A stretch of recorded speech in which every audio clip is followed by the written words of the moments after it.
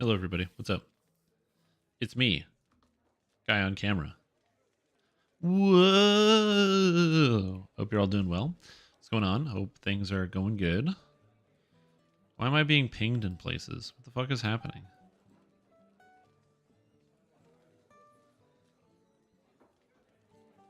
I don't know.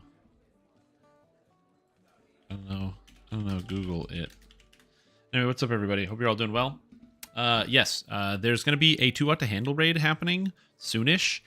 So I'll be streaming it here because I'm going to be attending the 2 Out to Handle raid. And hopefully it will be a fun time for you and the whole family. So it should be a good time. And by that I mean you're going to watch people die.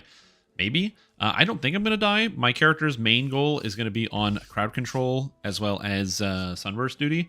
So we'll see. But yeah, hopefully everything should go well. But yeah, 7 o'clock. That's in an hour and a half. So for the next hour and a half, we're going to be mucking about, hanging around, doing stuff, you know, just chilling. I should probably actually investigate to make sure my character is good. But hope all of you are doing well and enjoying this wonderful Friday. It's like already nighttime, which is kind of crazy. What's up, footsies? Sprinkles, King Con Air, how are you? How are you guys doing? I'm going to be running this character, the old wizard. Wizard. It should be a good time. I'll be running some of that. And yeah, 2 Out to Handle. It is DDO's hardest raid, and we'll be doing it tonight. Why? I don't know. I think people want to do it. It might be for favor. It might just be for fun. If I die, I lose my leaderboard position, but like, you know, whatever it is, what it is. If I end up dying, it's not a big deal. But yeah, like I said, we'll get that sorted. This character, of course, this is Strim Tomb, so this is, you know, the leader of the guild here. I need to make sure I have everything prepped. I don't think I have everything I need. I've already got this. So I have spell cost, or I have the cost reduction. I have the. I don't need to have any items that I require. I already have fire shield, which is good. Magic resistance rating is 100, which is fine. Could probably stand to be higher, but I have deflect arrows, which you need as well. I'm gonna have just shy of 2,000 hit points, which should make it okay for the most part. The only thing I'm mildly worried about in the raid is the slam.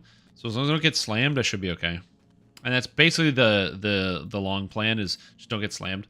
The slam is when the boss raises its arms and then pulls both of them down and does like a slam, and it causes every single player to get stunned all at the same time. It is a major problem and causes pretty much immediate death for everybody. Not because it kills you, it's that he does that, and then he starts doing things to that same group. So he starts hitting you or dropping spells, and you're just knocked down and you can't actually react. Some people do it just straight up die to the slam.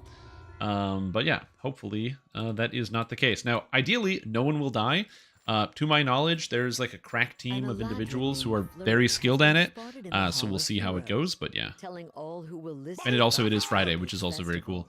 What's up, Darktarius? Welcome back to the stream. For Stream Team, appreciate the support. Hope you have a fantastic day. Glad to have you here.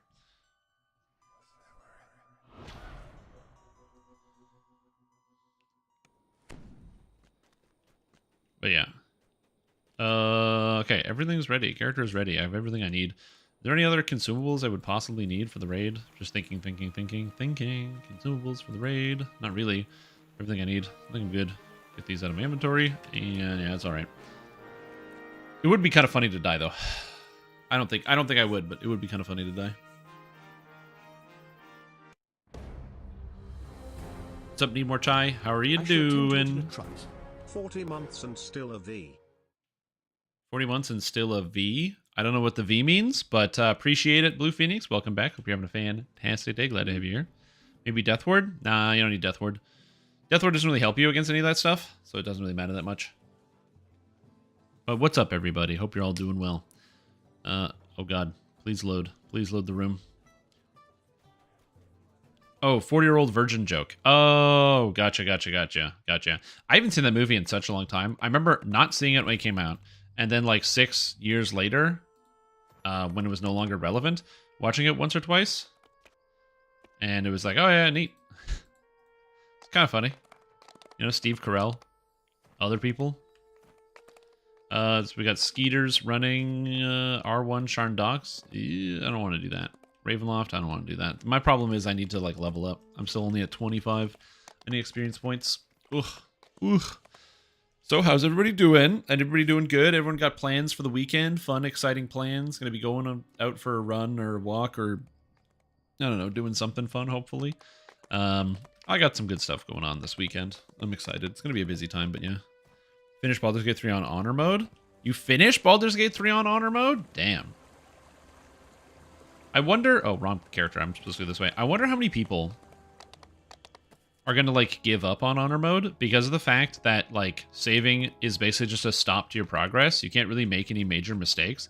I guess technically you can make up... Because you can still respec characters, right? The THTH? No. It's coming later. You can still respec your characters, so I guess it doesn't really matter if someone dies because it's basically like your total limit of party members. You kind of think of it more like a Pokemon style, like Nuzlocke sort of thing, where like if one of your party members dies, you can like just turn someone else into that same character. Be like, oh no, Asterion was playing Rogue whatever and he died. Okay, and then you just make another person or another character have the same role. Does that make sense? So I feel like that's not that big of a deal, but even so, you'll run into characters eventually. And I guess if your main character dies, you instantly lose. So that's also a bit of a problem. Like whoever the main protagonist of the game is. Whether it's your own custom character or you're playing as one of the stories. The markings You can replace the main characters with people from Withers? Oh. So I guess you only lose if you have a full party wipe, and outside of a full party wipe, you can just get hirelings? Interesting. Oh, okay. That's not nearly as hard as I would have thought then. Like, not saying that the fights aren't hard. Obviously, you need to, like, prepare for each one and know what's going to be happening ahead of time, but still. That does add a little bit of, like, breathing space where it's not like if you make one mistake, the game is over. You got some time. Unless you, like, die before you unlock Withers, then obviously that's a bit of a problem, but yeah. I think. Didn't let anyone die? Yeah, that makes sense. Expecting a sad misunderstanding with a lesser heart of wood today? Oh no, what happened? What was your misunderstanding with your heart of wood? That sucks. I hate to hear that. I find hearts of wood relatively easy to use, but a lot of people do get confused about them. And I've had this struggle where I've had people ask me to make like a video about the reincarnation process and how to do the steps. And the problem that I run into is that the wiki is so clear and so concise. I started to like write down. I was writing a script. I still have it, and like it's just reading the wiki page is so much clearer than I could ever do it. It's so concise. I thought +1 Heart of Wood acted like a switch to a different class, so I tried making a Tiefling Scoundrel Warlock. Okay. Right. So you went with like, you know, Tiefling Scoundrel, which is level 15. So you went like 1 Bard, 14 Warlock, and you swapped your 1 Bard over, and you ran into a problem, or what happened?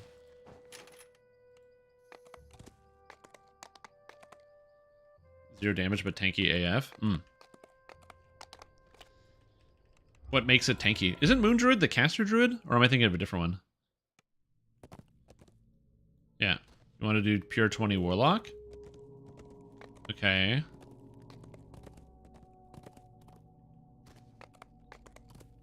Did you not do pure 20 Warlock?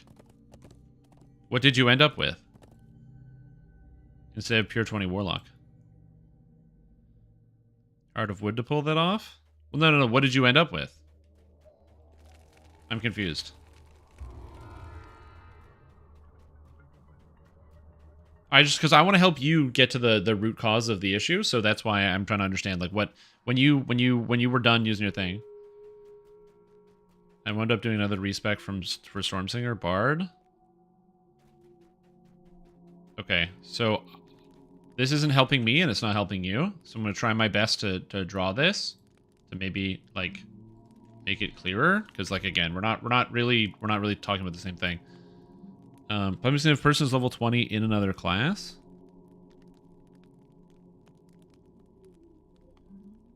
Wait, where did they say that?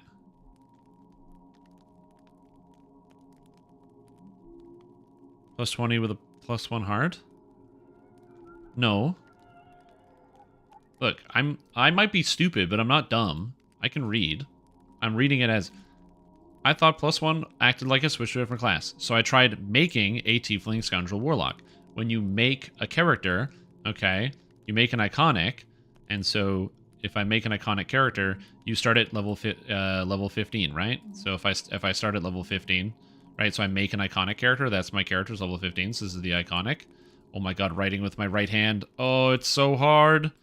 I can't believe I use this hand for anything. So you make it iconic at level 15. So what you do is, if you want to make it of another class, you make a 14-1 of whatever classes you want. So this is like the base class, and this is the class you want. And then you just use the +1 heart on that to fix it. Now, again, if the words making an iconic actually means I am level 20, then obviously we're in a different, we're talking about something totally different. But I'm using the words that I can intuit using the English language to determine what is being said, and what is being said is somebody made a character and their character was not level 20 and they ran into a problem.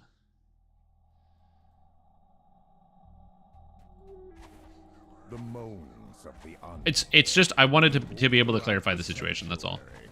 Because it's an easily solvable problem. A lot of people will do that, where they will make an iconic. They'll take all 15 levels of the one class, and then they want to swap to another class, and they realize they need a +15 Heart of Wood. So instead of doing 14 and 1, so 14 of the class that they want, and then 1 of the remaining class, using the +1 to heart to get rid of it, they'll take 15 of the one class. It's a common problem.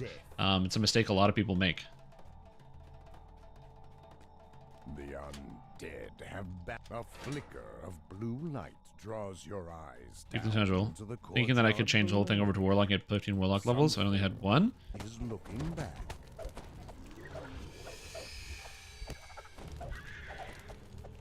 No, you're saying different things. I would like you're just saying two different things. And I think this also speaks to the lack of like the connection here.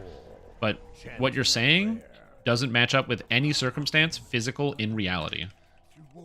So that's why it's hard for me to understand. Yeah, I'm trying to put it together, put the pieces together, but yeah, I can't here. I actually like the lower levels. Smile.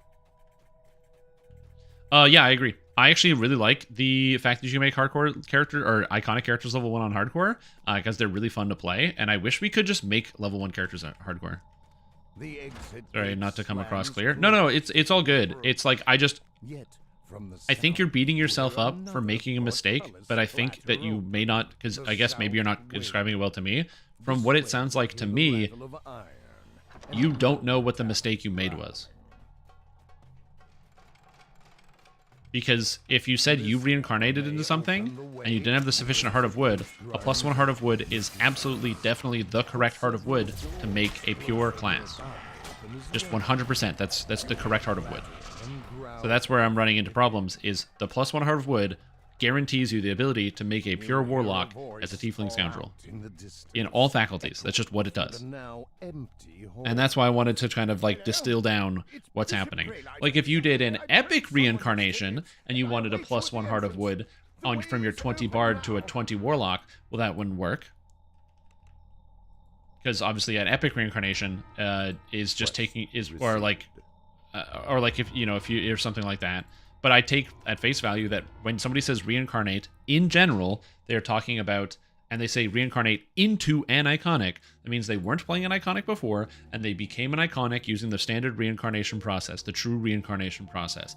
And during the true or racial reincarnation process, you then get a level 15 character that you can choose what the levels are, which means you could choose a level 1 Bard, or you don't get to choose Bard, you have to start with Bard at 1, but then you could level up with the rest of it being Warlock, and use the +1 Heart of Wood to get rid of the 1 level of Bard. But that's what I'm trying to understand. Yet the terrified figure nearby shows that something is amiss in the library. The Teeth and Scoundrel into a Warlock. You definitely can do that 100%.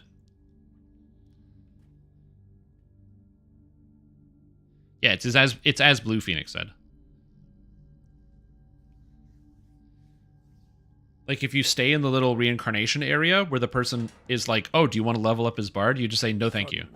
The shadows rise to meet you. You say, no, thanks, and they leave you alone. Again, that's where I think this misunderstanding is coming from.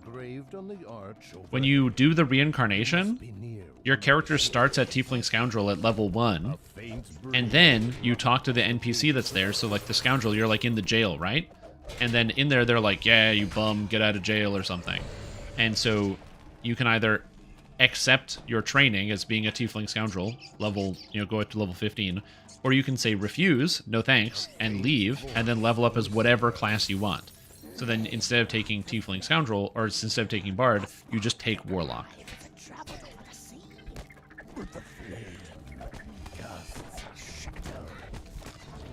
Am I on Elite difficulty? I am, okay. I'm taking way more damage than I was expecting. I hate this quest chain, but whatever, I'm already here. Gonna finish this quest. If I die, I die.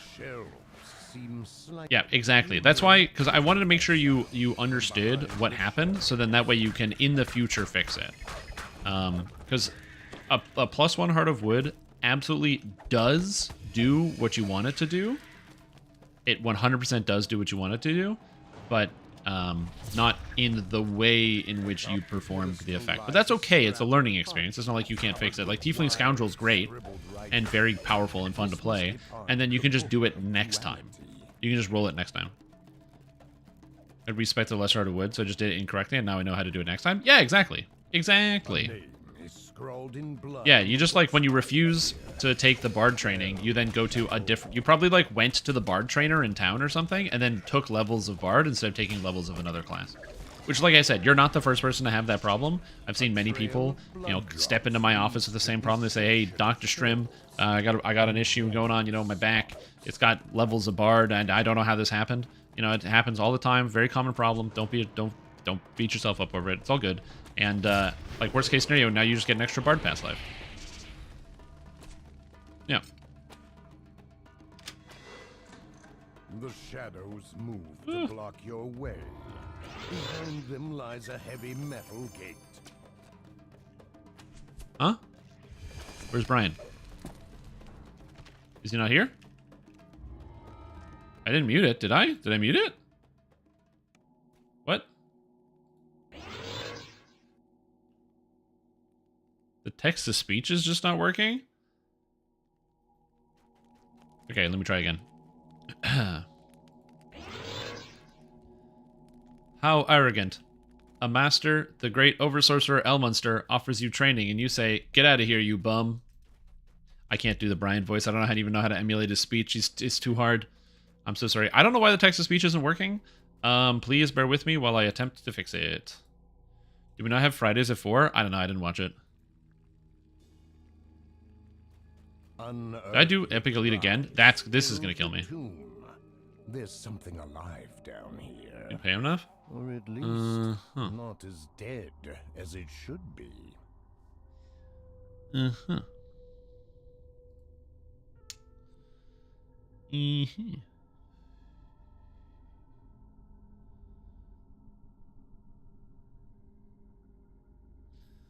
Text-to-speech is enabled.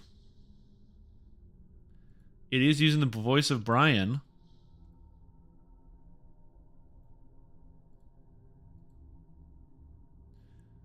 I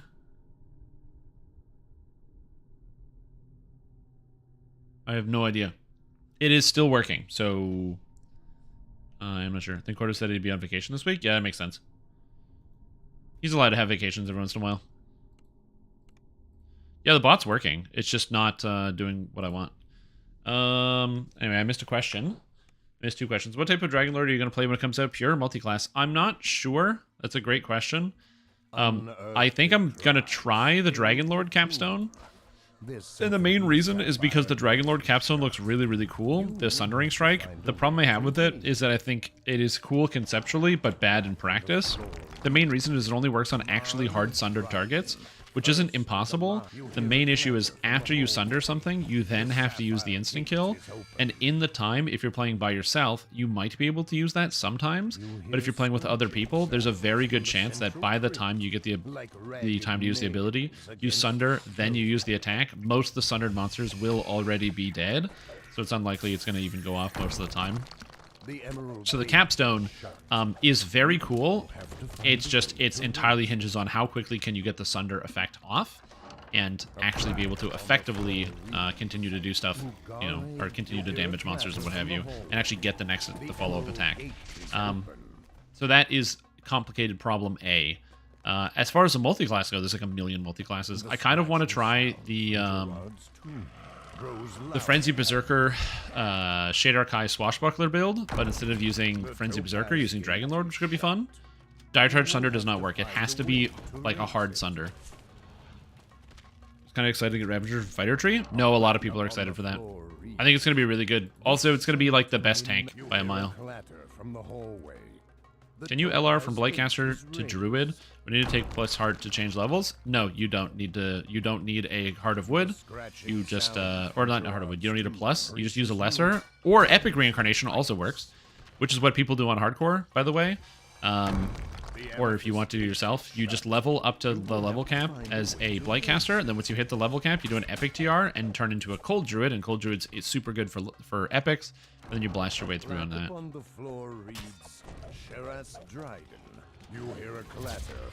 It's also going to be dependent on your strike through as well, so yeah, we'll see. What's up, party people? How's the stream and the team? I mean, things are going pretty good, Float. Hopefully you're going good over there, wherever you are.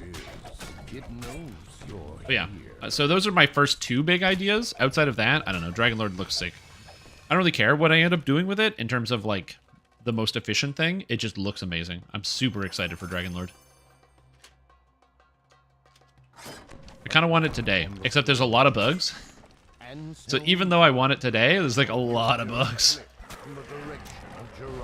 And that is a bit of a problem, just the quantity of bugs. Now, I bug reported a lot of them, so I am hopeful that SSG will be able to, like, patch, you know, catch them and get rid of a lot of them. But we'll see. Why would it be the best tank? Because the Ravager tree gives, like, 7,000 hit points. And it also, instead of getting, like, fighter feats, which are generally useless on a tank, like, you mostly just use the fighter feats to take your actual tank feats and then use the regular feats for toughness. Instead of taking toughness, you get sick auras that are very powerful for you and the entire raid. And then again, the Ravager tree gives a gigantic amount of hit points and defense.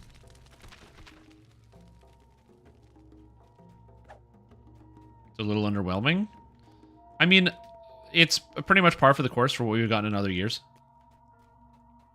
So I'm not really underwhelmed. I'm excited. I think the main issue is that we just don't know what's included in each month of the dragon thingy. Where it's like, it's the year of the dragon. So they're like, they're going to be a free thing every single month, starting in February. But they don't tell us what those things are, so we're just going to have to wait and see. The sunstone gates enclosing Gerard's tomb grind open. Yeah, exactly. It's more of the same. Yeah, DDO is not pushing the boundary, pushing the envelope in terms of giving you, like, going in some crazy new direction or, like, ramping up the content delivery or anything else like that. It's basically just... Yeah, it's a good way to describe it. It is literally more of the same. They're like, oh, did you like that? Here, have another shovel full. And they grab a shovel and they put more stuff onto your plate. Again, it's the same content. It's not bad content. I like it, but yeah. I mean, to be fair to that, the person who was working on that tragically died. And so they had to hire a new engineer and get them up to speed. So, I think, you know, keeping that in mind, I don't get, you know, it's one of those things where it's like, yeah, it sucks, but, I mean, it's, you know, it is what it is the way you say that.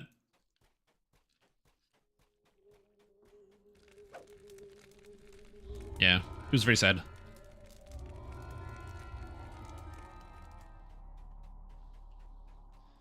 Because they had like an announcement for it because people were like, yeah, where's the VIP stuff? And then Severlin had to come on and be like, you know, unfortunately one of our team members tragically passed away. And, you know, he's like, yeah, so we apologize for the delay. We're still going through some stuff over here, but, you know, we're doing what we can. And the problem is, especially with that, the way I think about it, and I could be wrong about this, but when you have a company where it's like small, so they don't have that many people working on the project, and then you have somebody who is like your most knowledgeable person on a subject, and they're like, you know, good. They understand like all the mixins and workings and what's going on, and they have their ideas. And then they become literally irreplaceable. Not like you can't replace them with anybody at that point because there isn't even a time. There's no time for knowledge transfer or anything. It's just a tough experience. Yo, what's up, Chris? Am I missing on hard mode? Holy moly! I guess I'm plus 67, but whatever. What's up, Chris? How you doing? How was your day? The main altar Yeah, basically, yeah. Sealed within a cloud of deep darkness. Shadowy forms linger at the edges of the room. They see. I'm going to buffing the shit out of Sacred Fist next patch. For now. Oh, is he? Interesting. I didn't know this. That sounds like a good idea, but yeah. Or would you never recommend it? If you were gonna... if you are going to play this game on a controller, my biggest recommendation would probably be Aura Warlock or Barbarian. I think melee is the best way to go about it. Range targeting seems like it would be a nightmare. Aura Warlock doesn't seem too bad because you have like the attack button, and then you mostly just have your Eldritch Burst and Spirit Blast, which are AoEs around your character. So you're lots of AoE, and some of your damage is passive too. Give an epic monk feats to Sacred Fist. Isn't there only one epic monk feat, which is the epic martial arts or whatever? And it's just +1W. Which, I'm not saying +1W isn't good, but it's just +1W. You hear a clang from the nearby portcullis. Like, it's not bad. It's not bad. But that's like an extra D6 +3 at endgame, which is like an extra... How much is a D6 +3? I don't know. What about the melee warlock thing? Huh? That's what I was saying. Like, melee warlock would be something I would recommend. Come on, Triggerworks? Yeah, I saw that one. I saw those changes, which are nice. The shadow over this shrine vanishes. Yeah, my problem with melee is I'm playing a melee right now. I have so many buttons I press on the regular, and I press all of them. So, like, I've tried to play DDO on controller. I mean, I can. I have a controller right here, so I can do it right now. And I can just go melee some stuff. It's really weird because it handles strangely. I think I can use this, one of these buttons. Oh, that's the button. There we go. So I can use my controller here, and I can even have it in frame so you can see my hands. Oh god, get out of here! Go shadows. I probably shouldn't do this on hardcore because I can't access my healing keys, unfortunately. But whatever, it's fine. Whee! Yeah, so if you want, you can definitely play on here. Did Aura Warlock? Yeah, Aura Warlock. Yeah, sorry, Aura Warlock, Melee Warlock, it's the same thing, because the Aura is where you can't Eldritch Blast, because your Eldritch Blast is the Aura. And so, as a result, you have your hands free to do whatever you want, and you use your hands for melee. So yeah, the Aura Warlock and Melee Warlock are the same Warlock. See, look at that. By the way, I want to share something with interesting, and that is because there's a lot of social stuff on Backlash. It isn't all doom and gloom. No! I don't have a button. I don't know what button that is. Oh, yes, it's down. It's down on the D-pad. Sick. Anyway, it isn't all doom and gloom because it's usually the vocal minority that it comes from. I mean, yeah, that's just literally true in all cases.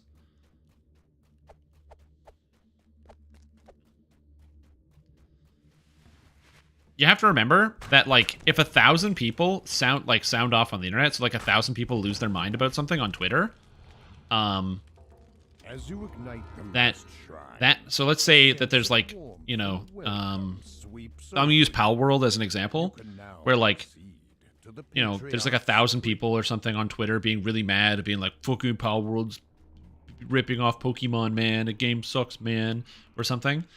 So some people might think, oh wow, the game has some type of problem, and a lot of people are very angry with the game company.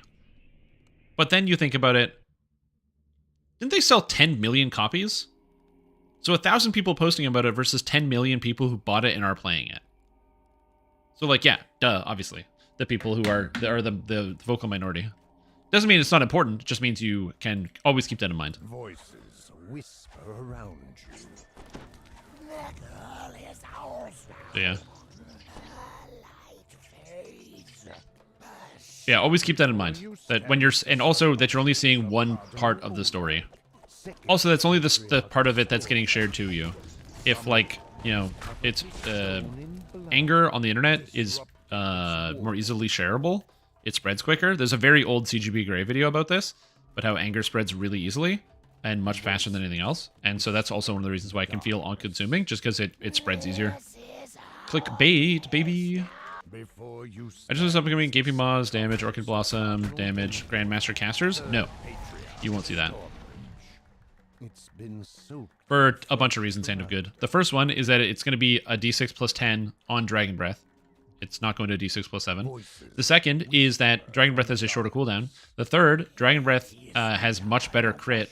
And the fourth is Dragon Breath has an elemental spell, which means it's affected by physical and magical resistance rating reduction, which is the backbone of endgame damage.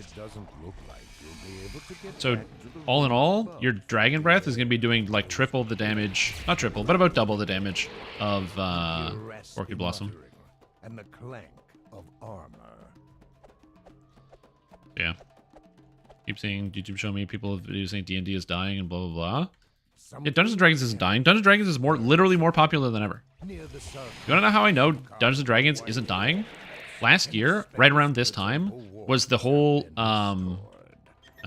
open, whatever, the open license forum, or the thing that people were all upset about, where they're like, oh my god, their license sucks, and blah, blah, blah, blah, blah, and all these people are like, I'm quitting D&D, D&D is gone, let's go play Pathfinder, let's go all this other stuff.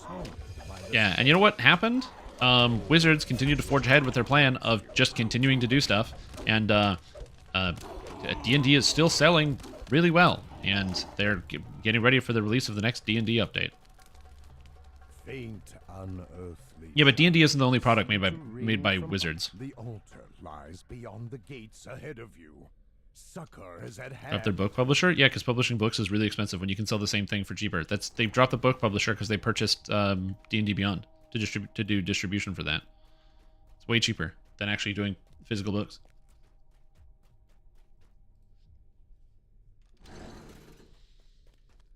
So yeah. You have a good current build you'd recommend? Yeah, probably. Give me a second to leaf through it. Let me see if I can find something for you. But anyway, this is not me trying to be dismissive and saying like, oh, there's absolutely no way that Dungeons & Dragons will ever fall apart. But like the not the market share, but Dungeons & Dragons has definitely not been like the most popular thing during its lifespan. And so if it just shrinks back a little bit from the zeitgeist, it's still going to be perfectly fine. Or a Warlock. I have a melee imbue warlock that I hope is designed for first life characters.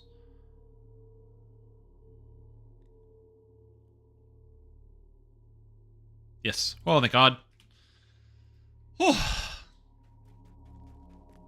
It's there. We're all set. Okay, good. That build is on the old forum, so it's just not searchable, but the video is perfectly fine. And the forum post is fine. Anyway, so that character there is good. Yo, what's up, Ludacris? How you doing? I agree, and I used to be a big fan of D&D Beyond, but on everything's so expensive. Oh, yeah, absolutely. As I said, Dungeons & Dragons isn't going to die because of the mismanagement of a large corporation, because even, like, the word for playing tabletop games, like a fantasy tabletop game, is Dungeons & Dragons. Like, that is both the product and the action, right? It's sort of like how you might have a box of tissues on your desk, but there's going to be some percentage of the people in the audience that when they reach for a box of tissues, they call it a Kleenex because the marketing's right up here. It's right here. Because that's all they think about. And Dungeons & Dragons is in the same situation as that. Even if Wizards explodes, let's say there's a meteor shower and all of the meteors hit only the Wizards of the Coast headquarters and it breaks all their computers and they lose all their data and then it's like, oh, well, they can't make Dungeons and Dragons anymore. Another company will continue to make tabletop products, and people will still just call it D&D because it's basically the catch-all term for the entire genre of games.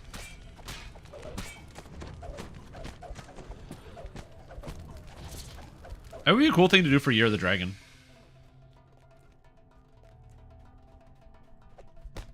So, like, yeah, it's like the concept and the property is going to survive. Because also, if Wizards of the Coast end up going under, they're just going to sell off property.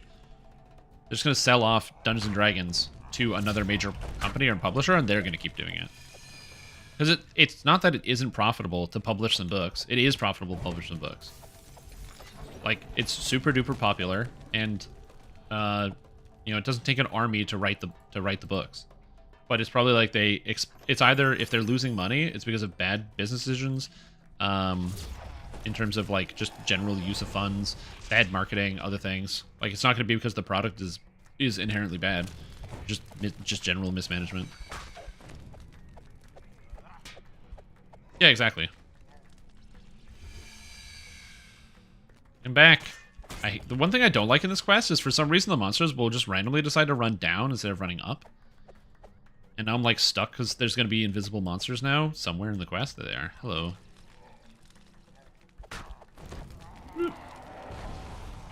What type of content should you expect? We don't know. They didn't give us any details. The only thing they said is that for the first surprise of the Year of the Dragon, they're giving away the new archetype, the Dragon Lord, for free. So you can get the new Dragon Lord for free. Because I just don't like Hasbro. Oh, I'm okay with, like, you understand, I don't care if people like or dislike companies. I'm not, a company person out here being like, yeah, I represent this business or whatever. I don't really care what people do and don't like. Also, when it comes to like Wizards of the Coast, a lot of people really or get upset about a lot of the decisions that Wizards have been making over the past several years. When you look at like Magic the Gathering side of things, where they did like that like collection box or whatever it was. This was so big, even I heard about it. Where it was some like 40th anniversary pack for like Magic, where they're like, yeah, look at our cards and it's so cool. Except it was like, I can't remember what the problem was. It was like repackaged cards that you're not actually allowed to use in like any official formats. They weren't like real reprints, and they were like $200 or something. So it was really expensive for cards you can't even use in an official capacity, and a whole bunch of other stuff. Again, I dabble in these pieces of news. I just don't know all the details. So yeah, expect Dragon Lord, Dragon Monarch of your choice. That'd be kind of cool. Yeah, outside of that, I don't know at else what SSG is going to be doing for Year of the Dragon, so I'm kind of as in the dark as you guys are. But hopefully it's something cool. Hopefully we get something interesting. Again, recolored Dragonborn, I don't know how long it would take to add new colors to the Dragonborn scales, and then just add like a few new abilities here and there to like just spruce it up. It'd be sick. They should fill out the rest of the Dragonborn things. They should make like a Sonic Dragonborn, a Negative Dragonborn, a Poison one. What else is missing? Like a Light Dragonborn and a Force Dragonborn. And just call it a day. That'd be sick. Archbishop Dryden stares down at you. Hi, Stream. I'm currently playing an Acid Alchemist. Which destiny do you reckon I should use while leveling? Draconic Incarnation is fantastic. I would definitely recommend you use Draconic Incarnation. But I also recommend... Oh, I forgot that a Blade of Armor is 460 armor now? Oh my goodness. But I recommend that you use Draconic Incarnation to start, because Draconic Incarnation is quite good. And then I would recommend, as opposed to using the Draconic Incarnation Mantle, you want to use the Primal Avatar Mantle. So you want to use Draconic Incarnation for the most part, getting like the Dragon Breath and all the extra powered abilities and all that. And then you want to get the Primal Avatar Mantle, pretty much exactly what I'm doing, except start with the Acid. And then you want to grab Mantle of the Thorn, and then you want to get Evergreen. And the reason you want to get Evergreen is because Evergreen basically makes it so that every time you cast a few spells, you get 100 temporary spell points, which basically means you never really run out of mana ever, which is obviously pretty good. Not running out of mana is nice, so yeah. Like a Draco Lichborn? Yeah. Well, it could be Shadow, right? So they could do like, I don't know what you would do for or sonic damage, to but fire in green the for poison, shadow for negative, prismatic for light damage. What else? What would we call a force dragon? I don't know. Something. Call it kinetic or something for force damage. And then, because technically there are force dragons. They're just epic dragons, but sure you could do that. And then, I don't know what you would call a thunder dragon or a sonic dragon, but call it something.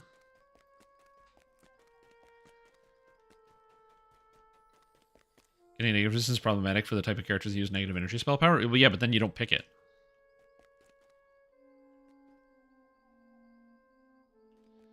Yard, want to try Alchemist? Is your Thundercat? Good try for it. And should I go with Poison Immune Stripping brand of Alchemist? Both are fine. So the answer is yes, you can do that, and it would be fine. There's an ED pass, didn't they? Looks like small nerfs across the board. No. It's like 80% buffs, but they're nerfing Dragon Breath, and so people write it as 100% nerf.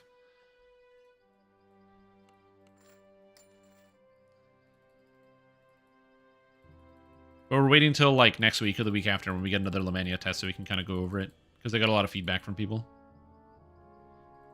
I don't really want to have the nerf conversation. It's been really exhausting over the past couple of days. Although I will say that even though it's been really irritating to have the nerf conversation come up every single stream, and it's just like annoying because I just don't want to have the conversation anymore because it's just not interesting. No one has anything interesting to say. There's no more nuance left. We're beating the dead horse. I just don't care anymore. But I will say, even with all of that being said, thank God I am not one of these sycophants who is trying to like defend Diablo 4, because I can only imagine how awful it is to be somebody who's trying to stream Diablo 4 and have fun and have their chat just be random people they don't know chiming in with D4 bad for hours. That would be so annoying. Oh God. Just remember the patch with the balance comes. It will come at latest February 21st. Dragons by color in 5e. Yeah, but that's boring. Where's your... Okay, hold on. So this is why we need... Then you got to get your epic dragons, okay? Because this is for 3.5. You got your force dragons, okay? And you have prismatic dragons. You got to have both of these ones. Look at that. CR... where's my CR? Oh, there it is. No, hit dice, spell resistance. Where's the CR on here? Should be on somewhere. Anyway, they got a lot of stats. Grapple 125. Jesus Christ. 86 spell resistance, 106 armor class. Anyway, point is, oh yeah, there it is. Prismatic Dragon, old, challenge rating 48. Look at that. Look at all those skills. Oh, baby. Point is, you could easily slap a Force Dragon in there for force damage. You could slap a Prismatic Dragon Heritage as light damage. Shadow Dragon as negative. Green as poison and something. And then you cover all of the damage types in the game as dragons. Because why not? If those were iconics, they could.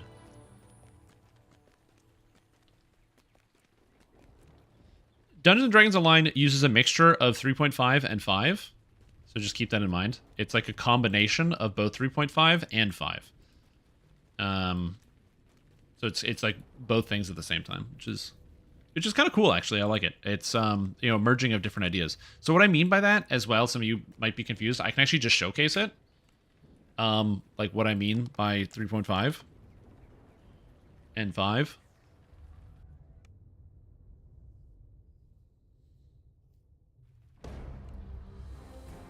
So we go here. This is human. This is a 5th edition tiefling. This is not a 3.5 tiefling. This is a 5th edition tiefling. 5th edition artwork.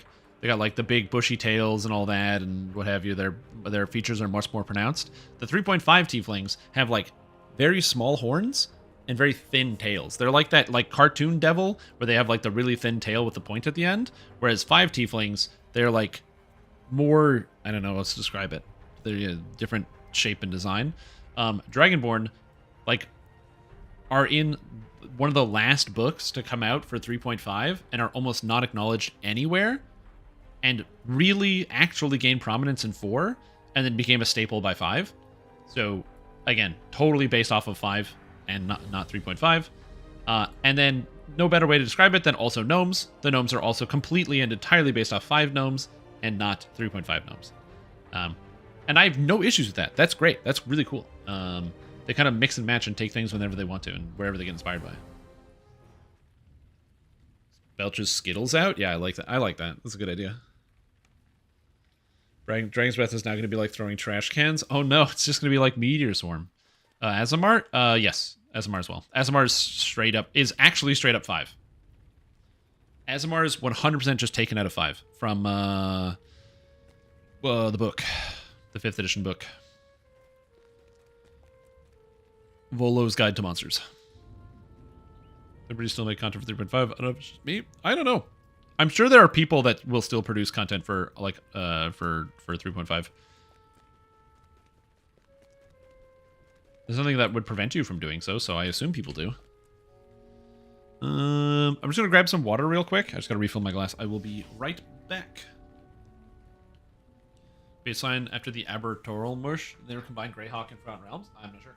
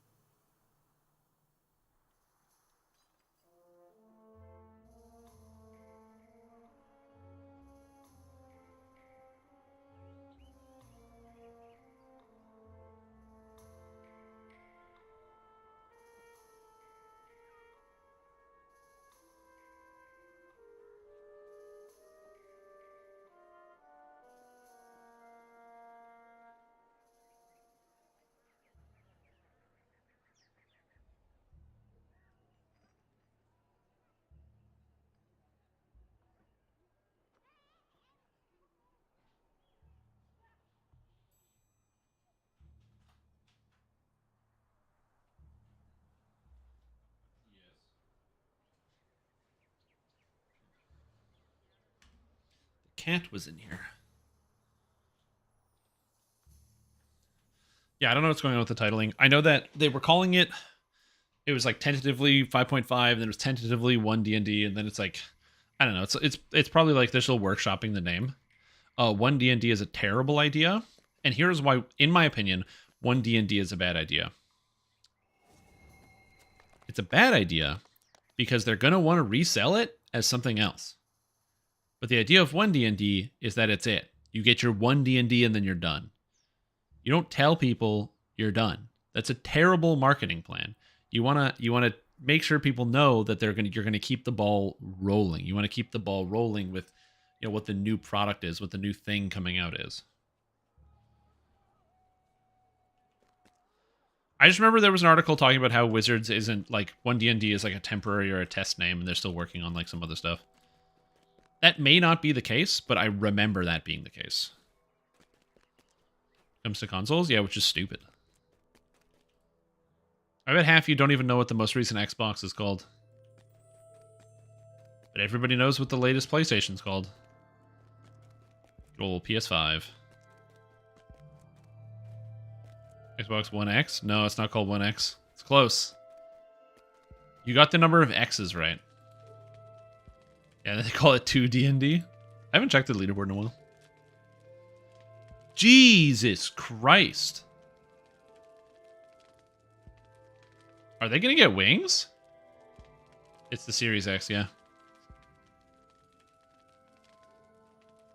That's a lot of reprints. Am I even on the leaderboard anymore?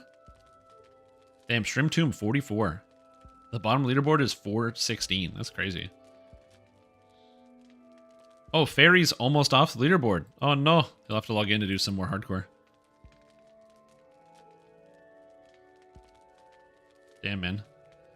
That's a lot. Yeah, I'm at 44 now. I definitely did not expect that many people to play that much Hardcore League, but that's pretty cool.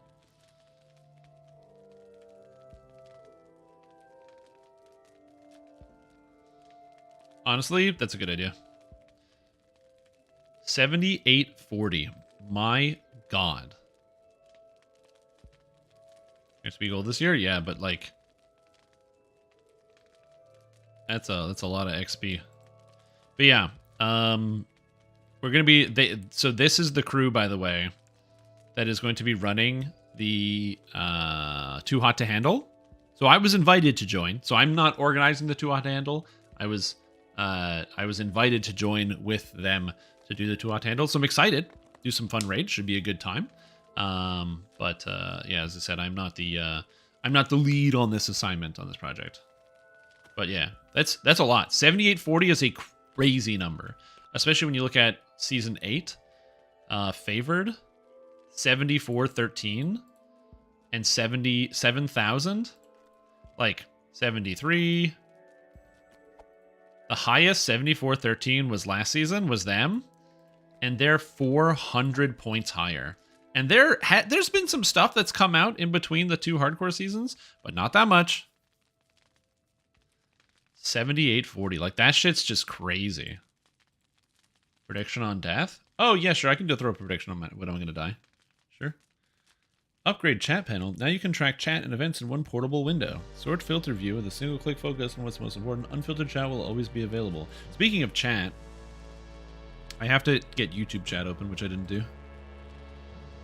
Yeah, you get extra lives. It makes so it's easier. It's like regular hardcore, but easier. I guess there's more lag, too. Okay, we got YouTube chat open. Oh, I'm in the dark. I didn't even notice I didn't turn my lights on. There you go.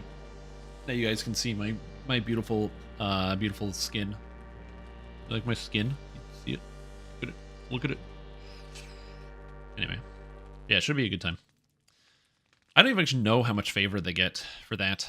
But yeah, 7840. Somebody was like, yeah, they should do 8,000 favor on hardcore. And I'm like, I don't know if that's not a great reward. Don't you yikes me. I need a haircut though. The hair is pretty yikes. Oh my god, it's so long. I don't like it. I need to get like a good old haircut. What is everyone's thought on losing a hardcore season for another event like Epic Quest Unlock? I don't really care. I like hardcore because, if I'm being honest, I like hardcore because I get to publish a video called Stream Tom's Hardcore Build or Season Whatever Build Guides, and it makes me a bunch of money because those are my biggest performing videos of the year. It's also an excuse to write a bunch of first life friendly build guides for people that are getting started, and kind of go in depth into the process to what you should be doing as you go through it. Get a military cut here, just saying. Yeah, I'm not going to do military cut, but I want to do something cool, maybe. Yeah, it's not going to be any hardcore next year. Okay, what am I doing? I'm getting distracted. Go do a quest.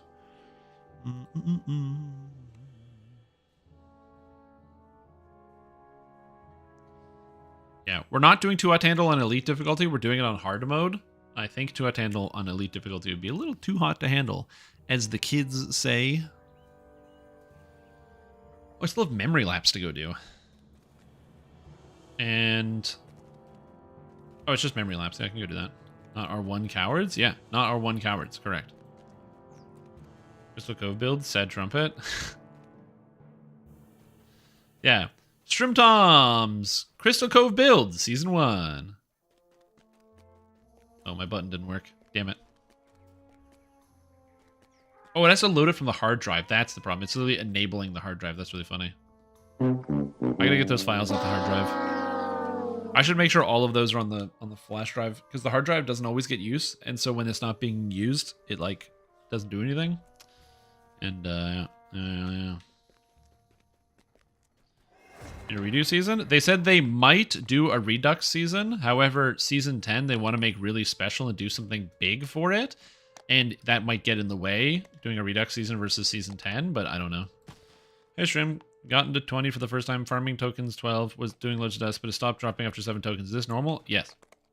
Once you've ransacked a chest, it stops dropping tokens, so you got to move on to a new adventure. Probably been giving diminishing returns. I don't... oh, level 32 was slain! RIP! I actually don't think so.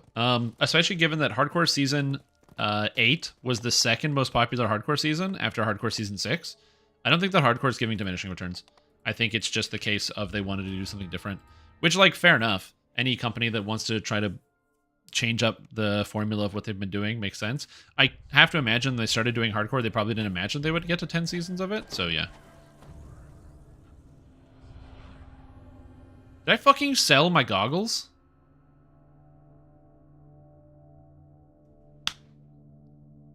Well, I'll go buy them back after this then. I'm so stupid. Those were not bad goggles either. Countless books and papers are crammed into every corner of the dimly lit stacks. Those goggles that I sold were, Any particular book in this labyrinth of oh, learning. whoops. I need this, I need this. Oh, God. But yeah, the goggles that I sold were +5 evocation goggles. That was smart of me. Critique of you in the early days. Just all your builds were Chad full past life builds, and hardcore happened. You came with a bunch of first life builds, which helped a lot. Oh, well, yeah. That's why I try to make, for almost every build, I try to put a version of it. Look for row 2. For pretty much every build that I produce, I try to make a version of the build that is accessible by first life characters. I just can't always do that because sometimes I play characters that are just not possible with first life, and that's okay. I do it with a lot of characters, and I try to make sure it's accessible, but sometimes I just can't, and, like, it is what it is. You know, like if there's a character build that requires a certain number of points spread to work, but that's because it's my character, and I just want to showcase my character and talk about some of the things that's possible. I think it's important to have, like, you know, you can have two different, not two different opinions on it. But did that thing crit me? It critically hit me? Oh, I only have 95 fortification? Oh, I don't have a fortification item equipped. Alright.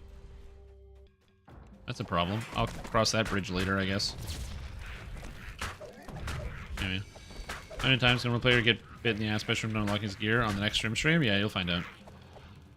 For Redux? They probably could, but again, it would be titled Season 8. Oh, when does Ransack reset? It's 1 week after you open the chest. To make that even better for you, Emosis, what you want to do is you want to go to Gameplay and turn on Enable Detailed Chest Information, and with that turned on, in the chat box, it'll tell you when it's going to reset. When you loot a chest, it'll say chest ransack reset is in X amount of days. I think it does a printout of the information you're looking for.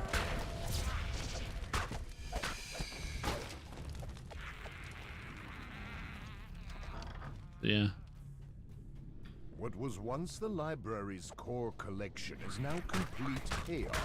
That might have something to do with it. Where Vaspar The chest ransack resets in your experience? The chest ransack does reset. It just resets. It's 7 days after... Technically, it's 6 days and 20 hours after the first time you loot a chest.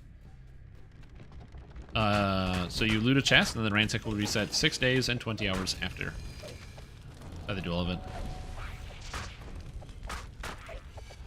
Yeah, exactly. That's why I like playing around with the toys. It's why I also like playing on Hardcore League, because it gives me an excuse to make new characters all the time. I love making new characters. It's amazing. Big fan. Or if there's the energy to move on from there. Yep.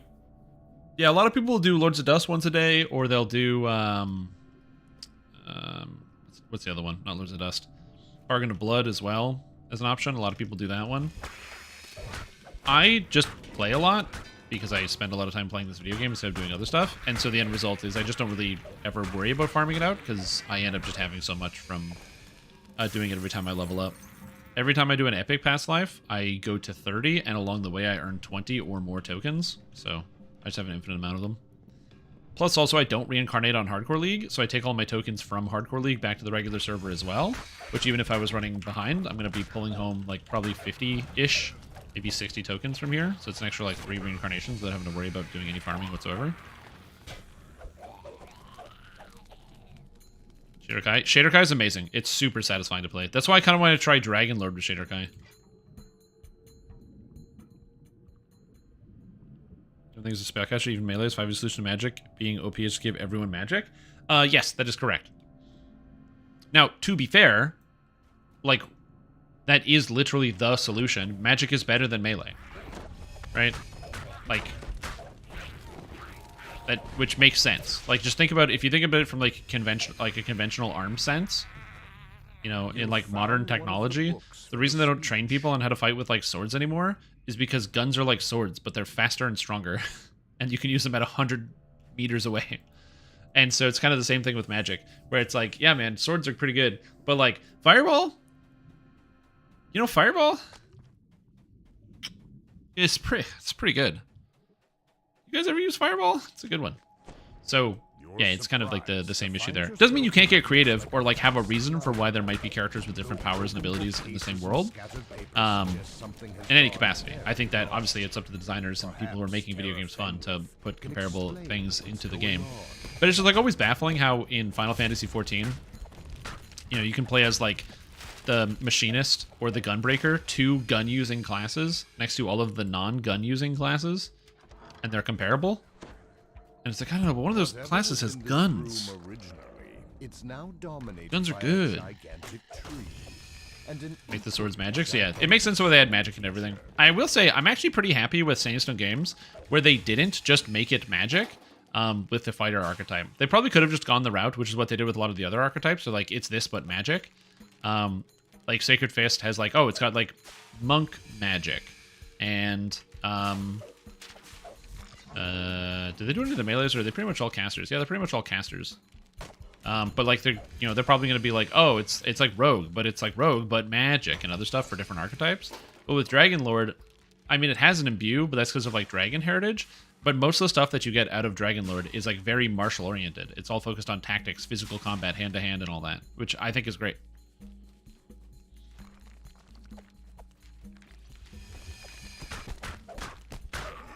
Your spellcasting power increases despite your class. I will also agree with that. I don't like it, the fact that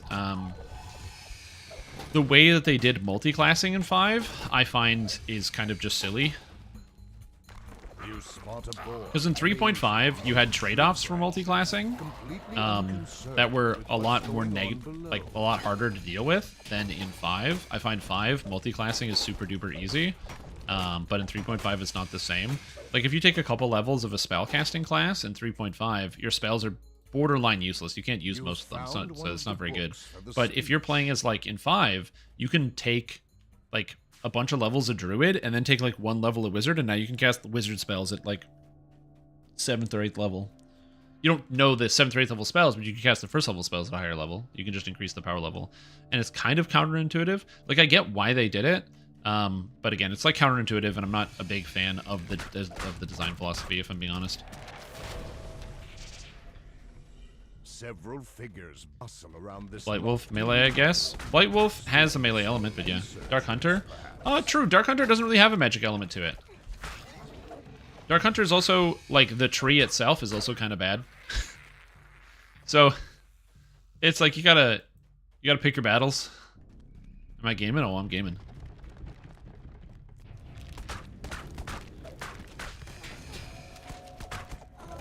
I was actually disappointed in the fact that Will isn't a Warlock Paladin. I feel like he should be. If they could... This is the problem with all the characters coming in at level 1 as opposed to higher level, like in the older Baldur's Gate games, which, by the way, are really good, and if you haven't played Baldur's Gate 2, shame on you. I didn't play it for a long time either, and you should go play it.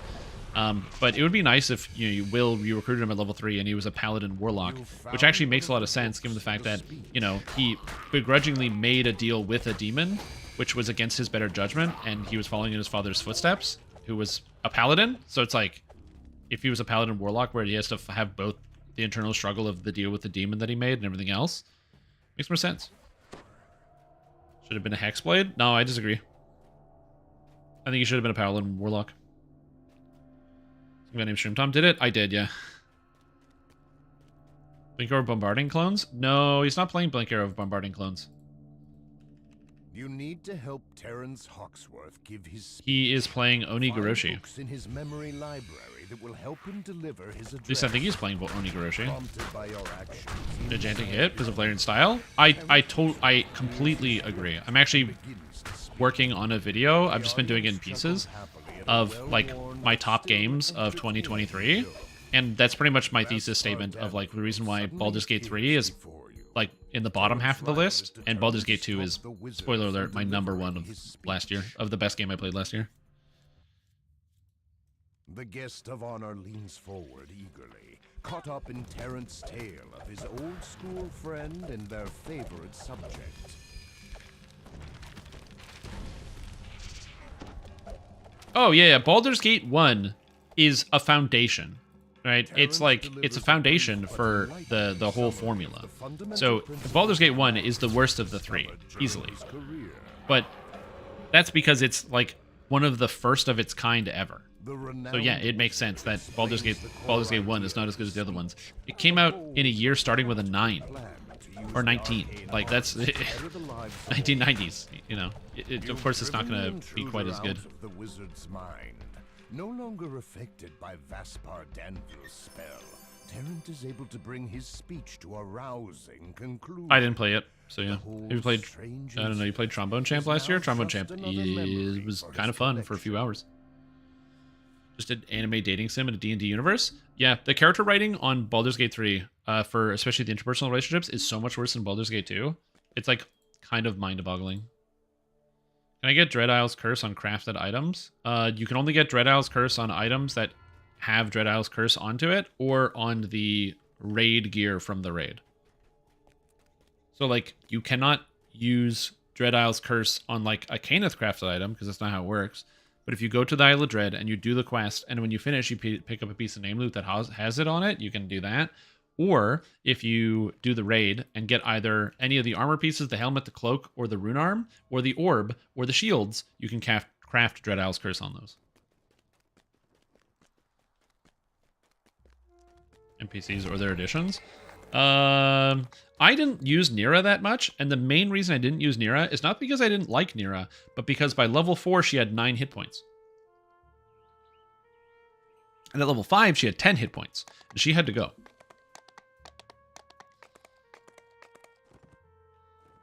So yeah.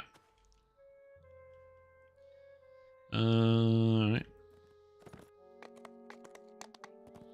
I'm gonna swap to my other character so I can like get the muscle memory.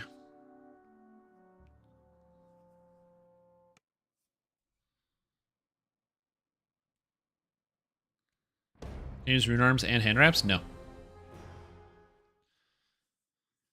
The shields do? Not the crafted ones. Wait, do the crafted ones? Oh no, the crafted shields already do. You're right.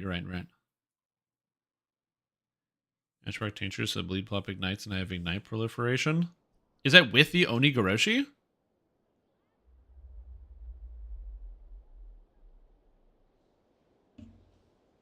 Nice. Okay, good.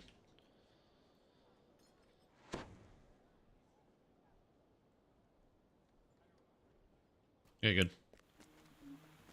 Also, I'm not giving you any more money.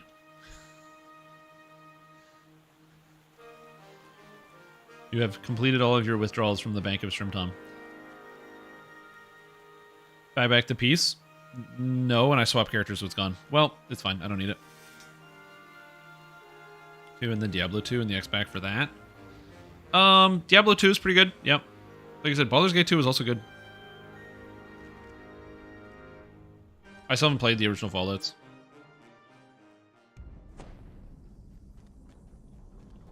That be rune arms or rune wraps or hand arms? Well, the idea, there was an old build review I did for Cinegang Owl, and it was trying to make a Power Ranger character, and the idea was a character that has guns and uses martial arts, and looks like a Power Ranger, and is also, so it had to be a ranger. It had to use martial arts because they fight with their hands, and they need to have guns because they use guns, so it needed a rune arm.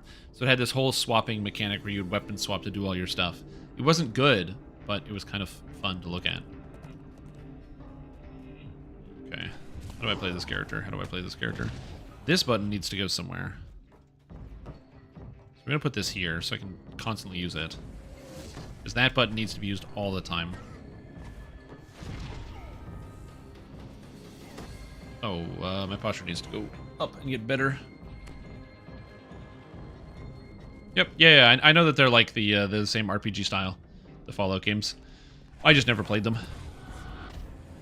I said my introduction to Fallout was Fallout 3. And I enjoyed it. And then my introduction, then after that I played Fallout New Vegas. And I enjoyed that. Also, goodbye, Thaco. Gerald Leaneth. Where's Gerald Leaneth? I don't even know. Yeah, it's one of those games where I like, at some point I'm going to get through and actually play through those games. But we'll see. Okay, so I have Autosphere of Dancing with a 90. I got 102 on Sunburst, so I can land on everything. So I should be okay. And then it's all about mana conservation at that point. But my mana spending is pretty low, so I'm hopeful that that shouldn't be too much of an issue.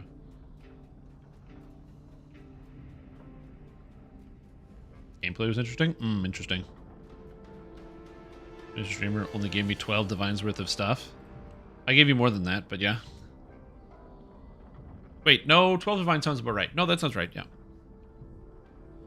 Video games give TV a try and Icewind Dale their intro. The problem is they're like 100 hours long. So I'll show you my problem, actually, King Con Air. Let me show you the problem here. I think it's easier if you can visualize it.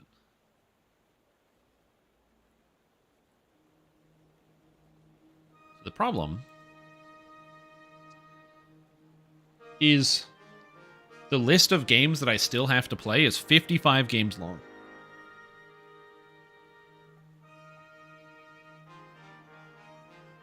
And I got a lot of games to finish on this list. It's just a lot of games. Yeah, I'm gonna play Hades. It's right there. I'm excited. It's gonna be good. I can't wait to play Hades. It's gonna be a good time. It's gonna be exciting. I gotta play Last Epoch when it comes out. It's gonna be good. I still haven't played Doom Eternal. I still didn't play the Cyberpunk expansion. I still didn't finish off Secret of Fire in Dark Souls 2. I have more 30XX to play. I still haven't played Bloodstained. I didn't even finish everything for the Destiny 2 season. I gotta finish that. I'm almost done Dragon Age Inquisition, so I gotta finish that. Dragon's Dogma is a lot of fun. I'm enjoying it. Gotta finish Divinity 2. Devil May Cry looks like fun. More Oblivion combo here. The Horizon game. I still gotta play ZX, or Mega Man ZX. Actually, I'm done with Mass Effect, so I can take that off here. I bought Mortal Shell. I can play that too. I still gotta play Ori and the Will of the Wisps, because I did Ori and the Blind Forest and I never played this. I gotta finish Remnant 2, Resident Evil, Sekiro, Shadows Die Twice. Look at all these games, dude. Look at these games. And so when somebody's like, dude, you should play this other game, I'm like, you know what? Let me add it to that list. Let me just add it to this list.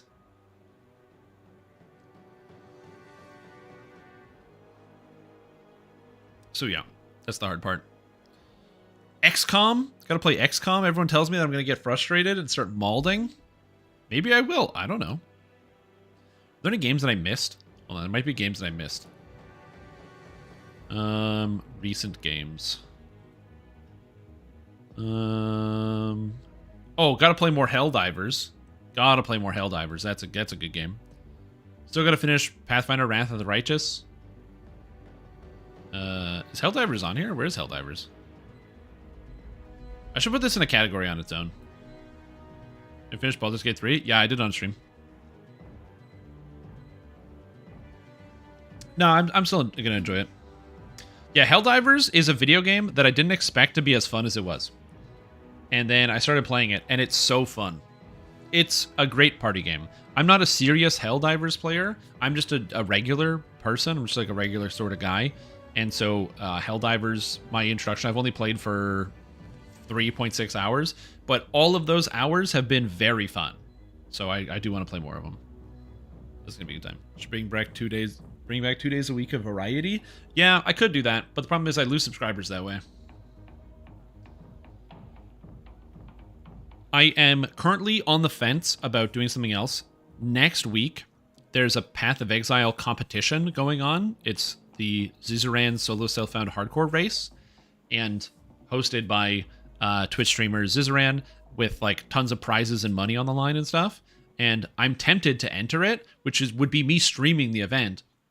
The problem I have is that no game drops my view count like Path of Exile. No one fucking cares about it.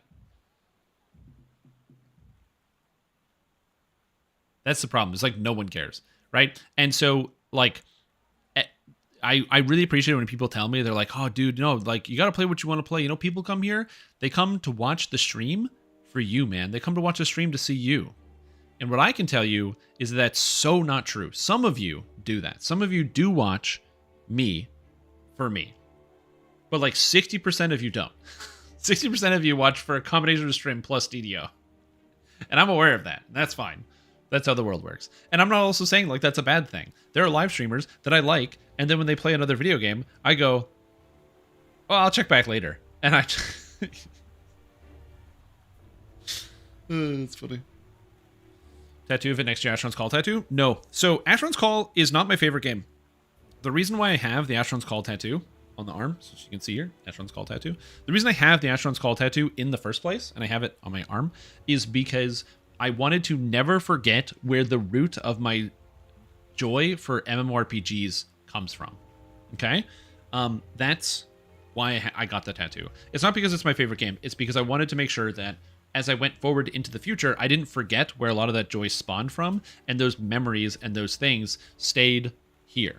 Because I'd hate to have a situation where I'm like 80 years old, and I'm like, oh, what was that goddamn adventure game I used to play when I was a kid? So that's why I want to keep that memory present, and that's why I have it here. Also, why I play on private servers and still actively play the game that I can't stream or talk about. It's against the rules in terms of service. I didn't say I play on any private servers. What are you talking about? Do we buy a build review only for gear? The build review for gear costs the same because the gear takes like 3 hours. That's why I charge that much.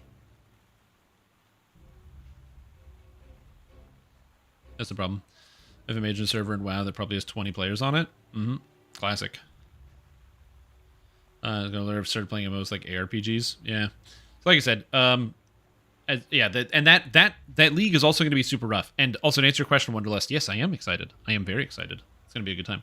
If you're wondering why I'm just standing here, it's because we're going to be doing the Too Hot to Handle very soon. And so that's why I'm just kind of like hanging out here in town, because I don't want to get locked into doing something else. I just want to be like prepared.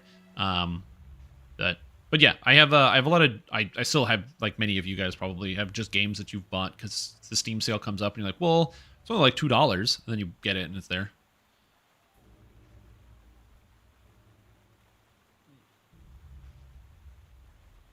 But yeah, so we'll see. Like I said, I don't know if I'm gonna. I kind of want to stream the Gauntlet. I think it's gonna be fun.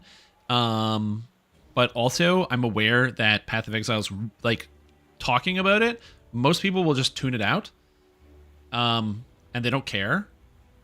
They'll just be like, they'll like listen to the Path of Exile chatter and be like, they'll stop talking about it eventually. But yeah, actually viewing it on screen is rough. So yeah. Playing in the Ziz League. The problem with that is that we can't play together. Official time is in an hour? I thought it was 7 o'clock.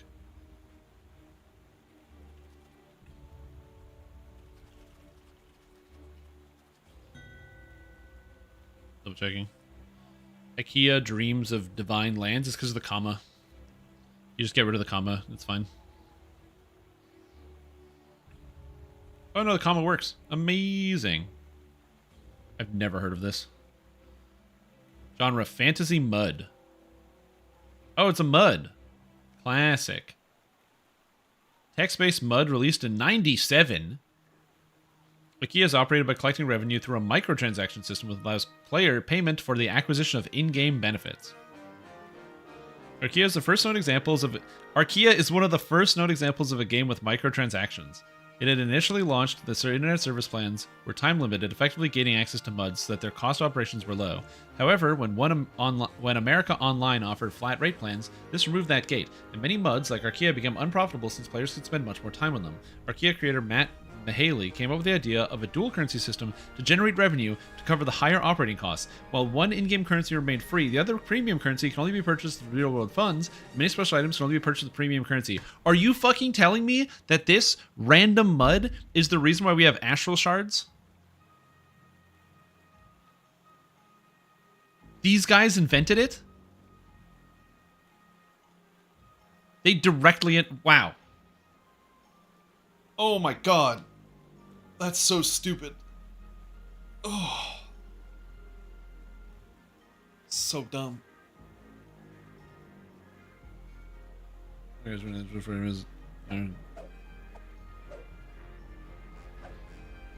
All good. Amazing. Amazing. Do you stream other stuff? The issues you stream them late at night or on the weekends. I'm not expecting you to be on, so I have plans. Oh yeah, it's all good. Don't worry about that. In my child with your facts and world-changing ramifications. No problem. Research how to make gear sets that don't suck because I just finished an in-game gear set and has 4 item sets on it, which I think is complete and has no minor artifact. I think I made a horrible error. Yeah, it's a checklist. So, the way that I do it, personally, is I do it in terms of an ordered checklist. So, or like an ordered set of steps. So step 1 is sort out all of the artifact stats that I want. Artifact meaning like the bonus type. So you don't look at all at the like numbers on like the items or what the effects on the items are. We're looking at artifact set bonuses first. So like if I'm playing melee, I want to have artifact melee power. I want to have artifact double strike. I want to have artifact, fortification penetration, artifact helpless, whatever it is. You sort out the artifact stats first. Then you then grab the minor artifact, the item, and you put your minor artifact in. You figure out what your minor artifact in that fits there. Then you see how many pieces you have remaining, and you want to fit in a 5-piece set if you can. So pick Isla Dread or Vecna and see if you can fit in a 5-piece set, and then put the stats in and get all the stats that you want. And then if you can't get all the stats that you want, then you go back to the drawing board with your artifact stat bonuses, and you go, okay, I'm trying to get all the stats that I want, but it looks like I can't afford to run this set anymore. Okay, so then you got to work backwards. You got to take stuff out. And that's the method that I do, and I go forward and backward. What helps a lot is having a complete and total encyclopedic knowledge of the entire item base that exists. That's the trick. Just make sure you memorize every item in totality so you can recall it like this, like this, like this, like this, like this.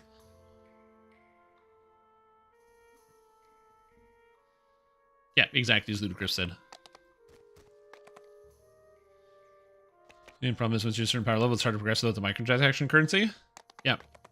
The dawn of pay to win was in some MUD. That's amazing. And something I did not know. Thank you for teaching me that. It's kind of cool. Ooh, Giant Hold. I'll join Giant Hold.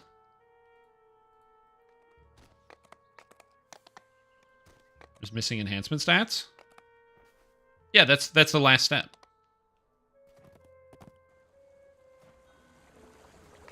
Yo. You can also augment everything for the most part.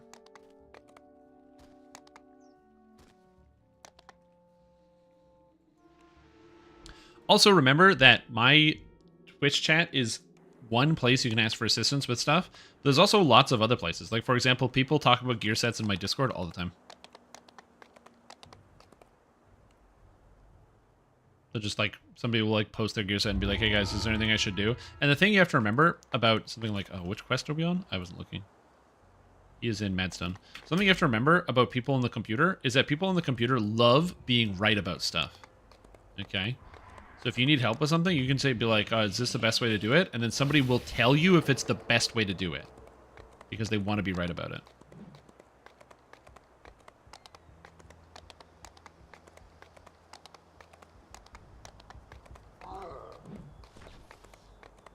I know how to describe it is like DDO with 1 to 30 being free of microtransactions. I get to 31 to 32 is with microtransactions. Yeah.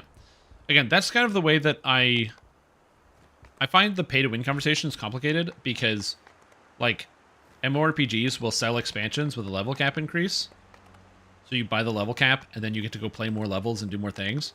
But like that is a very 100% direct description of like paying for power because you buy a thing that makes you more powerful. Now it comes with the content and it has a purpose. It's not purposeless, but also it is by definition paying for power.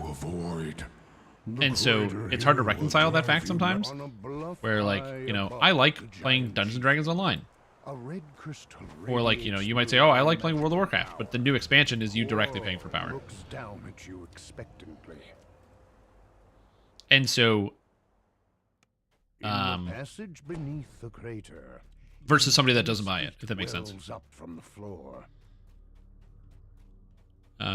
Considering fully optimizing and making a gear set for Melee Wolf, but with level 34 coming out soon, I don't know if I want to commit to Dino Mats. The Dragon 34 will bring a lot more items. Yes, and Dinosaur Bone's still going to be the best thing. Only piles of In the conversion for powerful characters, you're not paying for the same game at that point. Yeah, but somebody else can... Yeah, you are. Let's say you're playing World of Warcraft and you didn't buy Wrath of the Lich King. And you're like, hey guys, let's go do Black Temple. Somebody can join your Black Temple run at level 80 instead of level 70. I think the level cap was 80, whatever it was, and just completely obliterate all the monsters. And you can't, because they're more powerful than you are. Like, you have to understand, I agree with what you're saying. From the perspective of the separation of game, I do think that in general, because there's new content that's relevant, the dust and debris underfoot you can justify the decision that they increase the power level through a purchase, because the purchase is not just buying the power, you're also buying the content that comes along with it that then leads you into getting that power, which is the reason why I have never had a problem buying an expansion for a video game or making like any of those. Like, there's been no leap in logic for me, because that's the easiest thing in the world to say, like, oh, well, yeah, of course the power level might go up, but everybody's playing at the same time. We're all moving the same scale. And realistically, it's more of like a power neutral thing. Like by the time you hit the level cap again, you're about as powerful as you were before. So it's really, you know, it's not like you're just, you know, exponentially increasing in power or anything like that. And so I've personally had no issues with that. But, you know, it is a thing where you spend amount of money and then your character does get more powerful. Not relative to monsters at the same level, but just in totality, you do get more powerful. And it's like the first step of the pay to win, I guess, is like the way to think about it. Yo, what's up, Sings for Change? How you doing? Welcome back to the stream team. For 18 months. Glad to have you back. Something pay to win. You can make anything pay to win. It's not so much that. I'm not like trying too hard. It's like mischaracterizing what I'm saying. I'm saying that it's directly paying for power. This will be a difficult position to defend. Crystal must be destroyed. Like that's the whole selling point. So like when an expansion, like when World of Warcraft sold, you know, the Death Knight, you were buying a new thing. You're buying a new power. You're paying and you get a power. Like very direct. Again, the issue is like in my opinion, like a logical fallacy of assuming that there is a standard definition for pay to win, which I don't personally believe that there could be. And the reason I don't think there can be a standard definition for pay to win is because everybody has a different definition. There's probably like a reasonable number of people in chat that think that you can only win in or like pay to win only matters in a PvP game, because then if you spend more money and it gives you a higher win rate versus somebody who doesn't, then that would be pay to win, versus something like a PvE game, which would have similar ramifications, just the win rate's not against a player, it's against a computer pixel or whatever. The seer calls out. Keep them at bay. Tetris pay to win because you can't win if you don't buy it. If you don't pay it, you don't win. No, the implication that's... No, because that goes outside the argument, right? if you make a buy-in, a purchase of a product, and everybody has to make the same purchase, then everyone has the same odds. Right? It would be if they made Tetris, you know, advanced levels, and it was a mod or an addition to Tetris, and then in the addition to Tetris, it gave you new levels and a new piece to interact with those new levels, and the new levels were harder, but the new piece made it easier. It was like, I don't know, 5 sticks long. It's supposed to be a stick with 4. It was like 5. But you could use that in the early levels of Tetris.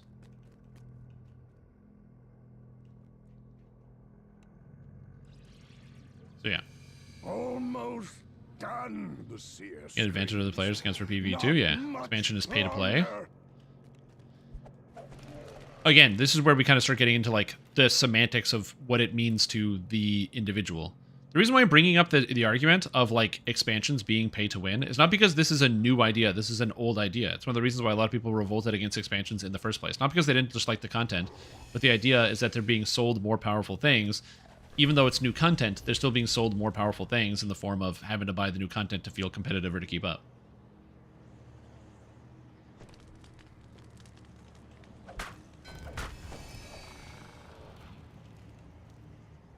This, again, is not me making a condemnation, but I do think it is a fair distinction to say that if you are paying for, if you and somebody else both pay for the same thing, you pay for a base product, and you and this other person have the same experience with the base product, and then something new comes along where somebody else can pay for that pay more money, and by paying more money, that other person can have a different experience with the base product than you can. It's really easy to make the logical leap to that, you know, to say that that could be considered as pay to win. It is better looking gear than mine. That is the true end game. It is the true end game. Right? Like, again, the complicated nature of this discussion is it's really about whether you feel like it is or it isn't, and that's the whole complicated notion. The tunnel rises ahead, winding This up kind of feeling drives a lot of, you know, the decision making here, in terms of like, or the evaluation process, asking, okay, is this pay to win or is it not? It's a lot about feeling and not about like there's no concrete definition. Common sense of the discussion. It's very easy to define pay to win. No, it isn't. Because one, common sense doesn't exist. You think it does, but it doesn't. This is me directly addressing you. There's no such thing as common sense. There is, you can have reasonable assertions of people in a circumstance or in an environment.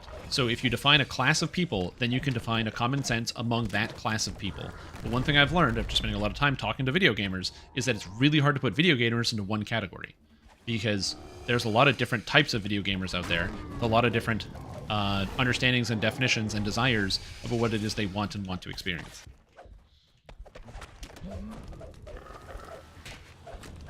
Right? So, like, as an example, some people consider the idea of being able to purchase a level boost in a game like Dungeons & Dragons Online in the form of an auto box, or a level boost in a game like World of Warcraft, pay to win, because it allows you to fast-track the process of leveling up. But the experience boost doesn't get you past the hard content. It doesn't get you past the raids. It doesn't get you past the challenging elements of the game. The things that people can easily consider challenging, right? Like, you know, the hardest raid in the game on the hardest difficulty, we can all agree, right, that that's hard. And if there was something that was like pay money and you beat the raid, then obviously I think most people can agree that that's pay to win. But when it comes to the level boosting thing, a lot of people think that level boosts in video games are pay to win. Like, a lot of people think that. I know, because when World of Warcraft Classic came out, there was a big vocal community of people that didn't want there to be level boosting in World of Warcraft Classic because they felt like it undermined the point of actually having the game mode exist in the first place. And so Blizzard capitulated and did not release World of Warcraft Classic with a level boost on release. They did add one later because they're Blizzard and they're going to make money. But, and then people were upset about that, and then it's now just in the game. And for the record, I have no problem with level boosts. I don't think level boosting is pay to win. Is objectively not a power up, but you're paying and you're getting fast tracked. Again, you're saying objectively, it's subjective. It's literally subjective Across because the bridge when in you level boost, your power goes the up. North Crystal. When you're a higher level, your stats are literally higher than somebody else who it does not have the stats yet.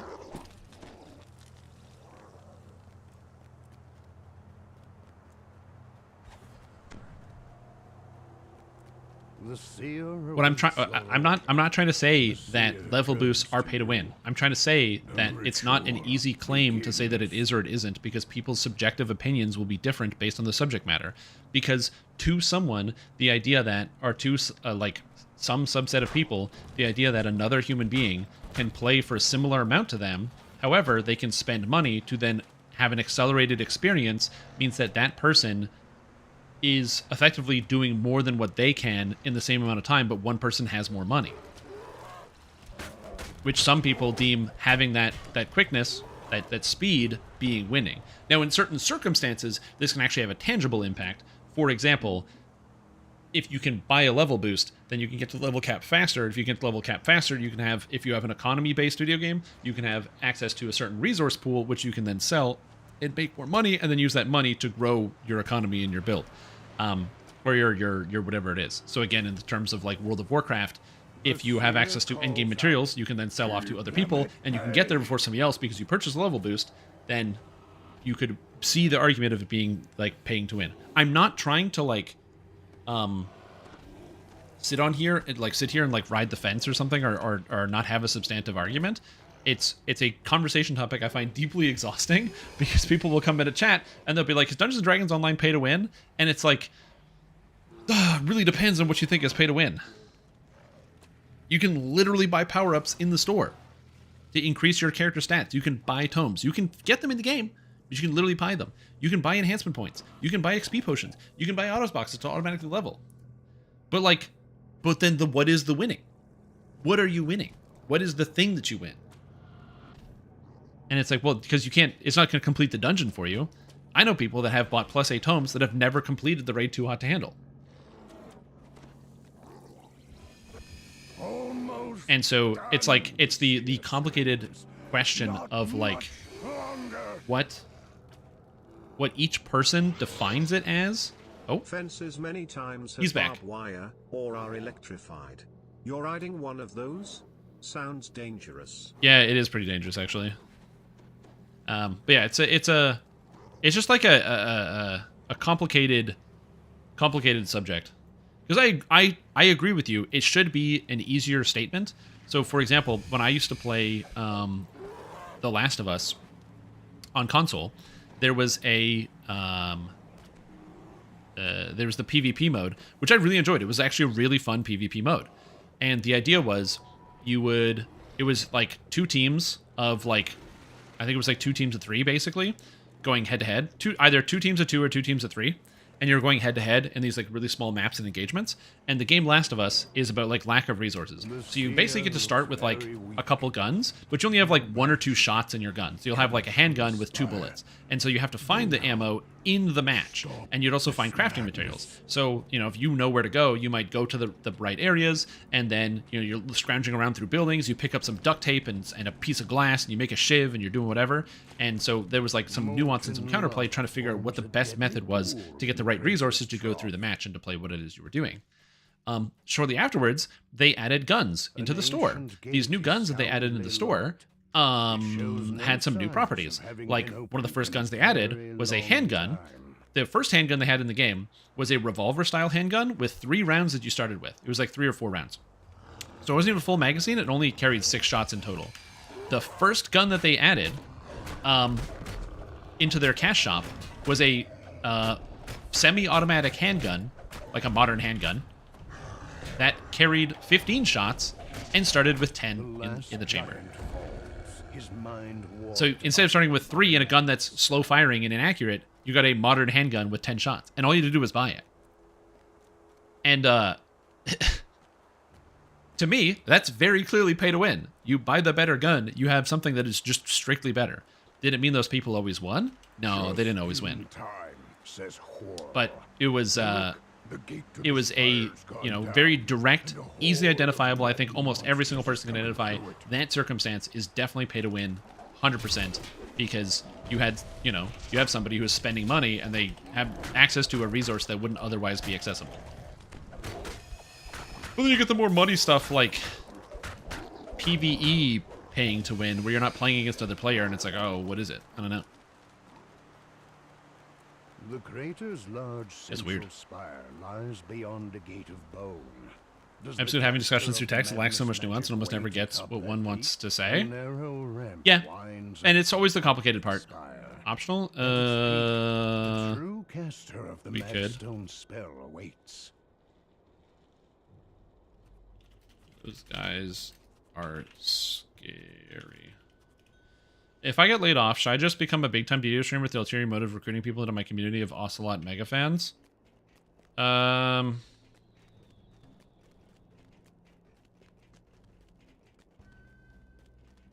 you should pick something bigger than DDO, but yeah.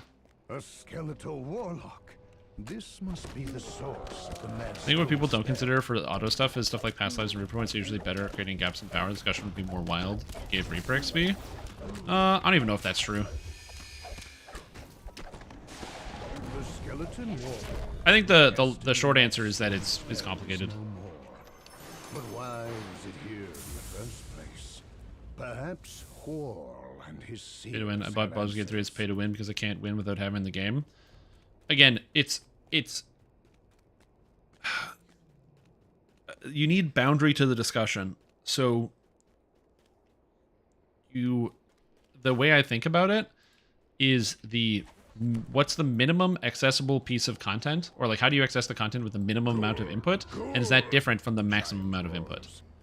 If that makes sense. So like if I buy, like, you can't play Baldur's Gate 3 without owning Baldur's Gate 3. So the comparison of saying Baldur's Gate 3 is pay to win because you can't win without playing it goes outside the idea that to be in the conversation of playing the game, you need to own it, which requires purchase, which means you're part of the minimum payment of the or minimum purchase of the game.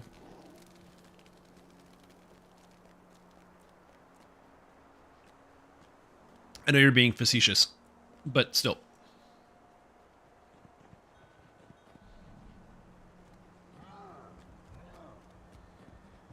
Yeah. You guys just created space in the player base and then Reaper exploded things. Eh. And it's one of the reasons why, like, oh, we're heading to prison? Oh, we're going to prison in the plains.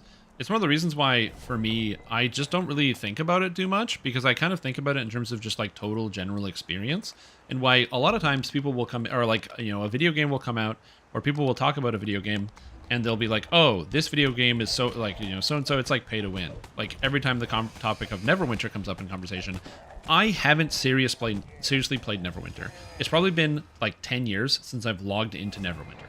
It's been quite a long time. So I don't have any modern or recent experience with it. But people, you know, tell me that, oh, well, Neverwinter, it's very pay to win.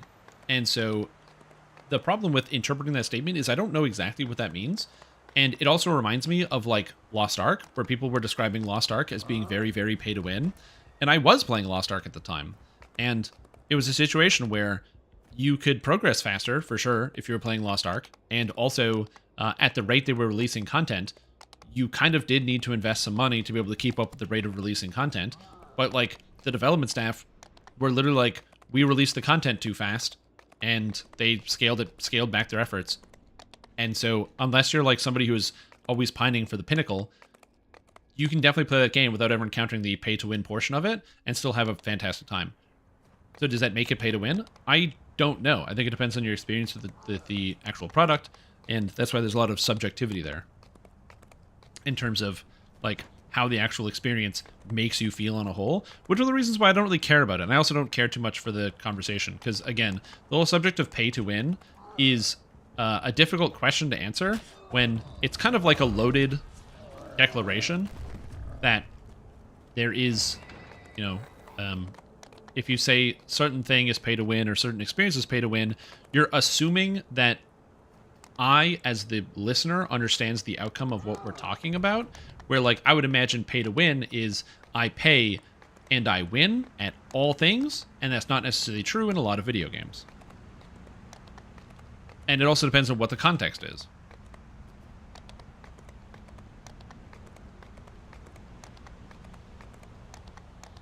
Yeah, you progress 9% faster with money, but never much is Warframe-like market when it comes to trading premium currency. Yeah, I didn't play Warframe either. So there's that. Gordon and cut off my hands. My hands are what supports your family. Dragon Breath nerfs is non-worth. DI Mantle is still the best by a landslide. I think the Dragon Breath nerf is okay in terms of the reduction of damage. I do think that having 30 maximum caster level on all the epic abilities is stupid. But because I think that progression feels really satisfying in MMORPGs, and so you should progress on your character, and so the maximum cash level shouldn't be 20, or it should be 30, so it feels like you're progressing to the end of epics. But that's just me. Who's winning? So can we ask the devs to change that? Yeah, true. Does it serve etched into the wall ahead? Is the symbol for the plane of dark. You spend the games. How many games give you legit advantage if you spend money to people who can't spend time? I think anytime you try to lock down pay to win into a single definition, it's already a losing battle because people disagree about the definition. But realistically, the symptom of this whole problem, down up, is most video games are, or not most video games, but a lot of video games have moved away from the structure of you spend the money and you get the video game, and it's more of you spend the money and you get the product that leads you into spending more money. Another barrier. Does it affect other players? No, it's also perception of affecting other players. It would seem that this chamber holds great importance. Perception also matters. Again, people get mad at Hardcore League because if you purchase an XP potion, then you can level up faster to get to level cap, which means then you can get Reaper points faster because you got to Reaper higher Reaper mode faster than I did. Also, Reaper XP gives you more Reaper points, which means the people on the top of the Reaper leaderboard are paying to win because they're paying money and therefore buying XP potions, and therefore they're getting more Reaper XP than I would if I wasn't paying that money. So the entire Reaper leaderboard and the entire concept of Hardcore is pay to win. Magical barrier. That's an argument. I'm not saying that's my argument, but that is a argument that I've seen people make.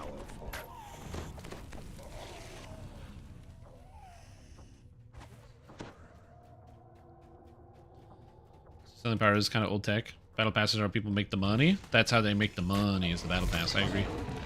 It's a much better idea. It is pay to win, is pay for convenience. But again, that's subjective. Some people think pay to convenience is pay to win. At the end of the day, the concept of pay to win / pay to convenience is just bad for the consumer in general, because it means that we as consumers have things in our video game that would make it better if we didn't have to pay for them that are locked behind a paywall. A bone-chilling cackle echoes through the room.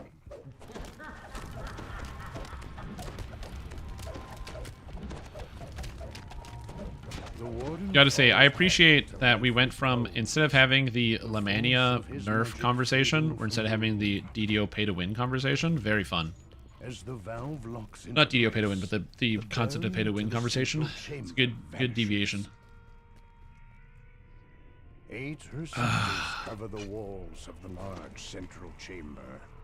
It is likely almost. Some people think that anything for paying to pay to win because they want everything free. People are the worst. Well, I don't think that. I think that it's fair. If you buy a game, you want all the things that come in the game. I think that's fair. Am I lawful? Is anyone lawful? Anyone lawful? I'm not lawful.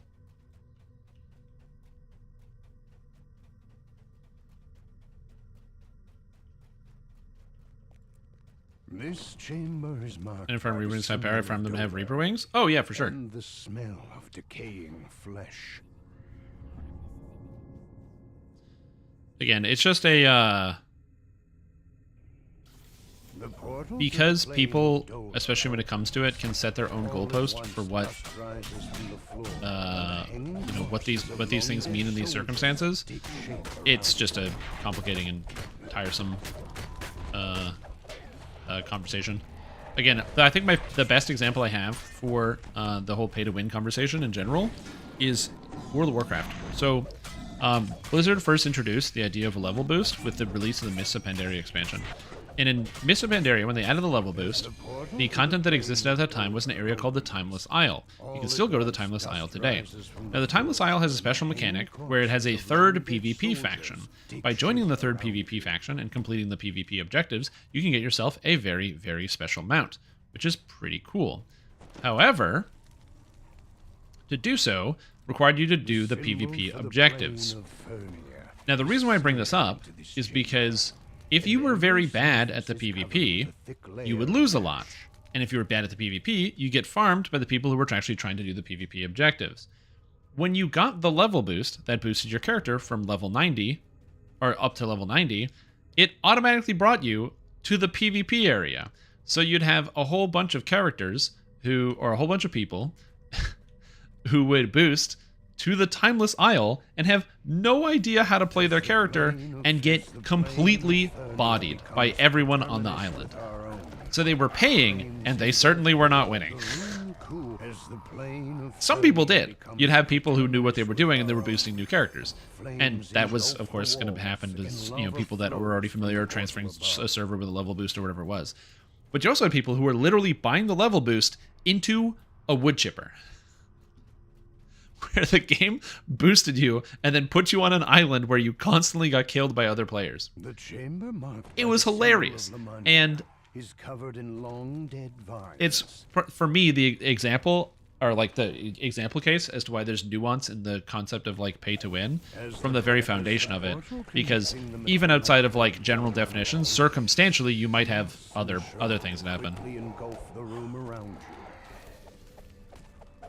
So let's change this to something like cats. Cats are the coolest? You don't honestly believe that. You hate cats. But yeah, I hate cats. See, I knew that. Yeah, you hate cats.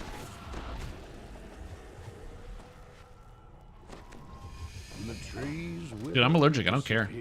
The twilight forest recedes. The orbs in the receptors cease. Pay to get the best items that have obviously been paid to win, but you can also give bad players best items and they'll still suck. Again, it's circumstances, right? That's not really a weird example. That's literally how it is.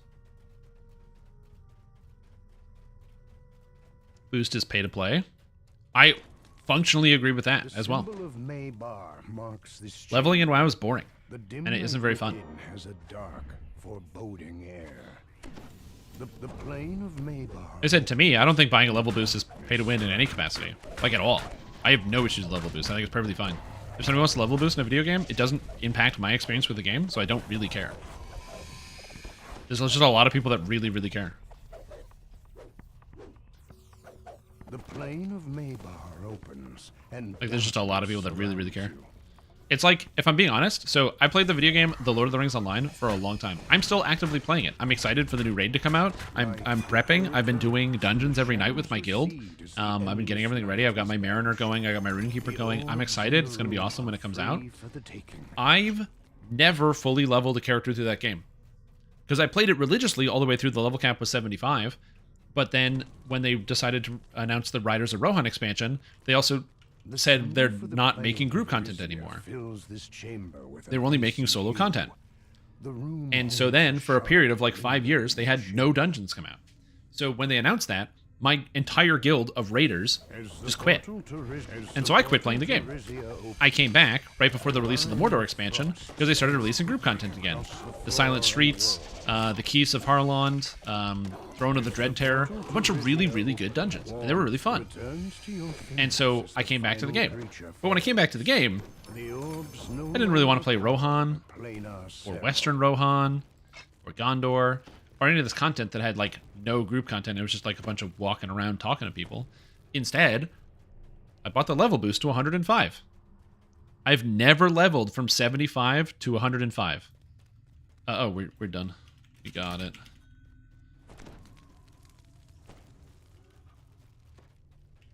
So like, I don't know. So that's what I said. I'm okay with level boosts.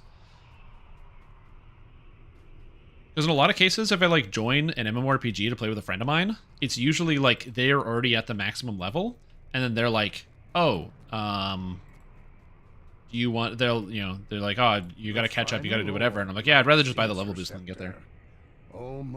I've had some players get mad when DDO gave the free quests during COVID because they bought most of them. True, literally true. fades into the room. So this is a bit more fun build over being meta-ish. I never play meta builds because I don't really think that there's an actual meta in DDO. If you could bring one game item from the games you play to the real world, what would it be? One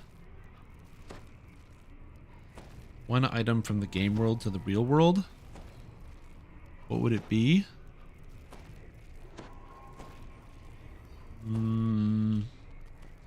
This bag of platinum coins.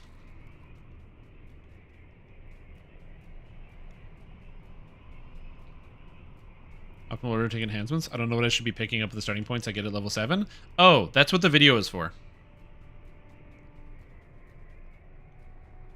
The video that's associated with it, that goes with it, I usually explain what's going on with the build in the video. So it's like a two-piece thing. I do that for 2 reasons. One, the builder that I use, the program, doesn't allow me to put in the pieces as I go to be like, you should take this, then this, then this, then this, and writing it out by hand afterwards is annoying. And 2, I make money through ad revenue on YouTube, so on some level I do want people to watch my videos.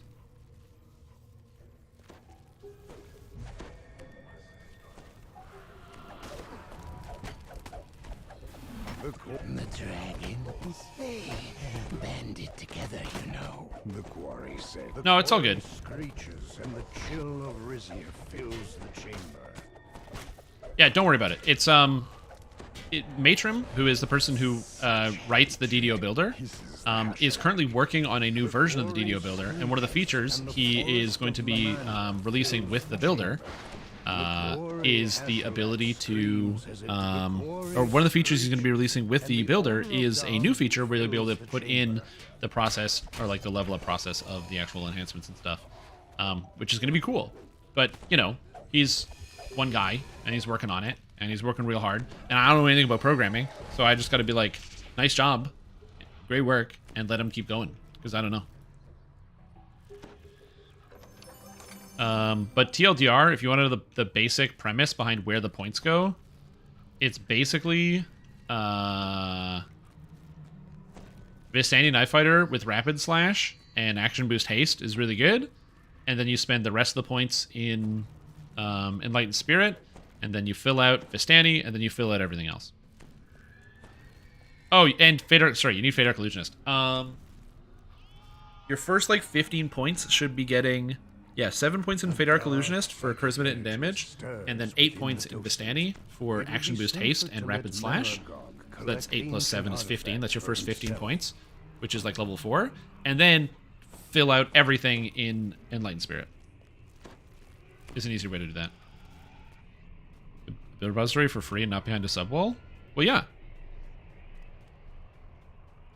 One of the things I'm most proud of about what I do right now is that what I do is free. No, the 2 Octandle's coming. So you'll be able to see it soon. But what I do here is free. So when I make content, it's free. When I post new videos, it's free. When I stream on Twitch, it's free. It's all free. You have to pay through the advertisements, unfortunately, but you know, that's how free things are paid for. And it means that, you know, people always have access to those types of things. Not that I'm saying that I don't think people should pay for things, but it's just nice to be able to provide that service. I like it. What cosmetic? This is not a cosmetic. This is my real armor. Unless you're talking about the horse. But this is the Crystalline Cacophony, one of the best looking docents in the game. The cosmetic is this one.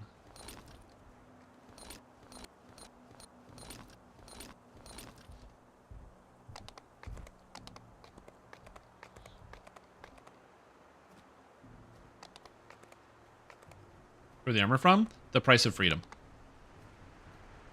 There's 2 docents there.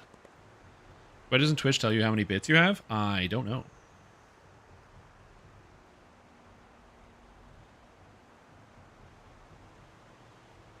Maybe about the character and why you do it. Thank you. I was inspired to start making videos in that style because Path of Exile content creator makes videos in that style. That's why I do it. But my videos are more geared towards people who are like newer and getting started, whereas his videos about Path of Exile, he assumes you have a lot of knowledge, so he doesn't explain a whole lot, but which is fine for the type of person who's consuming that content. He doesn't give you like the step-by-step guide. It's like really high-level stuff about what he's doing, and then post just a link so you can like look over the build yourself. Now I'm paying for it. _smile. Chocolate Milkulg, thank you so much for the resub. Appreciate it. Fantastic day. Thank you so much for having you here. It's very kind. Doesn't tell you? Yeah, I don't know either. I am ignorant. This guy a robot? Is a human? Yeah, he's a human. Artificer, damn. Because we let you in, you could pass. Like I said, the format that I use, I did not invent it. I copied it from another YouTuber. It's a good format, and it works well. The giant's eyes are dull and clouded with malice.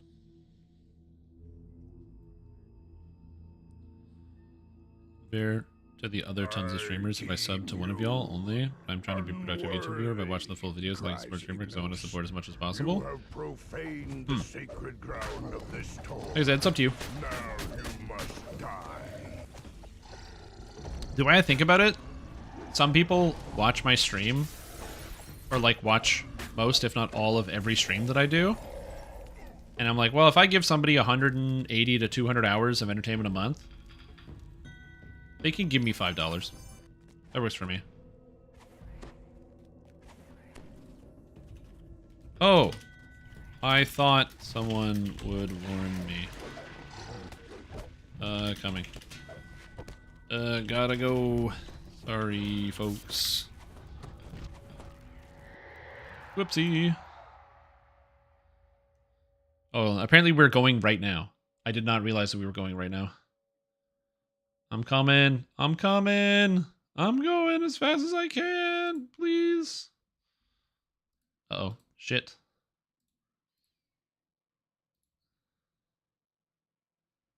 Oh, God. Oh, God. Can't afford $5? No, that's not how I think about it. I just, you know. It's not so much that I think that people are required to spend any money on to watch their content creators. Again, I'm happy that I get to provide it for free. But also, I don't... you know, I do think that it's fair that if somebody watches 200 hours of my content each month, and then they're like, you know what? $5 is fair. I think it's fair. None sound. Fuck. Okay. Please let me in with sound. $5 a month.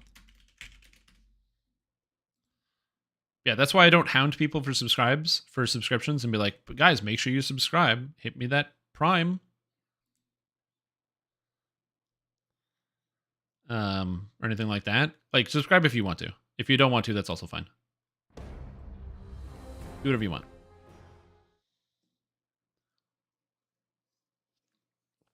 If they watch all of my stream, it does. The bag of jerky, yeah. It's more than a work month. Mm-hmm.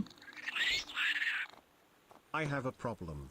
Oh, yeah? I am spending $5. I don't have to stick it to a bigger company.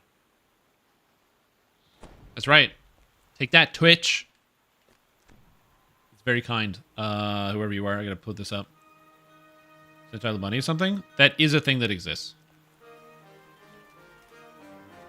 So Blue, thank you so much for the $5. Very much appreciate that. I hope you're doing very well.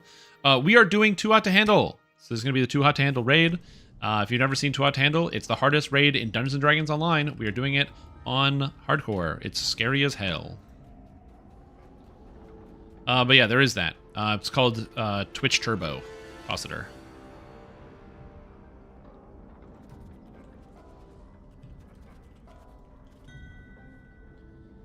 I'm $5 American to Canadian. I don't have to. It happens automatically. I get paid in US dollars that then all gets turned into Canadian dollars. Because of computers. It's very convenient. Unless you want me to tell you the exchange rate, I can tell you the exchange rate. 5 US USD to CAD is $6.73.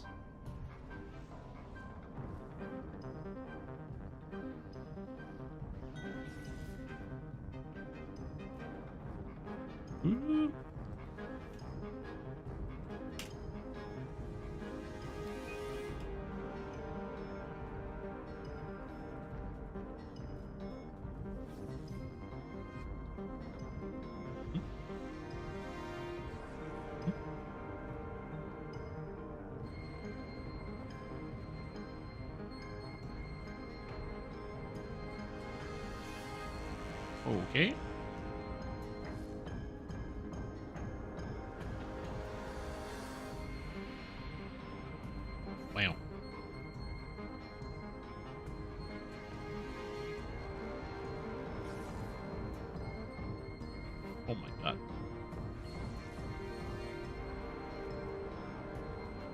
Yo. I have your stream in the background, hoping streamer RNG rubs off. Not sure if it works, but can't prove otherwise. Yeah, we'll see how it goes. No one's gonna die. Everyone's gonna win. They should make it so you can tumble your horses to troll angry people. That's a good idea. You're being subbed to someone using Prime, and I remember to renew, and my sub ended several times. Yep, they do that intentionally. What the F? How did my whole speech about how I need subs and to get this stream going if you like the content blah blah blah have that result in 0 subs? $5 a month. How do you have hours to watch me and not $5 a month? I don't know what are you doing with your life where you have hours of time to watch Twitch and not $5 for the content that you're watching. True. Anyway, this is the raid. So, if you've never done 2 handle, there's a reason why it's scary. It's because there's a lot of damage in this raid. It can be very spooky, and also with bad control, this can go very poorly very quickly. So you gotta be careful about that. Fortunately, we should have a reasonable amount of control.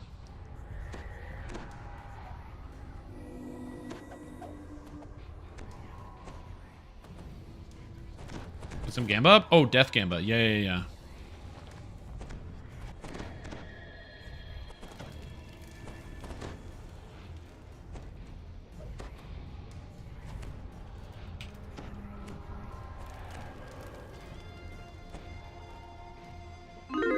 Nope.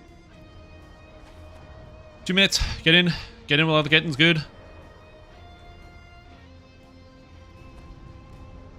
Did I buff? Yeah, I did. Okay. It doesn't really matter how much money you make or how much money you have. That's really the thing. Because I'm not asking you for a large financial contribution. If it costs $20 to sub, $20 is quite a bit of money. Yep. $20 is, you can get a full meal with $20. Sometimes. The difference of $20 and eating a meal is in that $20, like, that's where it is. But a sub is $5 at maximum, in whatever your currency is, it's maybe $10. Is that still from that same person? And it doesn't matter how broke you are, if you have time to watch Twitch, you have $10, truly. If you don't have $10, you probably don't have time to watch Twitch because you should be working. There you should go. Be trying to earn Get out there and work. It's not a ton, it's not, like, a ton of money. So being like I'm broke, I can't afford to sub it, that doesn't really track. What you mean to say is, I'm so irresponsible with my money, I can't support the entertainment that I enjoy. Exactly. That's what that is. That's a great copy pasta. It's an old one. It's an old one. Well, it's not a copy pasta. It's like a reference to a streamer. But yeah.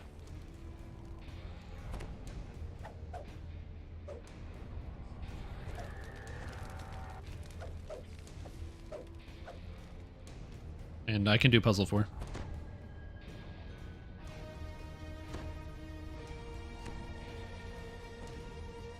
Oh, jeez. Yep. You see a magical barrier guarded by an unusual group. A mixture of city I don't know if I've been playing DDO for a few weeks. Found your video on YouTube and tried your melee warlock with some boots. Very fun build.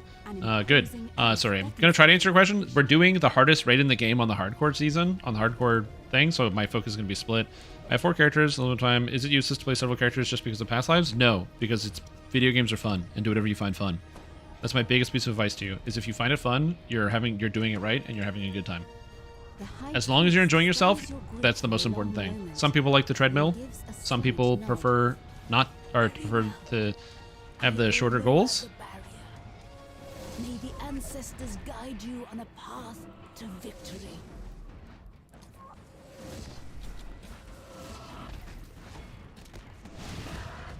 He's dead. Is there a Gamba? Yeah, it's over. A mob of foundry workers. Yeah, because some people like to reincarnate, other people don't like to reincarnate, and both of those positions are perfectly valid. If you want to reincarnate, do it. If you don't want to reincarnate, don't. And that's perfectly good. Yeah, you missed it. It was a short one because we're kind of getting through the raid here. You may now take a moment to regroup Okay, before focus. proceeding to the Don't foundry. lose. You may not get a chance to rest or turn back after this point. Prepare yourselves. Okay. YYGBGY. I'd explain the raid, but, you know, kind of focusing on the too hot to handle. This isn't the hard part. The hard part is the Forge Wraith control. I'm Chief Engineer Nava. Now quit gawking and come help me. Listen, that lava is rising. Oh god. We can drain it, but we've got to restart the furnaces first. Someone come here and read the main panel. Steam blast got my eyes, it's all a blur. Done. This console has a readout for each. So what happens in here, and the reason why it's dangerous, is because the Forge Wraiths spawn. When the Forge Wraiths spawn, like right here, you have to kill them without them getting near other Forge Wraiths. If you... What? That's the great big gritty lever on the right side of each Made his phase. save? Are you kidding? I'm DC 100. Anyway, whatever. When the monsters, if you kill one next to each other, they upgrade, and if you get too many of them, it becomes too dangerous. They become overwhelming. So you got to be very quick about killing them, and you got to be managing the incoming as quickly as you can. So every Forge Wraith that comes in needs to die really fast, and they also need to make sure they don't die together. They need to die separately so they don't upgrade and make new ones. Because if you get too many, it becomes overwhelming. Not only does the instance lag, which is a problem, but also the amount of incoming damage, again, is also a little overwhelming. There's a low rumble, and the lava level begins to drop. As your Forge Wraith opponents fade from view, their whispers fade with them. For a moment, the rumble of machinery is the only sound. Well, that wasn't so hard. Okay. Now we have first boss phase. We're going to be working on boss phase. Is Wrath tanking? Yeah. I think we have 2 tanks, actually. A vast shape stirs deep within the lava pool. So now, I have to make sure I'm paying attention. My job is also to watch for these little flame skulls that appear on the sides of the arena. I need to make sure I'm also killing those at the same time. So I'm hitting the boss, which is good, but then I'm also watching for the flame skulls. Make sure they are dying as well. Because again, it's a pretty big deal.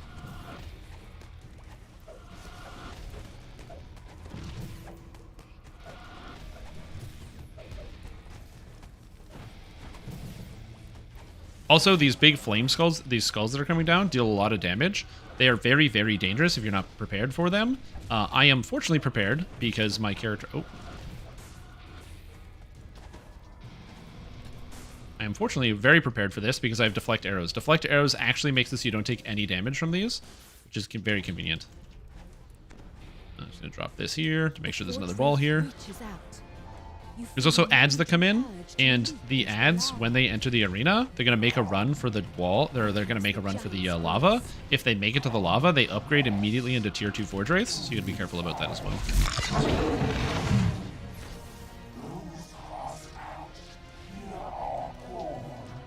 Okay.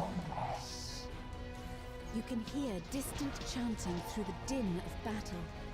It's coming from the nearby elevator shaft. Okay, and my next puzzle set is red, blue, red. Oh god. Yellow, blue, blue. Red, blue, red, yellow, blue, blue. Good. Okay, hit the Forge Wraith. 1 down. These 2 are here. Just gonna quickly. Oh, it's separate. Okay, kill this. Be okay. Dude, what are these guys on? They're all making their saves. Please stop rolling 20s. The ads don't spawn. Subscription, I'm pretty sure. What? The furnaces are down again. Whatever. The Alright, video game. pop too. They're supposed to die from that, but they didn't. The That's always tanks on fun. the lower level instructs Nava. Just make sure each tank's controllers point away from itself. Green is good. Red is bad. Got it?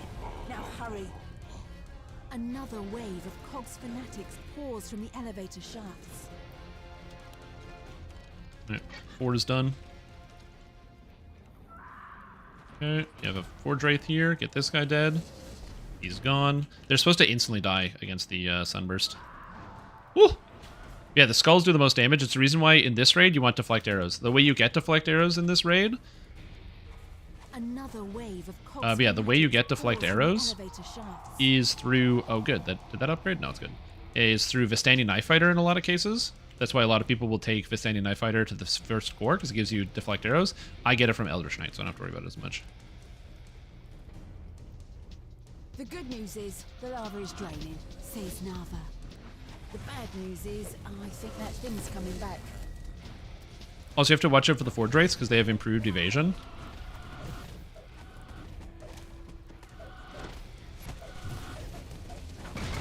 Oops, wrong button.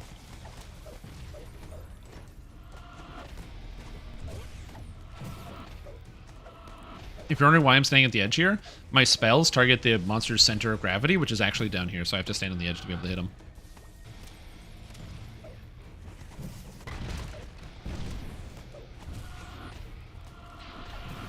Yes, and if I fall into the lava pit, I die instantly, so that's why it's a little sketchy to be standing where I'm standing, but I have to stand here to hit the boss. We have skulls.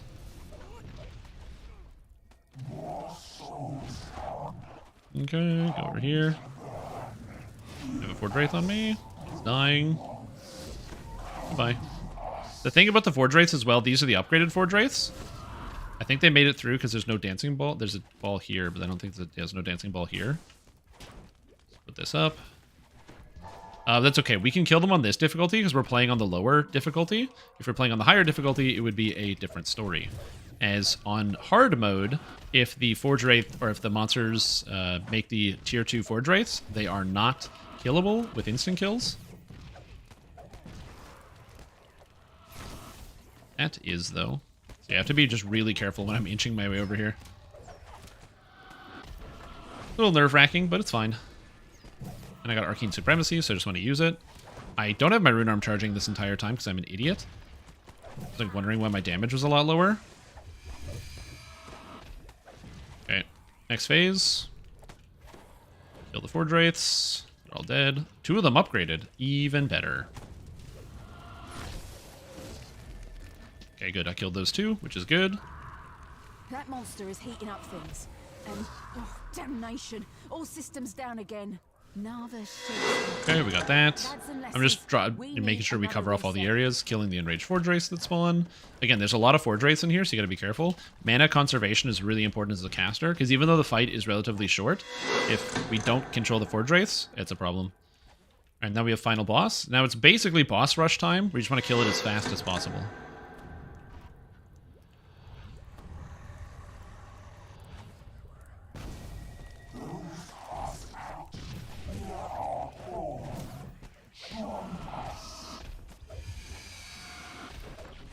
Yep.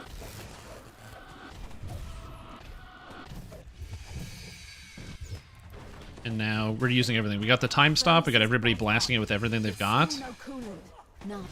I can't see any of my damage that I'm dealing, but I assume it's got to be reasonable. Oh, there it is. It's over there. Got Forge Wraith upgrades. Oh, we got one giant. We got one giant. Again, if you're a caster, your job is to basically manage these things. I'm just gonna stand here. Yeah, this guy's like just not getting hit by the spells.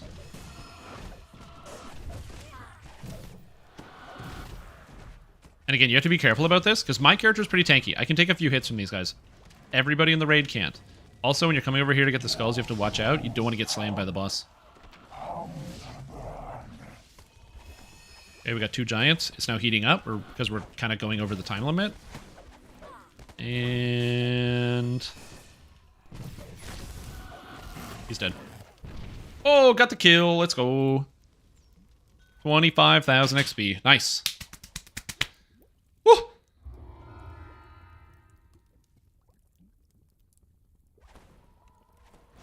Simulating anger. How could you let Whoa! me die? Whoa! Whoa!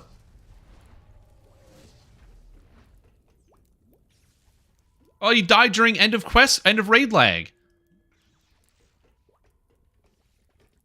Oh, you hate to see that. That sucks. That sucks.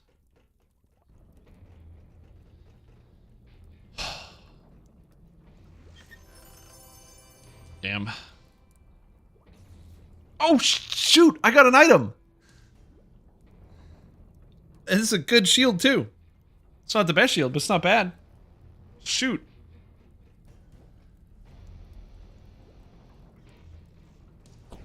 Damn, it is stream RNG. There's a 10% chance. I can't use this, though. No, because I'm using Rune Arm, so I can't.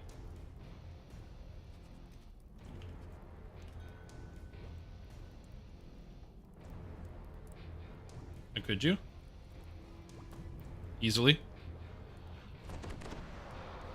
Just siphon luck from their viewers. Mm-hmm. It's not even a bard. Not even a bard.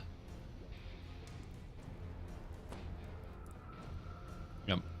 Just, is that how it works? I'm like a vampire.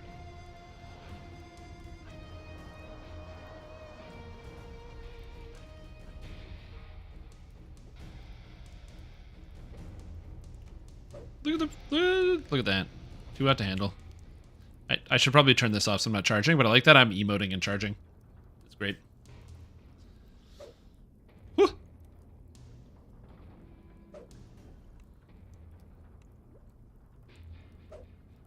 I gotta say this. This is a spooky one. This is a spooky one. But we did it. 2 out to handle on hardcore. Oh, I didn't die either. No, we won't. Thank you for the believing in me, believers. Should we get that back on Argo? I mean, maybe. Given that I can't heal, you know.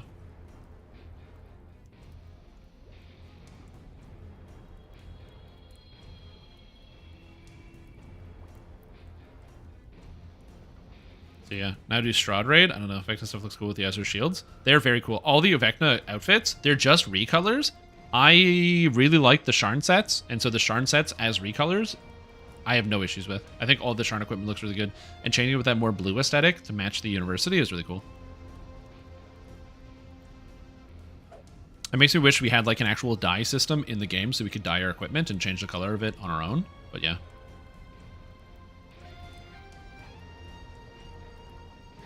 Because in Lord of the Rings Online, the other game owned by Saints Games, they have a dye system and you can dye everything. Because they just have like fabrics or whatever you can dye, but yeah. Whew. With extra lives, it's way less spooky. This was still spooky.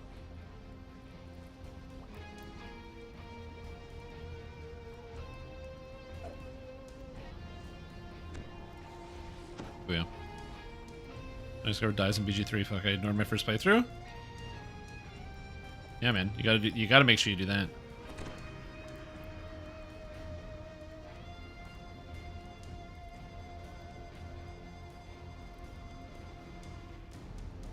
Does anybody want this here shield?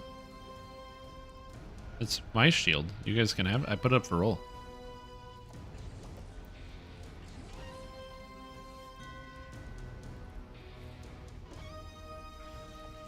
Oh, this guy wants a promotion? No problem.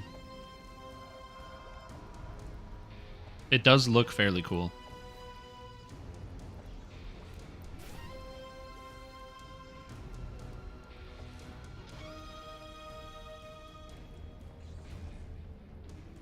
There you go.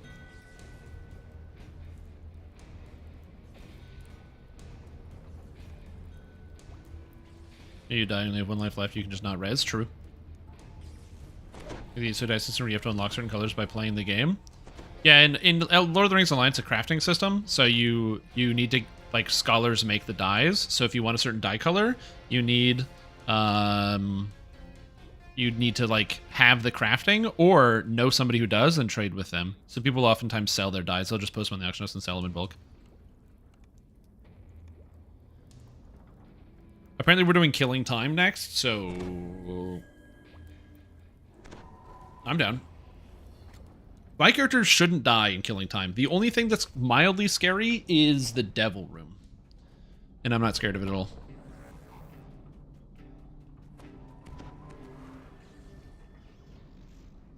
Yo, what's up, Gwen? How are you doing? Who are you? It's 2 universes ahead of DDO. It is. I agree, though. I do like the ESO system where you unlock the dye colors. I do think that's cool. The only downside is that all of the cool colors are really hard to get. Which makes sense. They're the cool colors, but if you want your character to look like all different varieties of like shit brown or shit green or shit blue, then you can get a lot of good colors out of ESO. Yeah. Who's kiting it? Do you have a second tank? Well, that's the other thing too.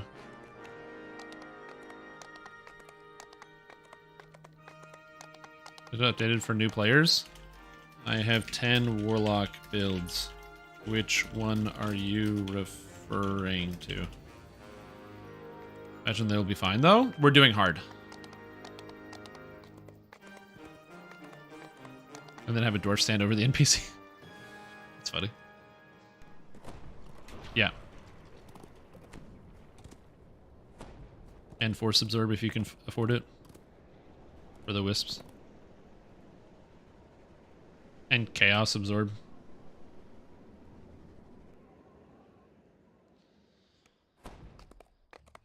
I've seen pug groups fail KT on hard. Yeah. And that's usually with a lot of deaths. So we'll see. Dude, we did 2 out to handle. That's pretty sick. Isn't it double or nothing? I gambled 30k and got 4 back. It's relative to how much people put on the other side. So 85% of people put in on win. Or like, or that I wouldn't die. So you got that percentage. It's proportional to the number of people that gamble on each side. You picked the winning side, the more likely side.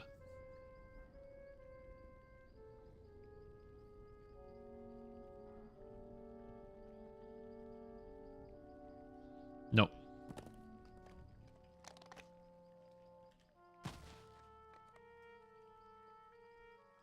Yeah. 5.5k. That's not bad though. You bet and won.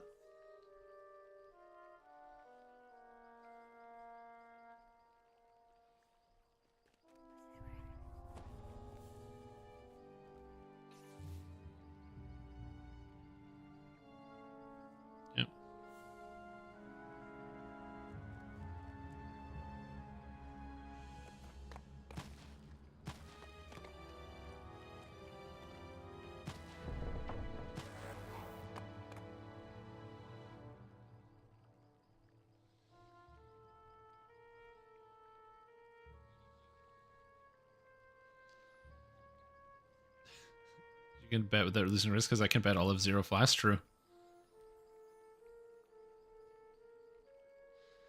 You reset the channel points. Can I slowly but surely gather for build review for gear? I can't reset them. It's all Twitch. I have no control over it. So if you get points, then you get points. If you spend your points and buy stuff, I can't refund it to you. It's all on Twitch. But yeah, you earn the points by watching and you earn the points by gambling. The reason why the costs are so high is because when the costs were lower, I had people submitting multiple build reviews every day, and it got very overwhelming and very stressful. So that's why I have the cost higher, because I need to make sure that if I'm doing a build review for somebody, one, it's like, it just slows the channel, it just slows the limit of it, and also makes it something that I can manage. And the reason why I do it like this as well is I can actually put a cooldown on it, but the problem is, let's say it has like a three day cooldown, which is ideally once every 3 days is when I would do them. You choose the wrong outcome? Listen, guy, what about choosing the wrong outcome? Yeah, I've chosen the wrong outcome before because I'm an idiot. It's reset every first of the year. I mean, I don't have that option. Maybe that's in there. I'd have to look it up, but I've never, channel points. Enable channel points, and I don't have a reset button, so I'm not sure how you would do that. Some people have bots that you can do that. Like if I have a bot that has, because the bot that I have, it has an option for a loyalty reward system, which you can use on Twitch. But outside of that, I don't know how you would reset channel points or anything like that. I don't have that option on here. So maybe that's something they're like previewing with new users or something. I don't know. But the Twitch, because like I said, a lot of people will have bot points where an individual bot will have an individual amount of points. So, for example, I have the Streamlabs bot, and so it has a loyalty program, which then I can build programs into it, and then you can win and lose points and other things. So, for example, it could be something like because could win points by playing in like a trivia game that the bot would run and then use those points to buy something else or redeem for something else. The problem is it just doesn't then come through Twitch, and so you wouldn't be able to see it actually showing up like on screen or interacting with it or whatever, or interacting with other people on the platform except for in the exclusive area of the bot. But as I said, the reason why I don't just put like a 3-day cooldown on it is it sounds like it would be good if it was cheaper but at a 3-day cooldown because it would be more accessible. But then you have the secondary problem of it's probably never going to be you, because if there's 100 people in here, and on average I get about 2,000 people coming through my stream, unique viewers every day. And so those unique viewers, one of those 2,000 people is going to claim that build review before you, more than likely. It is very highly likely that somebody else is going to claim it before you, and then you have to wait 3 days. And if you're not there at the 3-day time when it resets, somebody else is going to claim it before you. And so this system basically means if you watch the stream, you will get the points, and you can redeem those for the review, and you can get your build reviewed and what have you. And that's why I'm trying to make sure I take the proper amount of time with it and make it into what it is.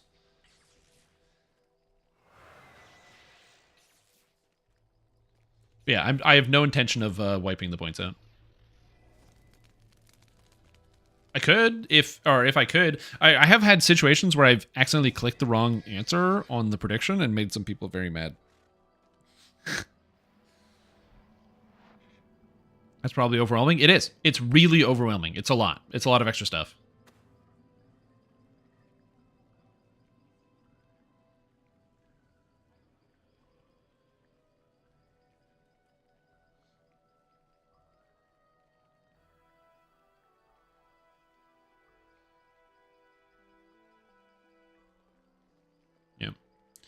It's so long. Let's start on the wrong drive. It was an accident. It was a mistake.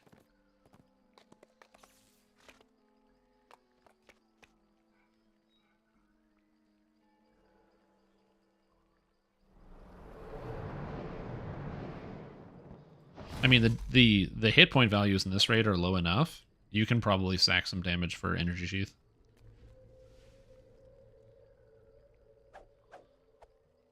Also, we have 2 spots for Killing Time Hard if anybody wants to come do Killing Time on Hardcore. You want to throw your character away? Killing Time.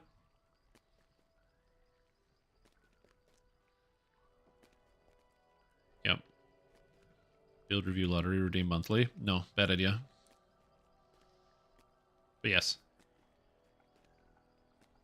As I said, it's just something I want to be able to provide to as many people as I can. And I think the best way to do it is a way that works well for you guys and also works well for me. In a perfect world, I would have a situation where people submit builds and then I review them and then I pick the one that's the most interesting and then I do that as a review if I was to make that like a weekly segment where it'd be like, okay, you submit your build, or like I collect builds and then every Friday at 2 o'clock I do a build review and I go over one build that I thought was interesting. But that still involves me going over and looking over the entire character and trying to make a decision about what it actually is. And that's also like the harder part about that. It's like it still ends up being like hours of extra stuff to do. But get to 1 million. Mm-hmm.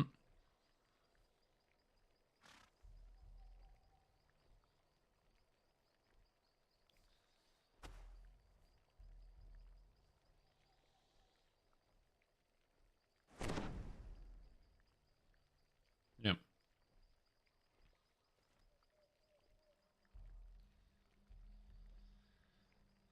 Versus the last dude did it without Gamba. Probably the last person, yeah. I mean, I don't know what percentage of my viewership comes from Poland. You know, you could Gamba if you just used a VPN. Every time, and I dash sometimes. That's a Gamba in itself, yeah. Try to put less time to tiering the main. Like I said, doing raids on Hardcore is really spooky. Why are we doing this? I don't know.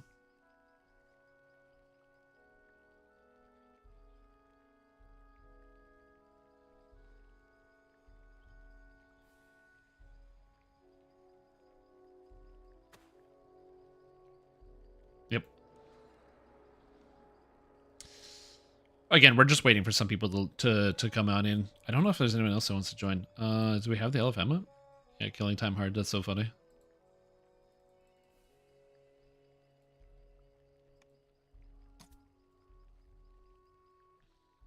It's in the guild contract, yeah. I played hardcore from 9 till now. I died to a trap twice and twice Legendary Reaper champ once, or one shot.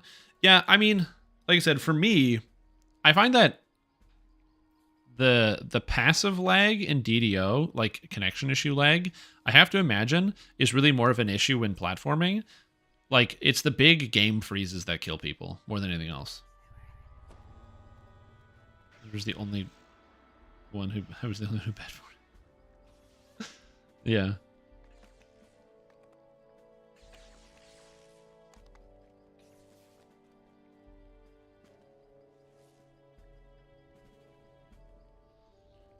And then we'll give it 500,000.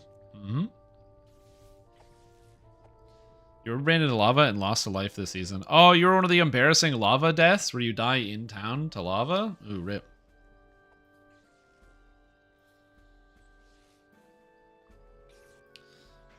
With for no reason, just refused to load you properly. Yep. Yeah, I've done that too. The Cult of Strims. Oh, we got a player. Yes. Tana's lava. The 12. There's the Tower of the 12, and there's lava all around it. Level 2 quest poison trap in the marketplace. Mm-hmm. That one's terrifying.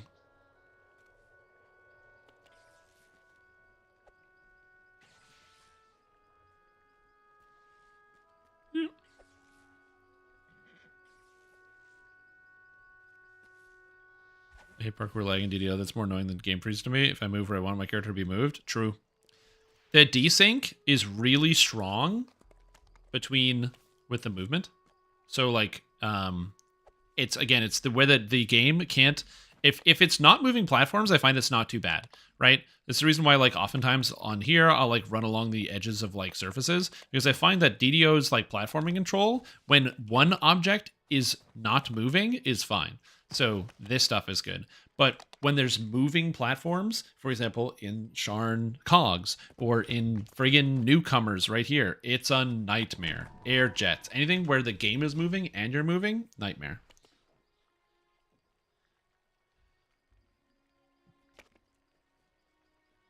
Oh yeah, am I gonna die in hard killing time? 3, 2, 1, go, go, go. Put your predictions in. Do you think Shrimptom's going to die in hard killing time? It's a good question.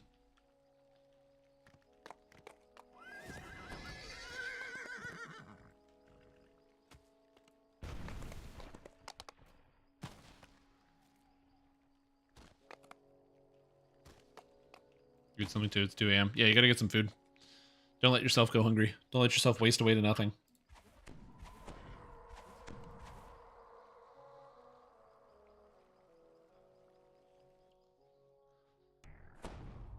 Before you lies the chronoscope, an ancient relic. All right, I'm ready. Used to travel back in time. Watch your step. Sorry, on. Now the hard part is going to be the spell penetration on the drow. I can't spell pen the drow. I can do the devils, but I can't do the drow. Choose a good kiter. I can kite. I can kite it pretty easily, actually. I have self heals, good movement speed, so I can actually kite pretty well.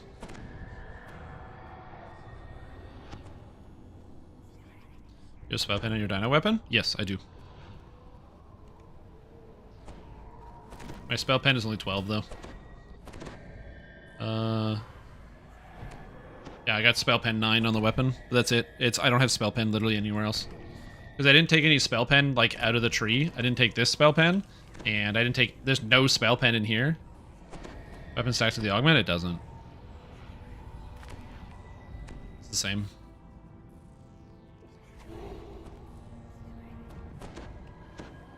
You need artifact for this one. Spell pen, greater spell pen from the tree would be nice. Magus 7 or 10 from Magus. All that would be good.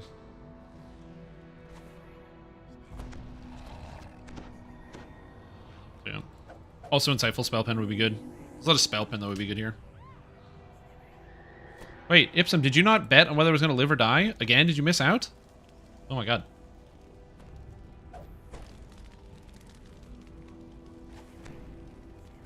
Damn. Too busy playing teamfight tactics and losing.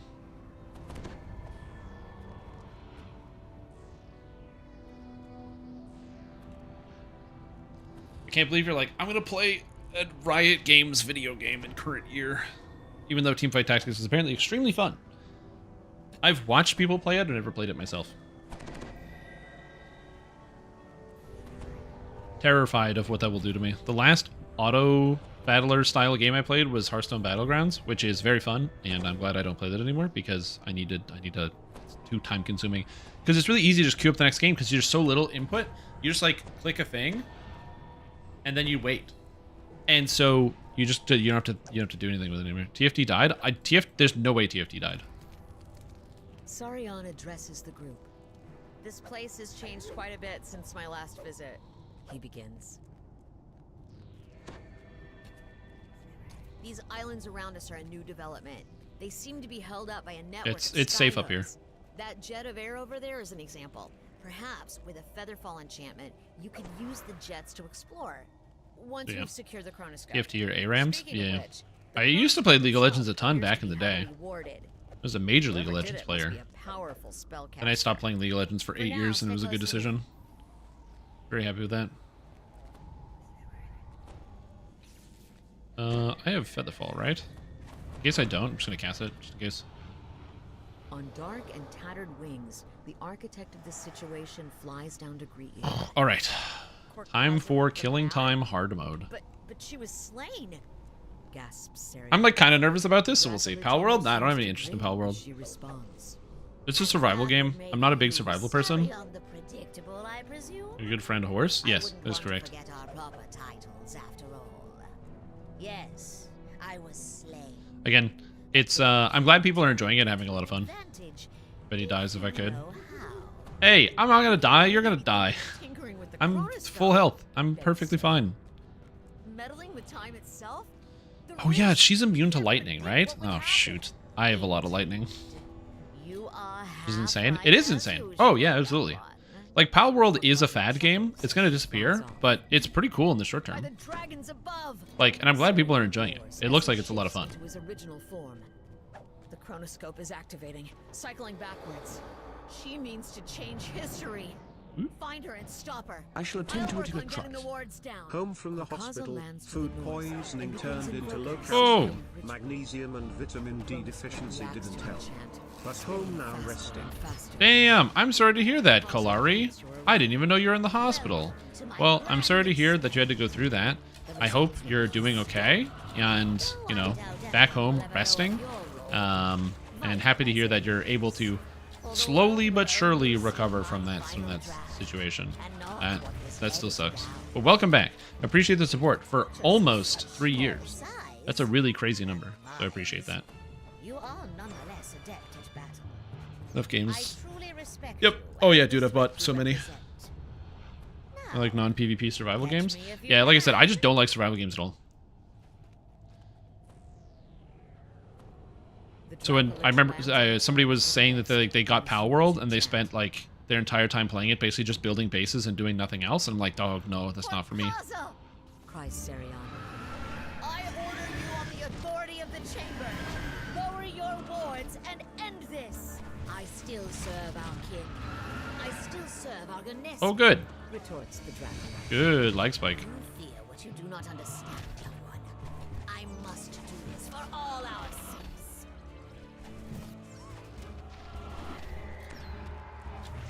Yeah, some people just failed due to the lag because they couldn't make it over the gap. Gotta be careful about this. Yeah, like Rust. I'm staying all the way over here because I do not want to be like on the other side of it when it does the AoE.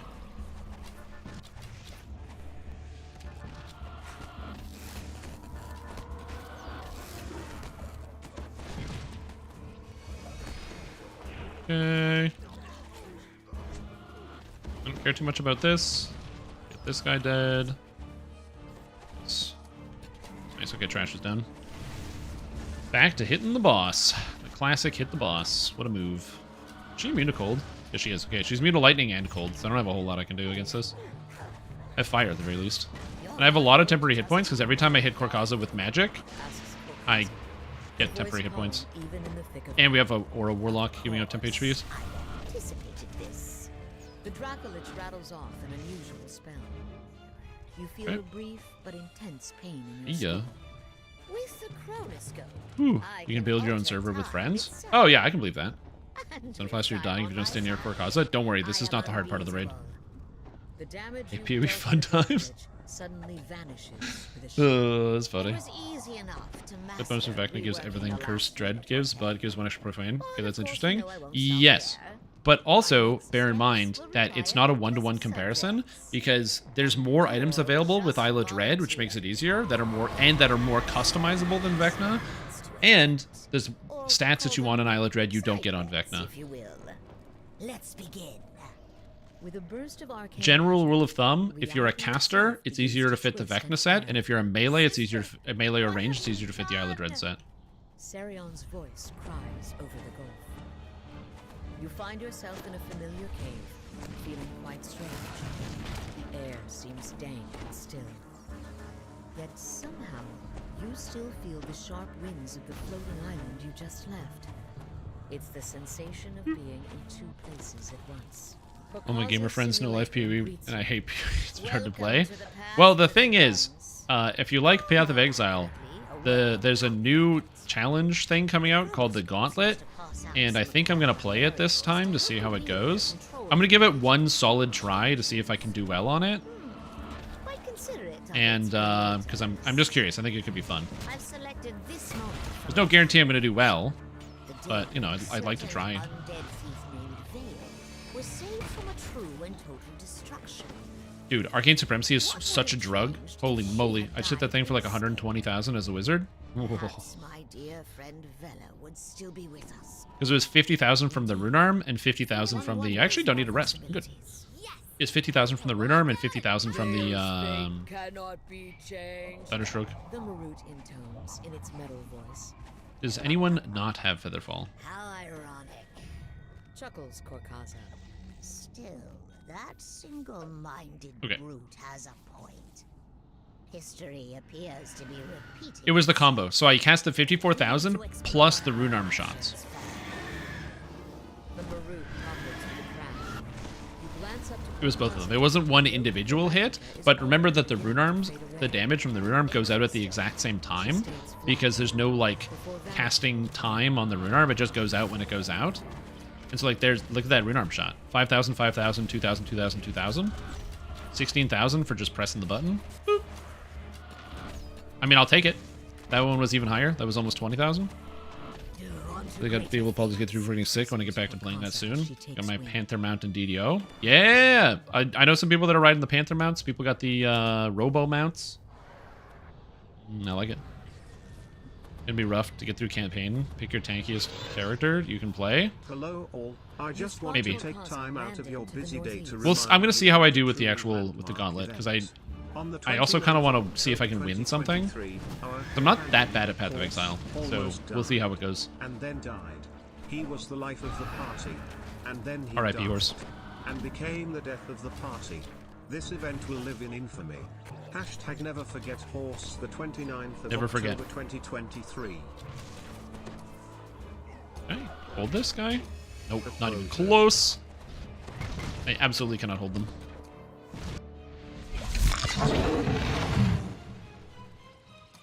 That's the plan. But yeah, recover, Kalari. You gotta get better. So you can finish playing Baldur's Gate 3. Flickering red lights appear at the edge of your vision. Korkaza notes their presence with a chuckle. Oh, I must apologize. I might Oh, the have wisps are let not the resistant to parasites of lightning. the Cool. Chronoscope's temporal threshold. I'm sure they won't ruin the party.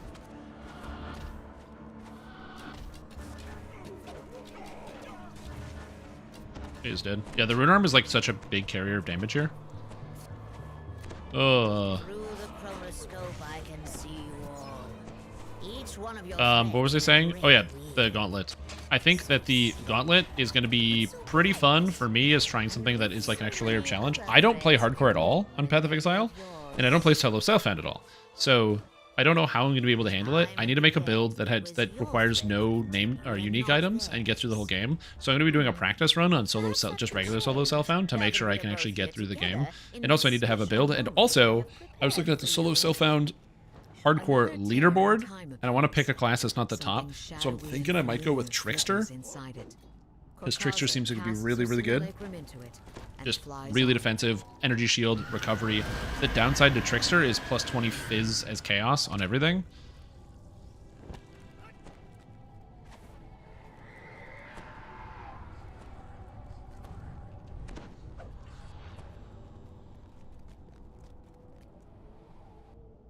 Okay. So this is a hard part I'm going to be focusing. So apologies, we got to do the kiting thing here.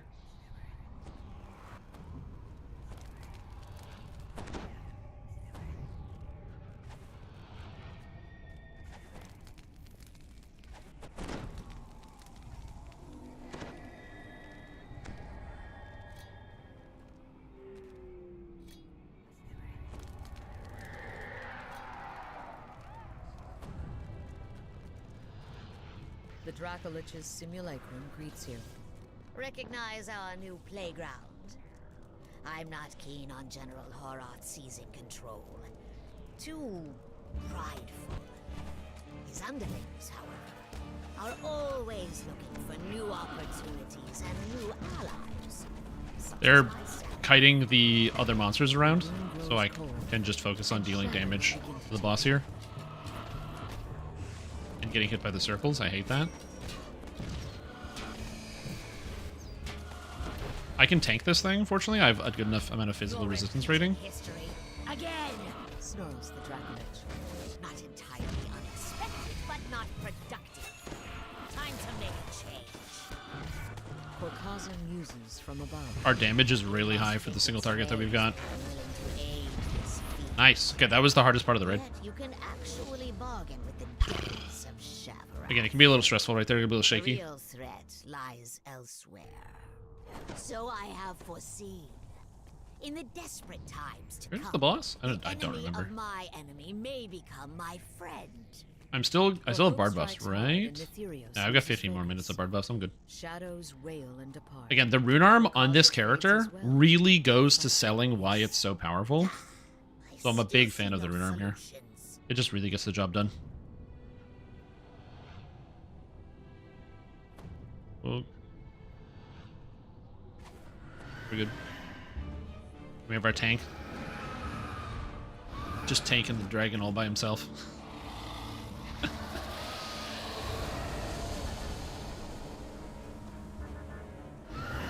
And we just hang out.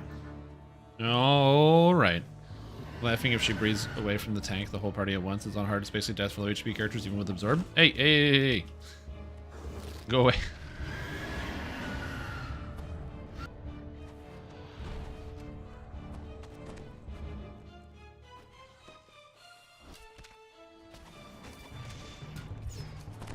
We got ads. See ya. Wanna be ya. One downside is the Warforged Assassins have improved evasion, and they also, unfortunately for me, can't be held, so I can't make them helpless. I'm exploding. Gotta get out.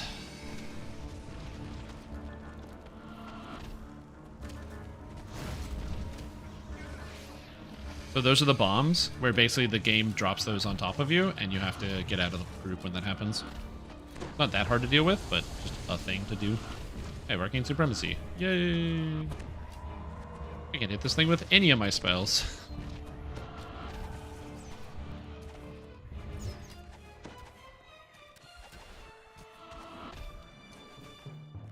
A wave of creatures appears out of the maelstrom. Unlike before, these monsters are now shrouded in glowing shells. Woo! Somebody literally ran on top of me with their bomb and almost killed me. That was very cool. I can handle a lot of stuff. That sucked.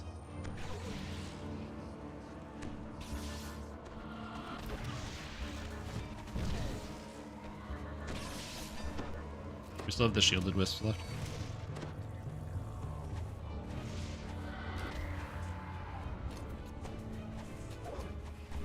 Okay.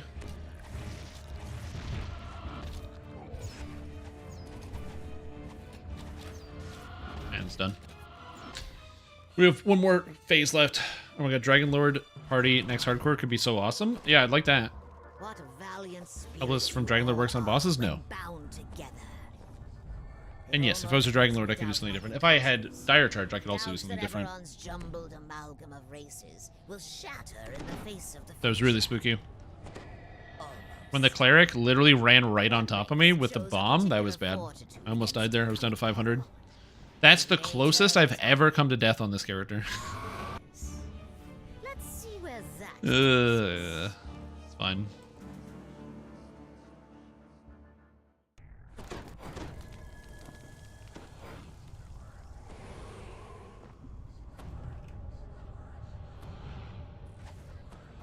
Anyway, that's it. You get jumped by Lord of Blades. The Warforged Lord of are Blades is very easy. remarkable creations. If I'm right, You can still get smooshed by Lord of Blades, but you just have to stick on a non-cardinal direction and you're good. Lord of Blades only lands on the cardinal directions, north, south, east, west. repopulating is severely limited in most of the timelines. Oh, he's noticed you.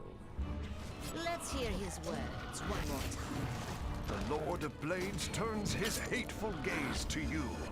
Cannith once chained the entire Warforged race to their greed.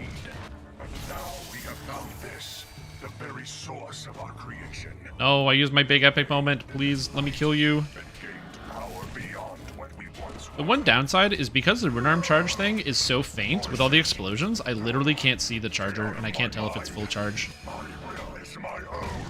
Howls the Lord of Blades as he clutches We're, this his guy's head. getting destroyed. Our damage is so good. Exposure to the forge seems to have side effects. Poor guy. Power enough to destroy every fleshling, every Warforged traitor who sympathizes with the enemy. Beginning with this corrupt city. Beginning with you. Hounds to me. Hounds to me. So many voices. No, I am no mere shell. Here we go. I am I was thinking you could switch to only that you could. Growls Yeah, I'm not the going to. Lord of Blades as he Fight's over. struggles with something only he can And now we see. basically just need to not die here. to me. See ya. Whatever the Lord of Blades' mind was contesting with, he Lord of Blades is seems marked. to have lost. Wouldn't know who to hit. A strange Hey man, it's creature minus to all their lies saving on throws. I'll his take head, it. Working its tendrils. Reducing the saves of the raid bosses. I'm sold. What a powerful effect. Clearly not his own. The Lord of Blades intones. Finally, I am in full control of this body. And then that's it. The raid's over. He just gets back up, but he's gonna die in just a second here. It's just story, and that's the raid. Arcane Supremacy at the end. Let's go. Enough. Roars Korkaza. I can see. Oh, we almost got him again. We have a good amount of damage. Doomsday. He'd never be able to control the Creation Forge. This was a mistake. Your actions Easy, are more dude. significant than I realized. Easy. Congratulations on saving Eberron from another quarry invasion. Again. The simulacrum mutters in annoyance and begins to fade.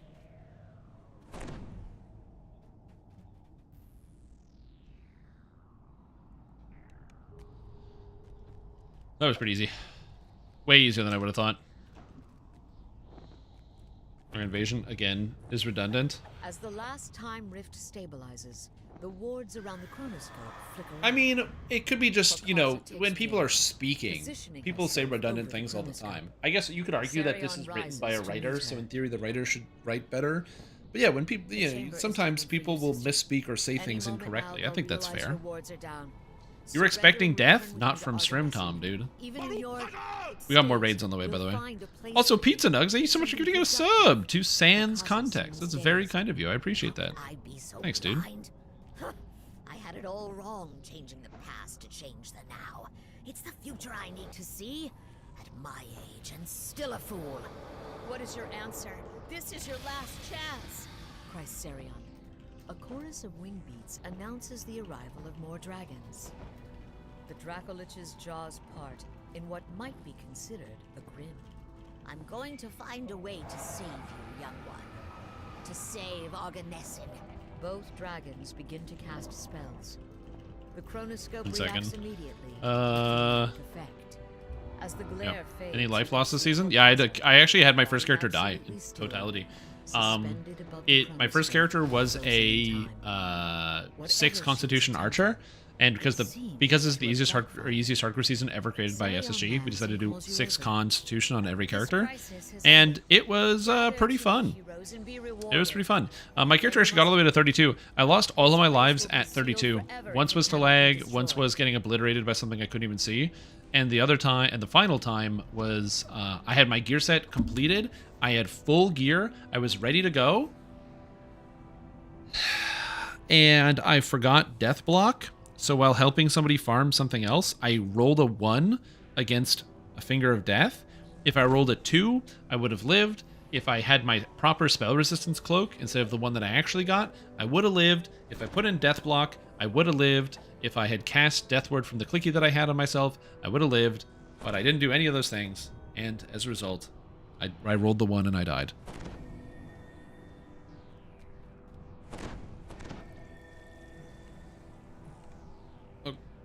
God, we're doing Chronoscope? All right.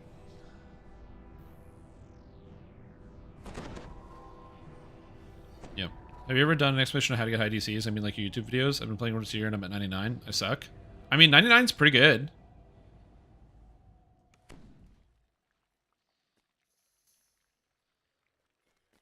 Like, yeah, like 99's pretty good, man. Like, my Dragon Breath's only 106 here on hardcore.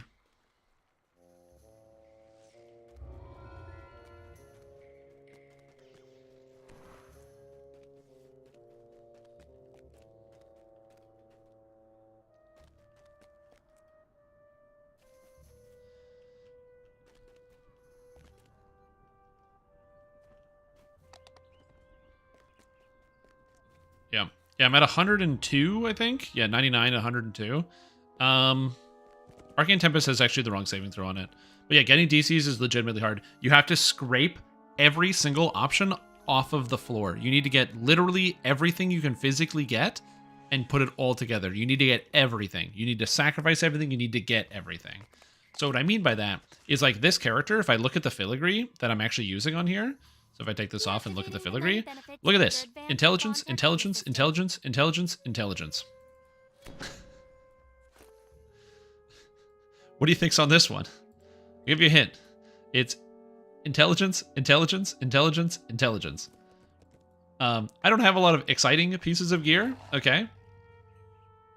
It's just as many intelligence points as I can get, as physically as much as I can, and then everything that says DC on it in the game. And that's how you do it.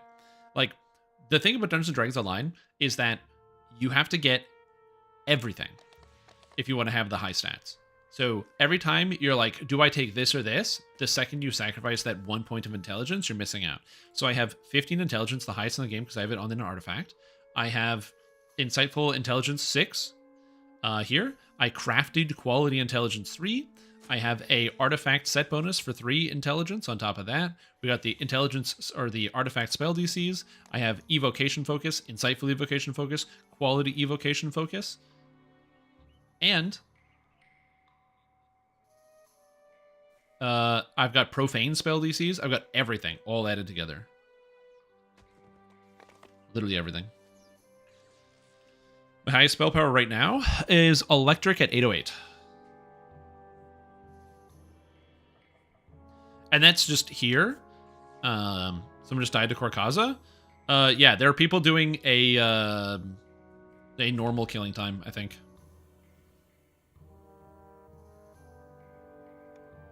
There's another group doing killing time, I think. I do have the +2 AUG from Giant Hold. Yeah, I do.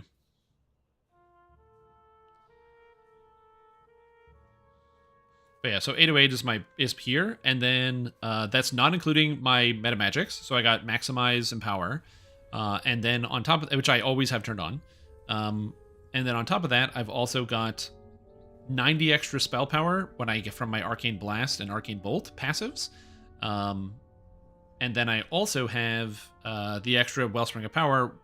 That's up pretty much all the time.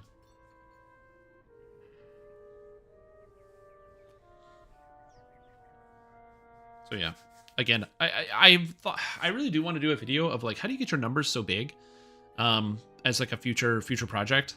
I haven't committed to making that video. I should do that sooner rather than later, which basically take like one of my characters that is plus 100 to a stat and just explain it and just be like, this is what you do. Like, this is how you get your numbers high. And this is like, you got to take everything.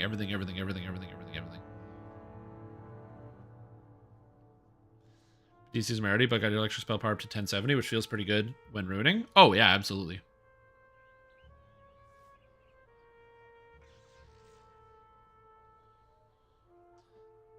Yeah, Artificer gets a ton of electric spell power because they get electric spell power and universal spell power from multiple enhancements, and they get electric spell power from the cores, and the capstone, and the tier 5. So yeah.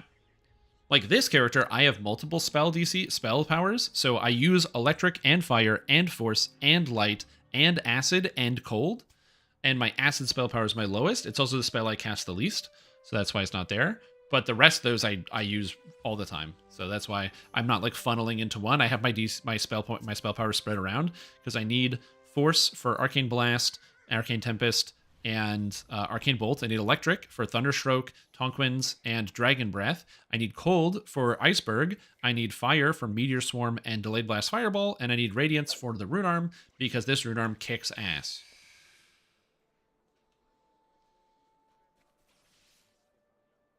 The rune arm that I'm using in question, if you're curious, is Prototype 7 Flash Transferal. Great rune arm. Would recommend. It's the only rune arm I like out of Vecna. I find the rest of them just don't do any damage, or they have really wacky targeting, or they're just bad. But yeah, the reason why I like Wizard so much is because I know I like focus a lot on characters where I like dial in and make like really focused characters who's like, you gotta focus at endgame. You know what's really, really fun? Doing a little bit of everything. Dabbling, you know, doing a little bit of this and a little bit of that. I like it. And so for me, I enjoy it because I get to just touch a few different places, you know, just do a little bit of this, do a little bit of that. And it's how I like to play my characters generally when I play video games. I like multifaceted characters. It's the reason why my favorite type of character to play is like a Spellblade of some kind. Oh, Calliope. Goodbye, Calliope. Is like some type of Spellblade because I find the idea of merging multiple different styles together is fun. So yeah. It is fun IMO. Also a good way of getting Insightful Electric. Yeah. Doing a bit of everything but shitty. My character's not shitty. Character's going to do more damage than you. And yeah, that's Amber Temple.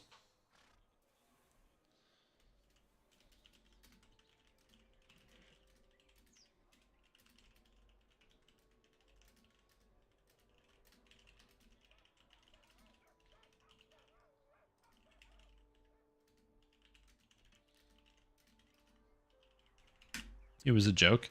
Was it a joke? Telling jokes on the internet? Currently?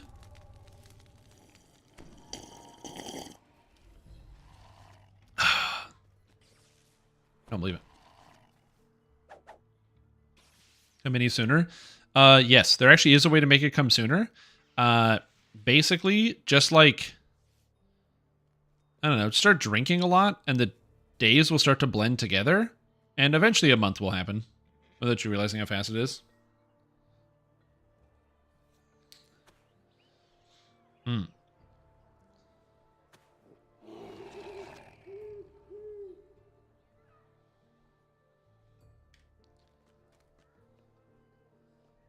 Hey man, I got wizard DPS.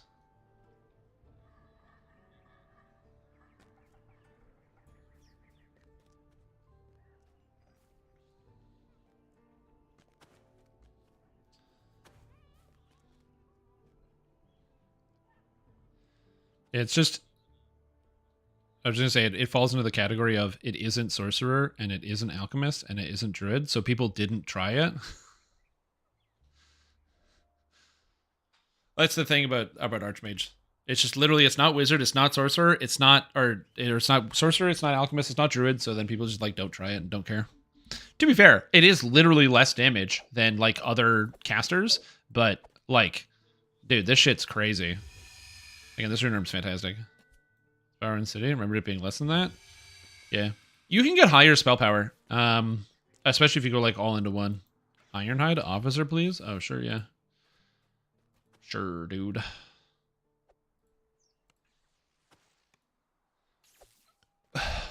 Again, it's just sort of like Wizard has been bad for a long time. I don't begrudge people for not wanting to try out other stuff. You know what I mean? I have no issues with other people wanting to, or like not wanting to try out different things, because the risk involved in trying a new character build in class is wasting 50 hours of your life. Also, yeah, and I wasn't conserving my spell points. I was casting the entire time. The trick to the spell point conservation is a few fold as well. So I have spell cost reduction from Draconic, so 15%. I have spell cost reduction from Macrotech, which is 10%, so 25. I have 10% from an item, and I have 10% from past lives, and then 10% from bard buffs. So my spells only cost 45%. Additionally, reduced cost of Maximize here from Improved Maximize, and I have reduced cost of Maximize and Quicken and Heighten, and reduced cost of all meta magic feats from Master of Magic. So as a result, Thunderstroke, which costs 40, with every meta magic feat I have turned on, only costs 34. So it actually costs me less than the base with every meta magic feat I own turned on. Which is great. Very convenient. And then the Rune Arm is hugely supplemental. I will say, one of the things that helped me conserve points so I didn't actually fully run out is that I couldn't cast Iceberg or Thunderstroke against Gorkaza. Get it right. Sorry, yeah, not sorcerers, they're wizards. Got it. Thank you, Ludicrous. I appreciate that. I'll try to be more respectful in the future. Oh, Jimbot was slain by Gorkaza. Oh, the raid. Oh, no.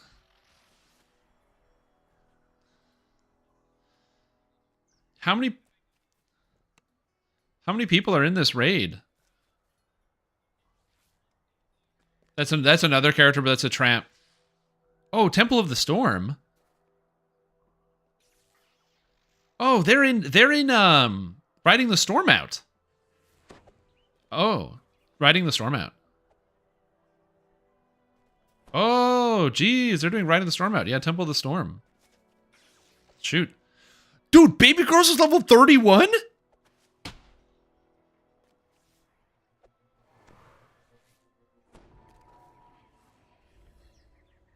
That's changing my life. What? Actually amazing. Very cool. Flickering Steel Rings, left, right, and center. Yeah. So people... Oh, it's probably not the real Baby Girls, true. But Flickering Steel Rings, left, right, and center. But also, this. I tell people this all the time. It doesn't matter how much damage you have to give up. It doesn't matter how much damage you have to give up. If you don't have Scales of the Dragon with Blue Dragon going into the raid, Riding the Storm Out, you're going to die. That's just how it works. If you don't take this enhancement, you're going to die. So if you go do that raid, you always take this enhancement with you. And if you don't take this enhancement, your character dies. So if you're going to do the raid, take this. Every time. It is probably the most frustrating experience when it comes to raid grouping in DDO is getting this put in and telling everybody, put it in, you need it, you have to have it, you need to have it, you need to have it, you gotta have it, you gotta have it, you need to have it, 100%, you gotta have it. And then you confirm. Everyone says, yes, I've got it, I got something, no problem, it's fantastic, I got it, no, it's all good. And then you get into the raid, someone dies, you resurrect them, they die, they go, what the hell, I'm dying to everything. And you're like, yeah, because you didn't do the one thing we said you had to do, and then they stay a soulstone for the entire raid, and you drag them around. Is it better than Core 3 of Primal Avatar? It is, because this is 50%.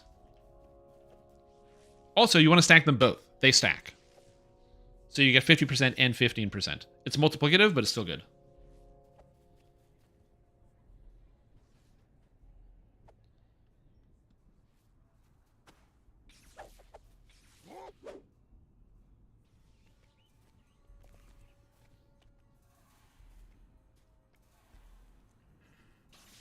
Yeah. And just use the Ring of Flickering Steel. It stacks.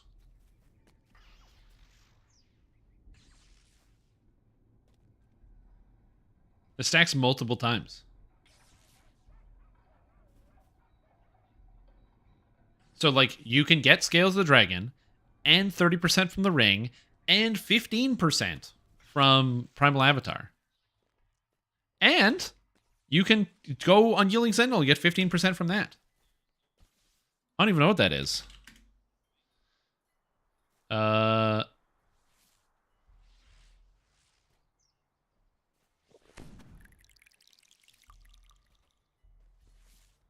Yeah, you multiply it. So it's like, so we're at like 100 times 0.5.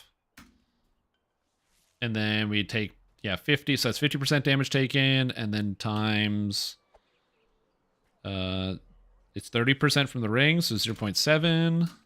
And then times 85% or like 15% from the thing, from the Primal Avatar. And then times 15% from Unyielding Sentinel. And now you're only taking 25% of the total damage. That's pretty good. I did the math on here. You didn't see it. So yeah. Just remember, it's multiplicative. So you're multiplying each step.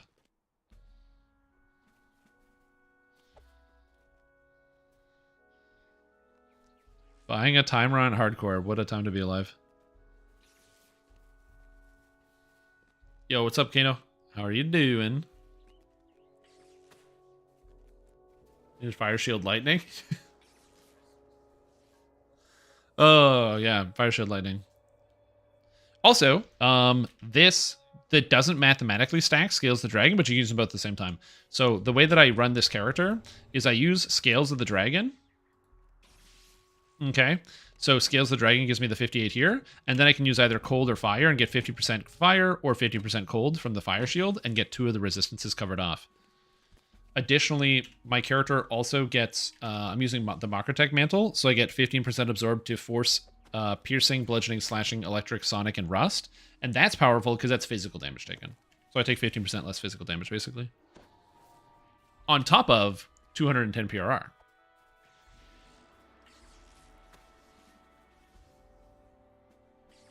There's still people running Reaper, but you want to get in sooner rather than later because the servers are coming down in like 2 weeks. All right, let's go. Chronoscope. I don't remember how hard Chronoscope is. Oh, we'll find out. You have arrived at the Chronoscope excavation site. Overrides it? Maybe. Nelgan is here somewhere, but can this place truly help her find her brother, or is she being deceived? Oh, yeah. Also, if you're doing this, okay, on Hardcore League, if you jump off the boat, you die. Please don't jump off the boat. Yeah, yeah. You don't want to do R4 solo? You shouldn't have to. There are people doing it. There were people running R4s earlier today. There was like a full group. So there are still a lot of people running it. Today is raid day. So we're raiding, and there's another group that's also raiding. So, oh no, they're done. They left. I don't know if it's like they non-completed or they completed. I'm not sure. Death planes are cool.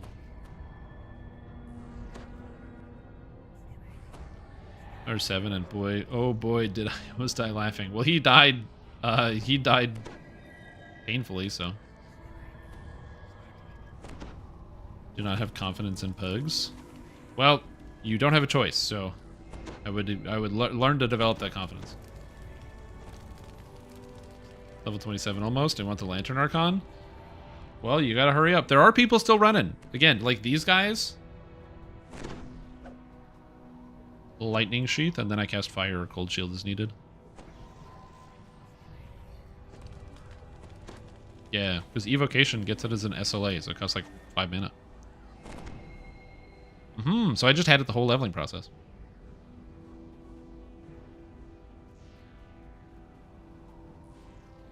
Yeah, and then I'm running Macro Tech for the Mantle, and then with 200 PRR, I can also eat hits from raid bosses. Oh, no. You guys can do that. But I could. Yeah, it gives me enough time to cast Teleport. Never gotten Reaper Ward in Hardcore? This could be the league. Right now. You could do it.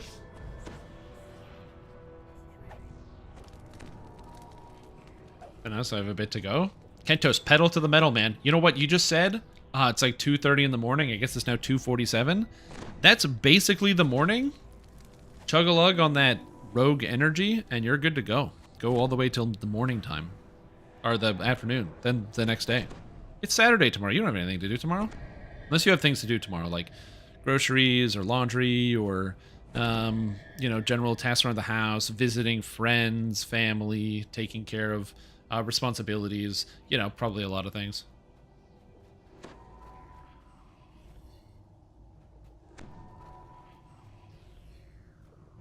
Swings to become the Death Smile champion and only the second person to earn it.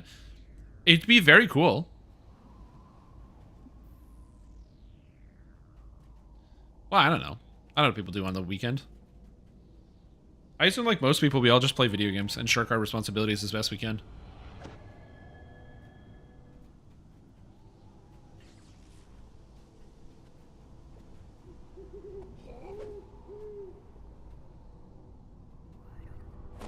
Legion melee? This character? No, Legion's a healer.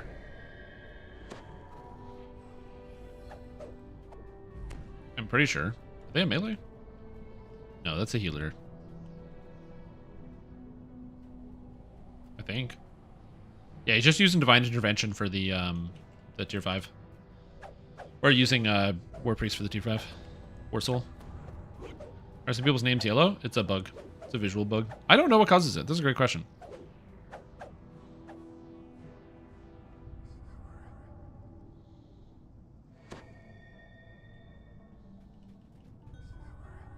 $64-bit bug? Well, I'm not swapping off 64-bit.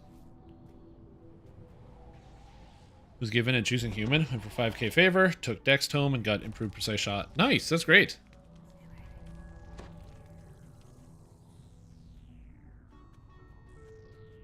I'm just not going to use anything other than that. Oh, yeah, yeah, prediction. Yeah. All right. Prediction time. Yo, somebody call Ipsum. In hard chronoscope.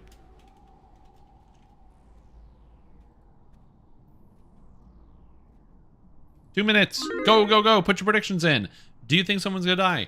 Important note about this raid. There is a lot of the final boss is exceedingly dangerous.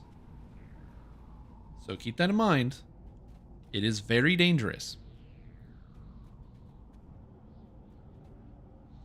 So keep that in mind. Very, very dangerous. We'll see how it goes. I'm not super worried, but there are these circles that spawn on the ground that sometimes they don't load on your screen and you die to them. I have faith, as you say, as you doubt. Yeah, you believe I'm going to lose. Nice.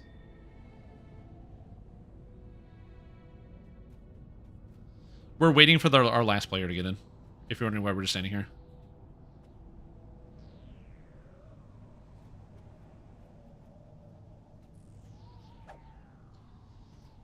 Yeah, just get Mythic as well. Throw it on top. Yeah. Lose my points. That's your goal. For some reason I thought you were doing these on R1 to 4. No. So raids are exponentially more difficult between normal, hard, and elite. On normal raid basically has no mechanics and you just attack the monsters.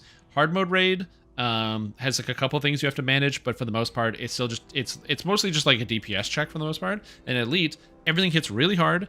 Everything hits. It has a lot of health, and you have to do everything in the raid. To be fair, there's not a lot of mechanics, but still.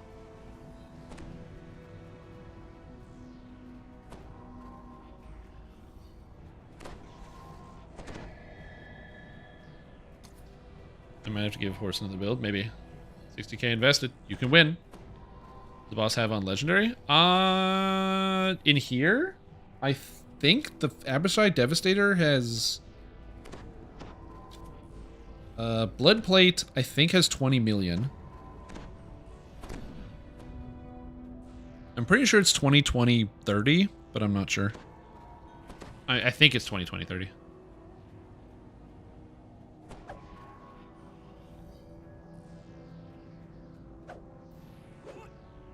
With the DPS you need? Yeah, we'll see. Oh, no, we got lots of DPS. We're not worried about that. Damage is easy. I'm a wizard, dude. You want to see DPS? Watch this. Oh. Wait for it. Wait, wait, wait.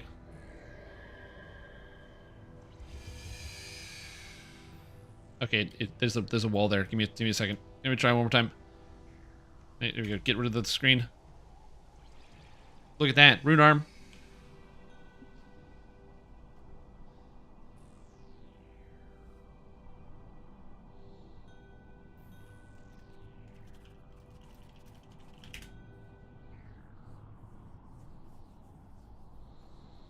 Yeah, I'm not gonna die. There's no death for me. Posts on the forums. 2,800. Is that on that one thread? There's 2,800 posts? Did people not give up on that one thread? Is this still going? Damn. Really? Hold on, I gotta look at this. We're still just waiting for the last person to load in, so. We basically have to rebuff now. Lamania. Replies 2,000 replies. No, that's not 2,800. No. It's 1668. It's 1668.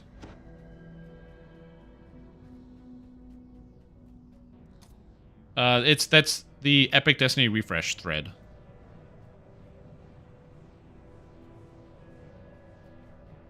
One person? Yeah.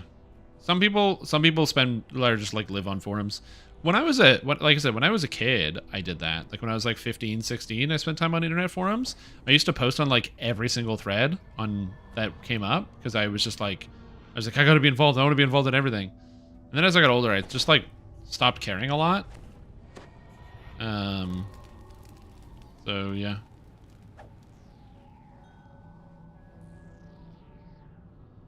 People are molding. They're molding. They are molding. Looks like there's no plans for hardcore this year. Hopefully it changes. I don't really care. As long as whatever they're replacing hardcore with is fun, it doesn't matter to me. Just in for this raid, go out for dinner. We just need to make sure everybody had fire absorption because you need fire absorption for Bloodplate. So Bloodplate is a mechanic in here where he has a reflect and you take a gigantic amount of reflected damage. And so if you're a melee, anybody with an attack of some kind, you have to have the ability to eat a lot of fire damage. And so that was just the struggle of the fighter, just making sure they got Scales of the Dragon. So that's all it was. It's not a big problem for me, but it'll be a big problem for any melee that's going to do it. The thing I'm worried about the most is, especially with our damage, is can we kill the smiths fast enough?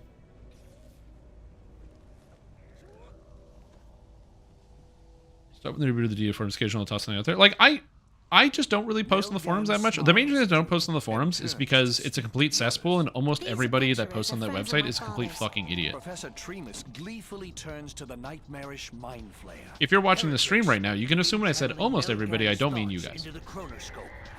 Now, Miss Nell, this is very and so, yeah. There's just like too many extremely rude and disrespectful people that I just don't want to engage with, and it's just something that does not make me feel good. So I try to avoid it as much as possible. Again, it's just this like constant cycle of despair and negativity, and I like to have fun playing the game. So yeah. PvP Tavern was golden era. Well, the current DDO PvP is you do forum PvP. You just PvP other people in forums. A green creature appears out of nowhere and sneers, "All right, boys." It was like if some threw forum PvP, or the definition, or it's like ask ChatGPT. It's like, hey ChatGPT, what's forum PvP? And it was like forum PvP is when people engage in bad faith arguments on internet message boards. And I'm like, yeah, that is what forum PvP is. The mind flayer struggles to its feet. It's when people engage in bad faith arguments on the internet.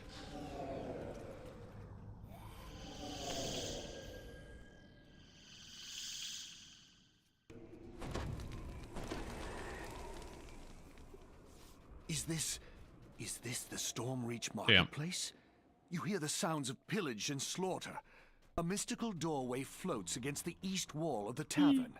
whoever created it, may be powerful enough to... Down below you is the marketplace, now a war zone in the midst of a devil invasion.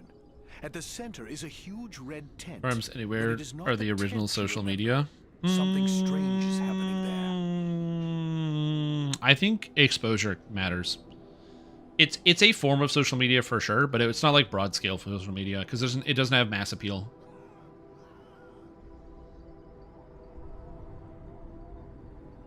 All right, can I talk to him? Okay. Just making sure.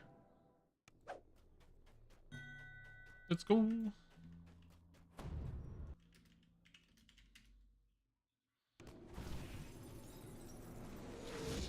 It's been so long in this raid.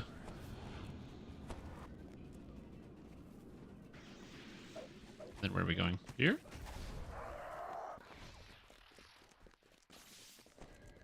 Yeah, I think of social, like the part of the relevance of social media is mass use and mass appeal. And old forums are like, you know, interesting to look at and fun case studies, but they didn't have the same mass use of like Facebook or other things. But they are a form of social media. It's the same thing like, you know what else is a form of social media? Twitch.tv. Basically, like, man, I hate that social media. Well, I'm so sorry. But you're now engaging in it, and you can't escape. Every element of everything is social media. Your social media, I'm social media, we're all social media. It's inescapable. Because you're being social, and this is media.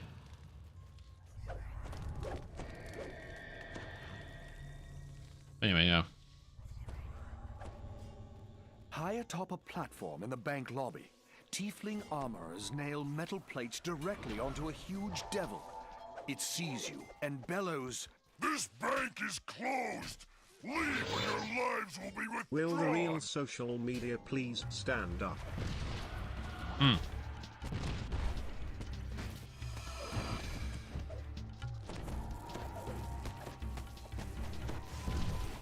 I'm being fed information. Interesting. You gotta kill the smiths. My armor. My smiths. I need replacements. You always gotta kill the armor. You gotta kill both of them.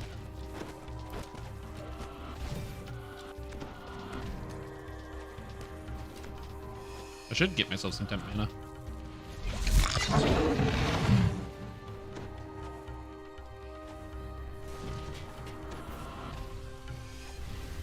And where did you want the balls? Mm-hmm.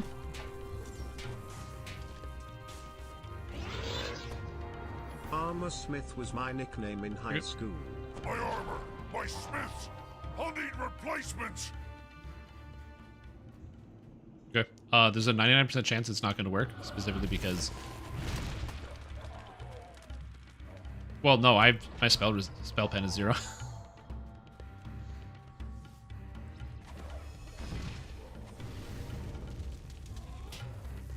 I'm an evoker, man.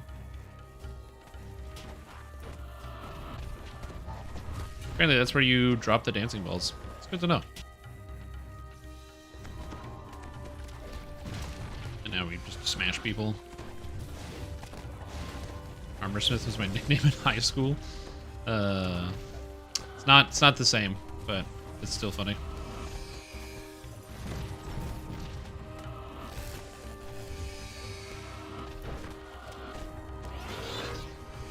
No penetration was my nickname in high school.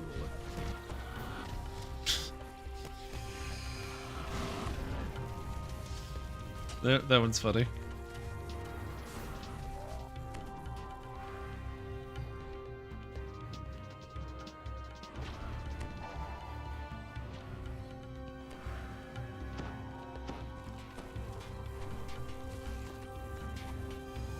Yep.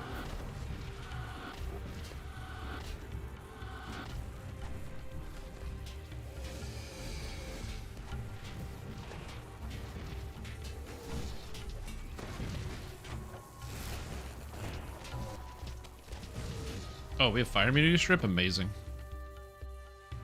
My armor, my smiths. I'll need replacements. Apparently we have fire immunity strip. Just make them breakable armor, then you get rid of the smiths. Also true. Doesn't try to connect me with my friends and family. Also true! Dude, that's one of the worst things. Oh, no. Arcane Supremacy was procced by trash spawning? Dude, that's garbage. That's so irritating.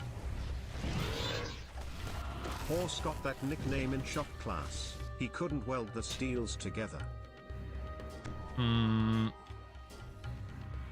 Is that have anything to do with is welding steel together about penetration? I'm unfortunately not very proficient in welding, which should be a surprise to nobody.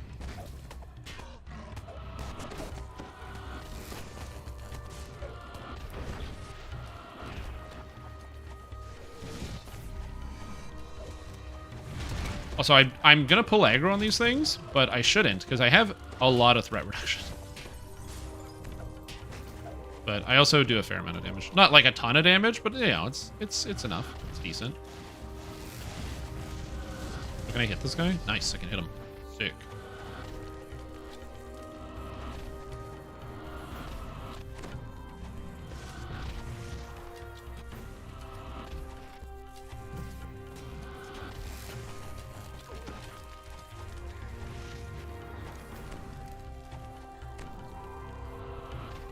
That was good. I needed to wake up. I just needed to wake up. Shouldn't be surprising was my name in high school. I just needed to wake up. That's all it was. I had to wake up. I forgot my fire shield. I almost died. Because it was the worst time to Meteor Swarm. I cast Meteor Swarm when his Reflect came up, and I almost died.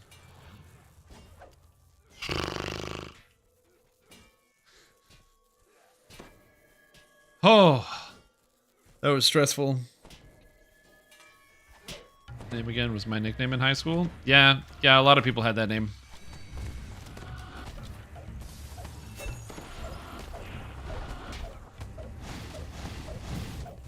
Yeah, that one. What was your name again? Is a pretty common nickname in high school.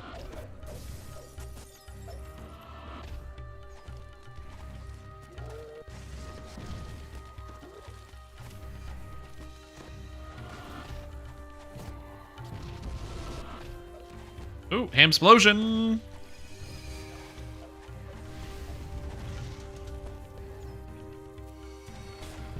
Wings are gone. We are good, now we can just hit them.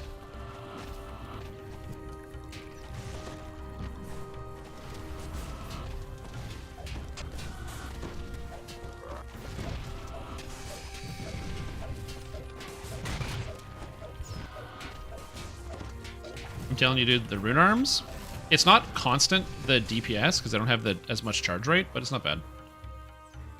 My armor, my smith. When is too hot? We already did too hot to handle. We did too hot to handle, and then after that we did on normal, then we did killing time on hard. I should probably update the title. And then now we're doing chronoscope on hard. And then after this, we're doing, I think, Drive the Demigod on elite. So we're doing loads of raids. Loads of raids. On hard was my nickname in high school.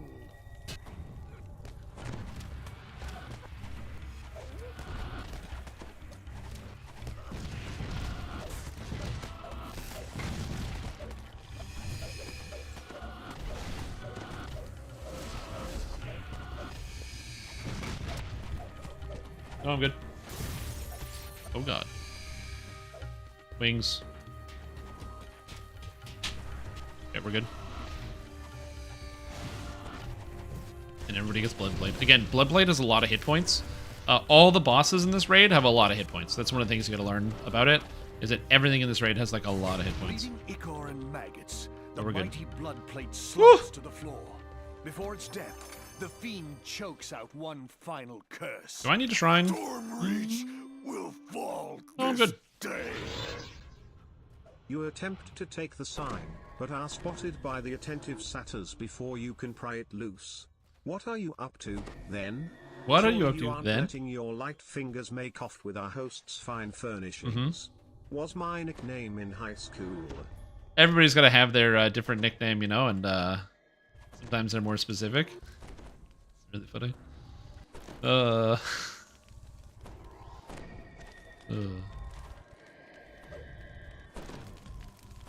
evil Tremus begins. I just don't know where we're going. I wasn't really listening to the conversation, so.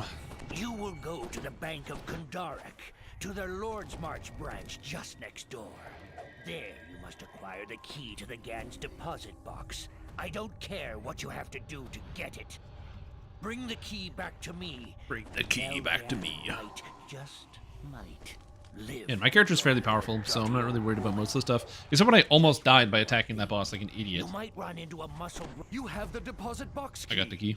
Now, to return to the Phoenix Tavern and trade it for Nelgan's life. I stupidly shot the boss when I wasn't supposed to.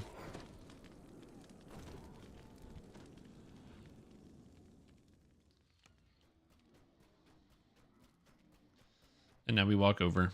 Doo, doo, doo. Also, if you want to play this character, because it looks pretty cool, and the damage is strong, and the mana conservation is good, and you can kind of do whatever, and it's tanky, that build guide's already on the forums, so it's good. This is probably one of the best characters I've played in the past year. It's hard to, this is definitely, so far, best build of the year, but this is, maybe even last year, too. This is really fun. New Wizard is so fun. I love new Archmage. Like, I can't stress enough how much I love new Archmage. It's so much fun. That's better. Now that I have stolen her youth for myself, I'm headed for the market tent, where I shall kill General Sulamades with the sliver of time and become the new... Clinging to the last threads of life, Nell wheezes out. My only hope is the 12. All right. Leave me here and bring back And then we help. walk back. Go, quickly, while I can still stay awake.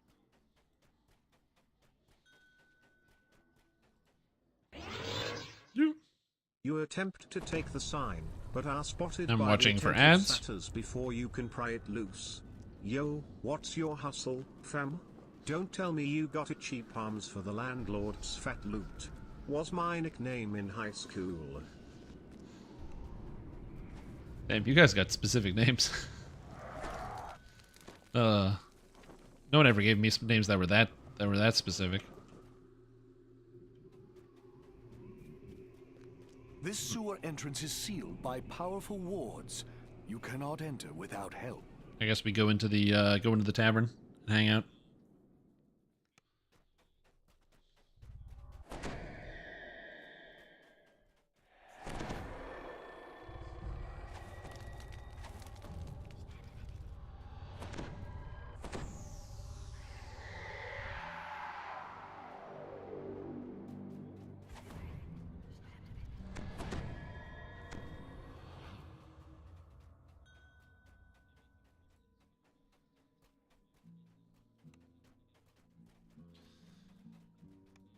Oh, I need Omnispell stones. Because I didn't buy Kyber Dragon Shards, so I actually have to buy Omnispell stones.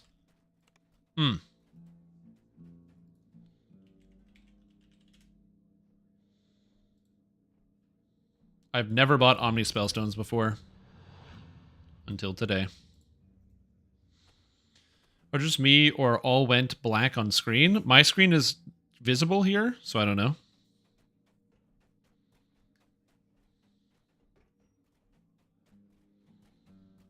I'm pretty sure you can trap the soul on the scorns. But if you can't, then I don't know. But I think you can.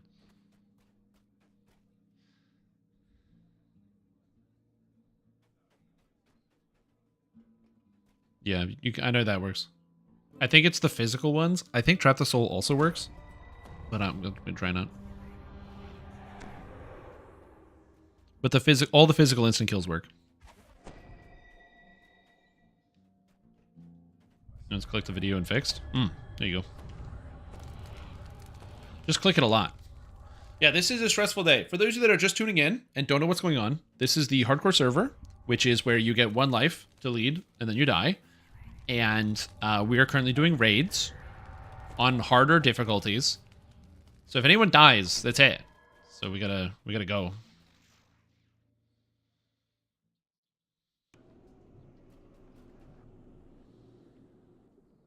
Yeah, if you don't have Force Absorb, be mindful.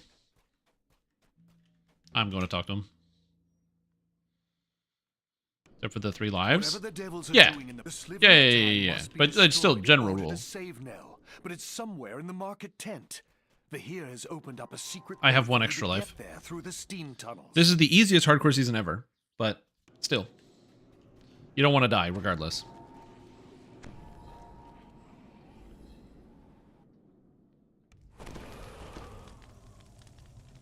Okay, Circle of the Great Scorn. We have to kill these. I think they can be instant killed. It's got Legendary Ward. It's got Epic Ward. Only hours ago, Devil Legions moved through the steam tunnels in an attempt to flank the 12. At least some of them. Trap the Soul does work. I'm going to be working them down. Orthon captain below, sporting a large repeating crossbow on his arm.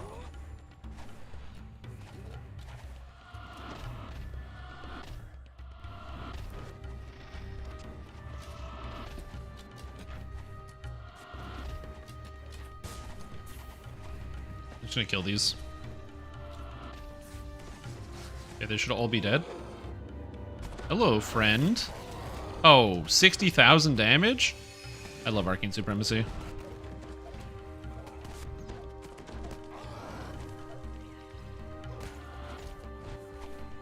Oh my god, I suck.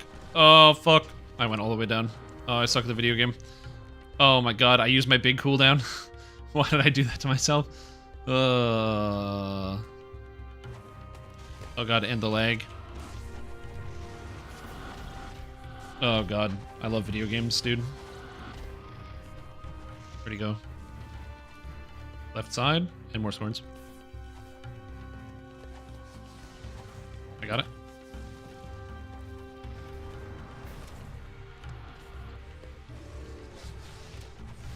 Scorn 2. I'm just gonna kill this one, actually. I'll kill that. I'm just gonna drop this on here, kill that. Scorn. There's just the one left next to the boss. It's dead. Okay, boss is ready. Thank you, bad guys, for standing right on top of me and trying to kill me. Jerks. So the way this fight works now is there's the Scorns that spawn. The Scorns, while they're active, he doesn't take any damage, so you have to kill him before you can damage the boss. And so you want to work the Scorns. However, if you get close to them, they actually lock you in place. So if you're a melee, once you touch them, you can't get away from them. And so the solution and how you solve the problem is you kill them. You can use melee instant kills, assassinate, the falconry instant kill, that sort of thing. Oh, he's on the wall. He dropped down to bottom.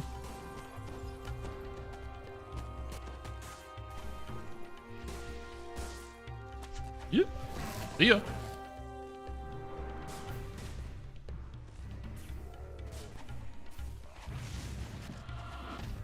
And so that is the mechanic, basically, is you have to kill the Scorns.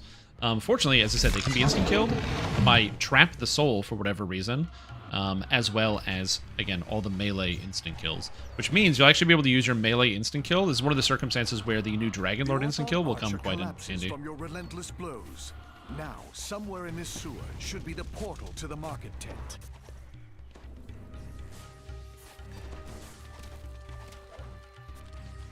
Here we go. I feel like if I were to try that, it'd fail so hard. It would ruin desire to keep playing DDO. This Maybe. game is awesome. PogChamp, $5. $5 have been added to your PayPal. Was my nickname in high school. I mean, it definitely sounds like it. I agree with that.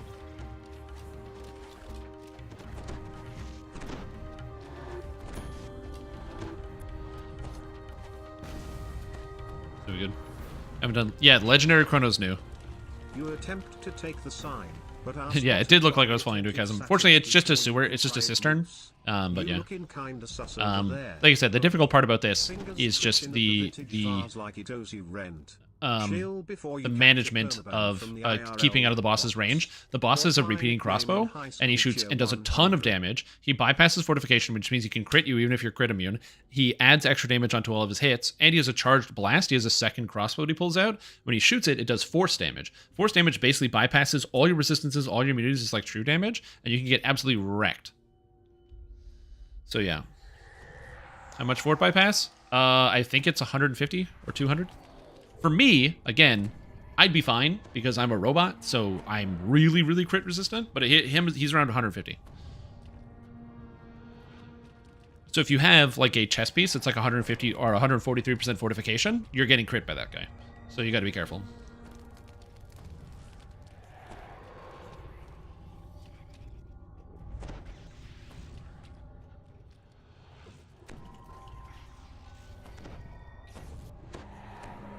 So yeah. The fancy floaty runes. Oh, that's my rune arm. So this character has like an arm cannon, kind of like Mega Man, and so that's my charge tier. So it's when you fire him, it goes charge 1, charge 2, and for each tier, it gets exponentially more powerful than the last tier. So I can fire it at power 1, and it goes fast, or I can fire it at the higher tiers. This one, it gets extra bolts, so then it has 2 bolts at tier 2, then I go up to tier 3, and now it's 3 bolts per each one, and each bolt does more damage. So the longer you wait, the better it ends up being. So I just wait till it's full charge, and then I blast out my 5 bolts. Go from there. I haven't been here in a while. Still on the wizards. Yes, we're raiding tonight. We're doing raids on legendary raids on hardcore. Float on by taught me that augments are the way. Yes, augments are the way. You can augment everything in DDO, and so it really helps filling out your gear set. If you played the video game The Lord of the Rings online, it's basically like the essences, where it's the same thing. You just put your gear together and you fill with the essences. It's the same thing in DDO. You put your gear together, then you fill the augments. Get up some soup, and oh my god, Mr. Noran's pre-release is around your birthday. That's exciting. It's a good birthday gift. Finding the trial master on white T16. Why do you have to remind me of this? And not getting the challenge, then doing it again for another 4 hours until 2 a.m. was my nickname in college. Yeah, that is my nickname in college. Okay, so this final boss, this is the conjoined Abishai Devastator. It's the final boss of the raid. How this works is there's 5 Abishai, and they don't matter. Their mechanics don't do anything. It's irrelevant. Don't worry about that. There's 5 bosses. You can just straight up ignore them. Who cares? Once they all die, they then combine Power Ranger style into the Megazord, the combined Abishai Devastator, which is also completely irrelevant. However, it phases and changes color. When it color changes, it takes on the aspect of a dragon and then causes an effect to happen. If you get hit by anything that it does, any dragon aspect of change, you're dead. So it is extremely important that you do not let that happen to you.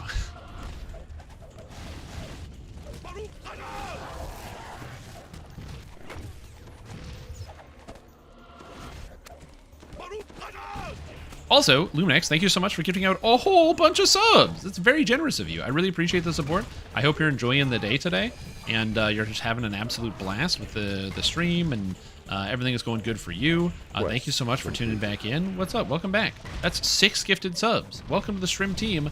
Kaita-sama, Taiwian, Private Mick, or Mac, Private Mac, Liquid Matter, The Natural, Anti-Pixel, and Mirden Man. Mirden Man? Mirden Man.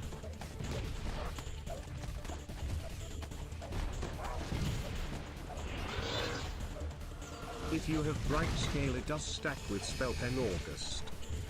It does?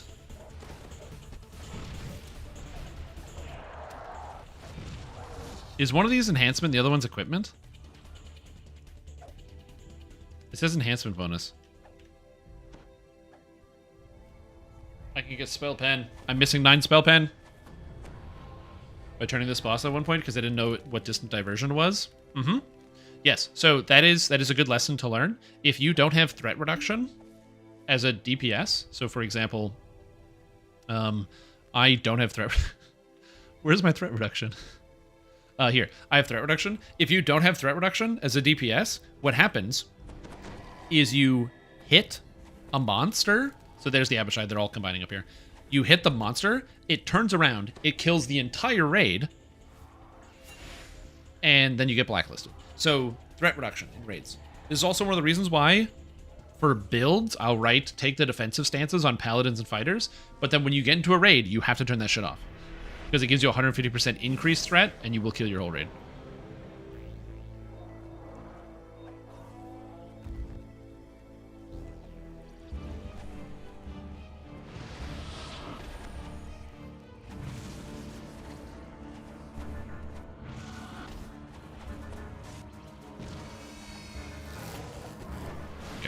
I just got to pay real close attention, so I'm unfortunately going to stop talking to chat for a little bit. I really have to focus on the boss fight.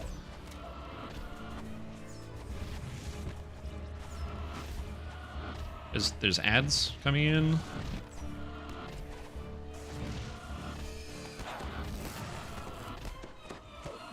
Crash is dead. Green?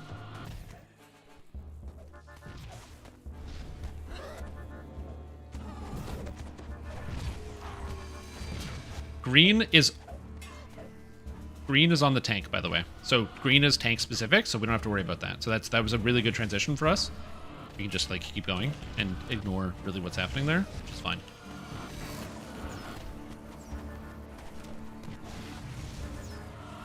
Not always the case, but that is a nice.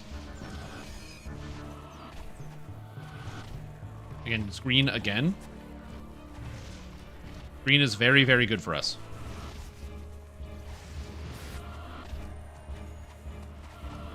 Because green is just, it hits the tank really hard. And that's fine, because the tank doesn't really take enough damage. Because our tank has a ton of magic defense. So we don't have to worry about it as much. Okay, ad's dead. Good.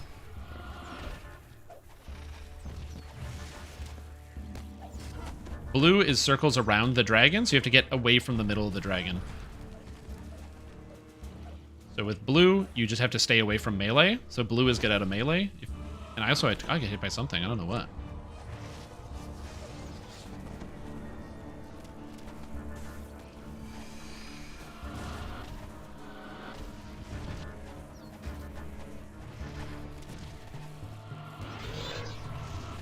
On the 29th of October 2023, our good friend, Horse, almost died.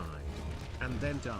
He did die. Was the life of the Red party, is a frontal. And then he died. It's a big frontal dragon breath. Became the death of the party.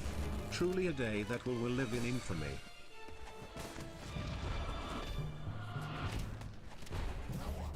Was my nickname in band camp. You guys are so stupid. Also Rip Bozo. Also Rip Bozo, yeah, true.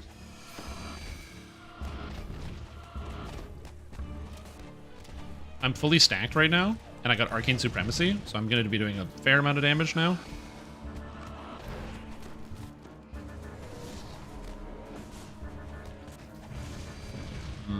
I had to get out for the Arcane Supremacy. That's unfortunate.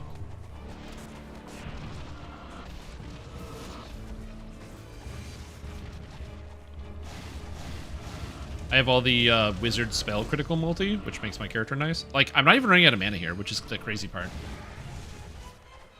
I really thought I would have ran out of mana at this point. But hitting the guy for 56,000? It's not bad.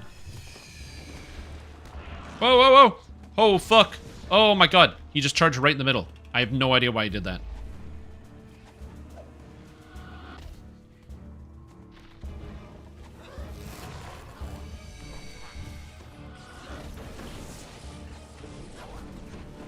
I really don't want to be where I'm standing right now. I get out of here. Oh my god. Horrifying. Absolutely horrifying turn of events. Okay, it's over. Holy fuck. He literally ran into the middle of the raid and tried to obliterate everyone. The Abishai perish in a swirl of fuck. power. At almost the same moment, you become aware of something new and powerful arriving in the tent. A gigantic devil now stands next to Tremas. It stares disdainfully. Yeah, the reason why I'm also playing Wizard as well is because, again, it's the crit multi, because I get a bunch of crit multi from using Mental Honing, so I get the extra crit damage, which I had full against the boss, so I got an extra 60% spell crit multi all the time. And then I can get an extra 20% crit multi from Wellspring of Power, and then I get extra 100% crit multi from Arcane Supremacy when it's active, which is why my Rune Arm, when I blasted it with all of those things active, was hitting. To remain here much longer. We're good. And that's it. That's Legendary Hard The Chronoscope. devil magics around the market tent have Feels finally reached good, their man. peak. Whatever they are trying to do, it is happening now. Hardcore League, baby! Dun dun dun dun dun dun dun dun. Yeah, basically. Say whatever you want. Yeah, I can't. I'm not moderating, so I can't stop you. I got nothing. Nice. Oh, Helm of Frost. Anyone get anything good?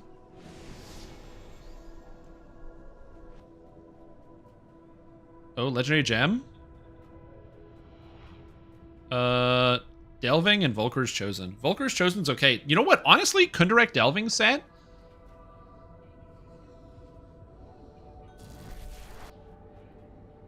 That's not. Is that? Wait, is that double sneak attack? Yeah, it's double sneak, double dips on sneak attack dice. That's not the worst though.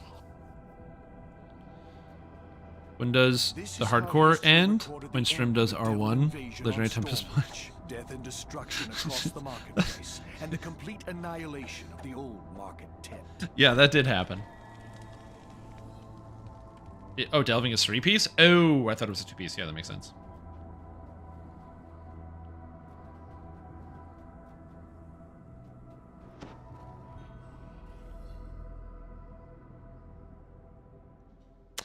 Cool. February 6th, 7th? Okay.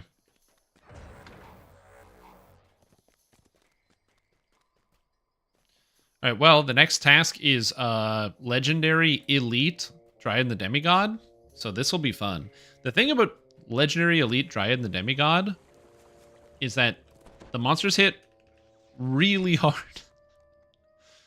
So, especially the beetles. Fortunately for me, Trap the Soul. Where the hell do I buy Kyber Dragon Shards? What vendor sells that? I'm gonna go figure this out. Yeah. Porthole? Don't forget the spell pen og. There's nothing to spell pen in there, so I don't have to worry about it. Porthole? Porthole. Porthole.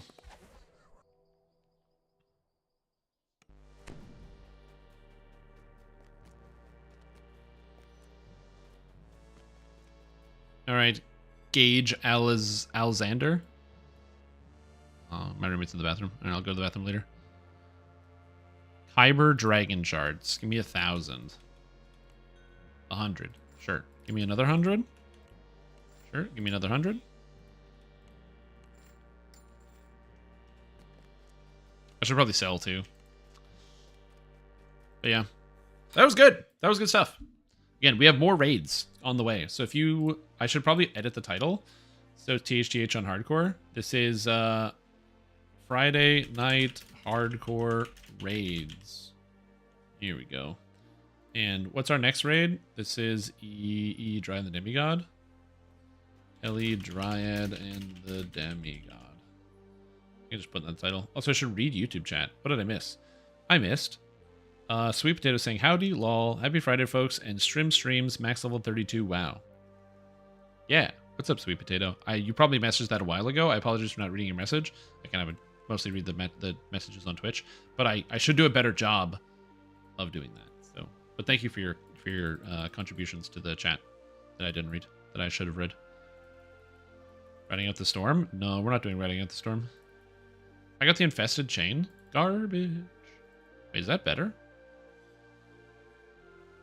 You know, for leveling, for a level 4 piece of gear, that's not bad. I'm going to bank that in case I need another, like, item for a character on Hardcore. That's not bad. I'd take it. We can't do the Shroud. We're over leveled. We can do Legendary Shroud. I just don't like Legendary Shroud. I dread good call.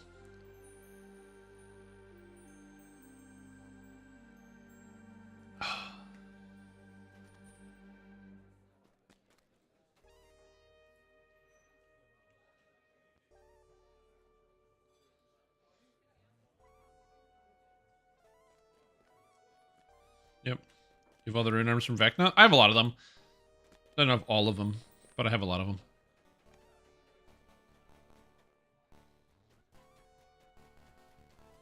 Yep. Well, it's also super prone to lag. It's like a 50-50 on whether the entire raid freezes on that opening fight. Take the sign, but are spotted by the attentive satyrs before you can pry it loose. Brother, why does covetousness cast its shadow upon thine eyes? These treasures belong not to thee, but to our generous host. Remember, the seventh commandment doth warn against the temptation of pilfering, lest we face the wrath of the Most High. Was my nickname in Vacation Bible Camp. Vacation Bible Camp. Is that what the kids call it now? It's like a vacation from the real world. You get to go to the Vacation Bible Camp. Dance phase? Oh yeah, I didn't die. Will Strimtom die in Hard Chronoscope? Some people said no, he won't. Good job. Will Strimtom die in Elite D&D, Dryad and the Demigod? Doing hardcore? Yeah, you this hardcore you can do it. I think these guys did Shroud. Whoa, someone died. Sharn Sewer Cube. Oh. That's kill 10 rats. That's kill 10 rats. I had somebody die to Sharn Sewer Cube and kill 10 rats. That cube is horrifying, by the way. Horrifying. No, they didn't change it. This Hardcore League, you get 3 lives. One at 8 and one at 16. Which means you can rip one of them to beat Heroic Shroud. Because you die and then you get resurrected. Then you just have to actually finish the raid. So you can do Heroic Shroud this Hardcore League. But yeah, that cube is devastating. It does so much damage. Absolutely brutal.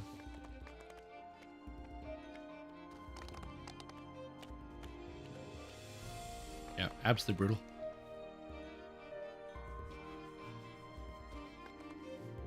Okay, what's dangerous here? Do we have anybody with bluff? Yes, you can. Okay, then they can do it. Mention with offline members, can 11 people log out at one person click?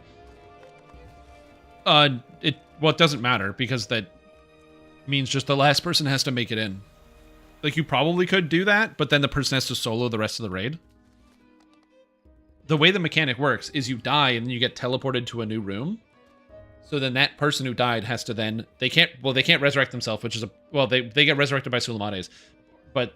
Or sorry, Aerotrachos. But then they have to solo Aerotrachos and the other goons, which is probably doable, especially with, like, modern power creep, but...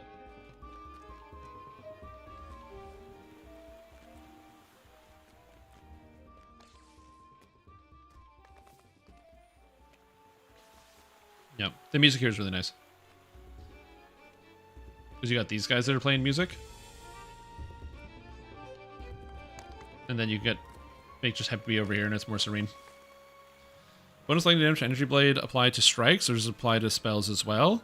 It applies to spells using the Energy Blade, Spell Blade support. So Energy Blade is just a weapon, and it acts like a weapon in any other capacity. But if you use Spell Blade support, Spell Blade takes the damage of your weapon and adds it to your spells as a percentage. So yeah. So that's how the build that I'm currently running functions, where I use Energy Blade, and I currently have 13,000 Energy Shield, and then when I turn on Energy Blade, it puts me at 6,500 Energy Shield. But then the 6,500 Energy Shield that I sacrificed gets turned into the Energy Blade, and then I use Spell Blade to take that huge flat amount of damage and just shove it into my spell.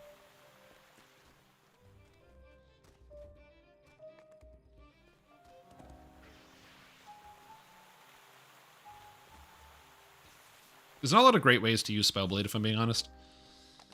It's a weird ability. Remember the video of the First Life Cleric burying the end fight after his party wiped? Pretty epic Destinies? I haven't seen that old video. Also, you have 1 minute to get in on the prediction. Do you think Strimtom's going to live, or do you think Strimtom's going to die? Elite Raid. Elite Raid. The monsters hit hard.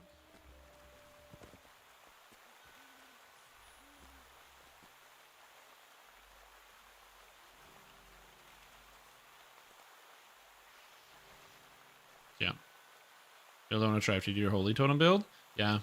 And Spellblade, I believe, does not work on totem or minion skills. But that no, it works on totem skills. It does. So yeah, you can Spellblade whatever you want. It wouldn't really be great on Holy Flame Totem, because Holy Flame Totem has pretty low added damage effectiveness.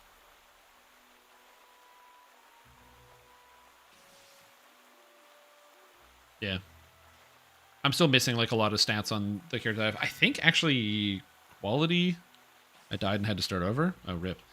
I think that quality on not Spellblade, Energy Blade actually gives you more energy shield, and I don't know if I have that. Is that what it does? PoE Energy Blade. Yeah, Arc is good with Energy Blade. Arc is pretty good. Oh yeah, quality is 5% more maximum energy shield. So I should probably quality up mine. Purge? Oh yeah, I can purge Land of Lost Souls. Boop. Is there a lot of people here? Oh my god. There's like so many dead people. Get out of my guild, level 32. Get out of my guild. Get out. Get out. Why are you dead? One Pump Chump is dead? Oh my god. Remove. Zeexy.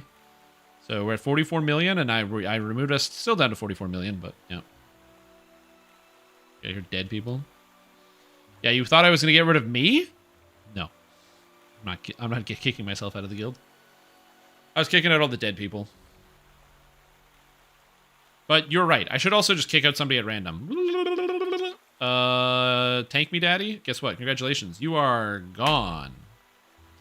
Who else is getting out of here? Arkenron. Guess what? You're gone. Who else is getting out of here?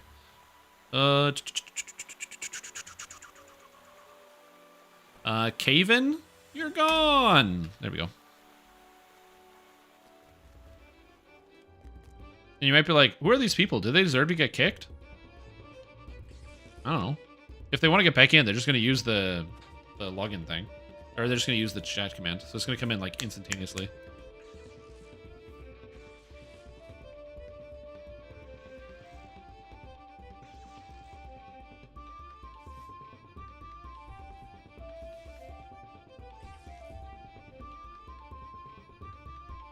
Just them with the lead pipe ban. Yeah, if I could get them with the lead pipe, that'd be good. Or the pipe, generally. Purge charisma, they suck. Sounds good.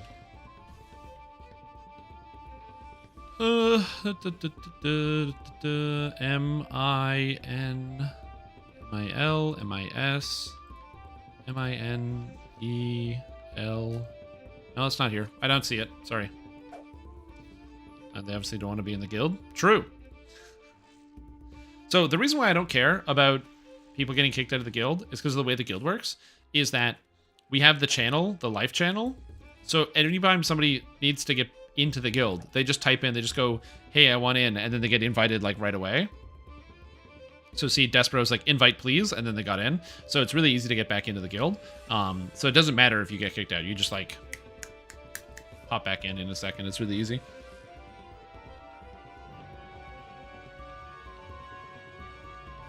Anything I care about now that I ran out of your medication? Mm-hmm. Yeah, some people do get really bent out of shape about getting kicked out of guilds. It is what it is. There's also some people that I think that like you attempt to take the sign, but are spotted by the attentive but yeah, satyrs I think that some before you people can pry it think loose. that like Bless your cotton socks, or there's some type of darling. rivalry What mischief? Stop your between fingers my itching guild like a and squirrel Death in a Smile. pecan orchard. Death Smile is Surely you consistent. They wouldn't call themselves the same consider thing every absconding time. with Miss I Magnolia's come up with a new fine guild silver like a guild name raccoon every in a single time. china shop. Now, Something that just let's sounds pour funny, some sweet tea usually. and So that's why chat this is about Second something Life, a tad bit more because neighborly, Second Life, shall of course, we? is a video game. And Was I just my thought nickname it would in be the kind of show funny because it's like Dallas extra Tier lives, but also 100? reference like the Second Life video game, which is like the, you know, one of the first, not one of the first, but one of the first big life simulators. This is just a fun idea. And I thought it was like gonna be funny and put together. But yeah, there's no real rivalry. Death Smile does good stuff. They have a lot of good people in them, and they're good. And they get higher level than we do every hardcore season, and that's perfectly fine because The second we hit 45, I don't give a shit. Literally don't even give a shit. So the second we hit 45, it's like, okay, just stop taking guild renown, take XP, take whatever you want. Yeah.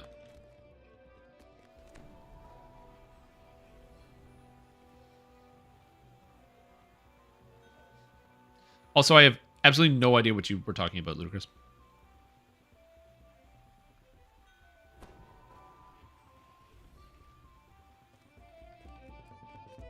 Alright. Here we go. Wait, you're envious of my hair? Like this hair? Yeah, I need a haircut. You have arrived at the Valley of the Door to Faraway. Ahead, Hawthorne and Hearsome argue from the relative safety of their respective circles of power. Hot Dew was my nickname in D2R, being stuck in the frozen caves with all us fire people.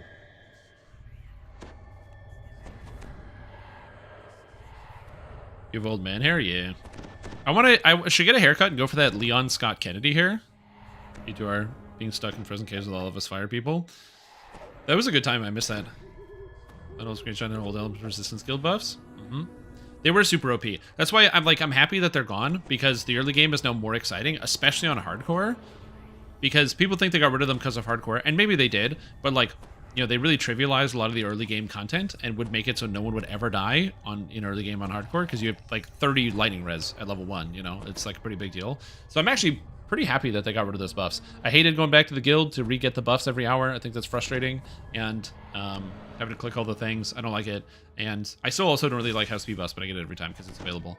But at least it's something you unlock on a character, so you have to like go do it. It's not automatic. And yeah, I was happy when they got rid of that. I thought it was good.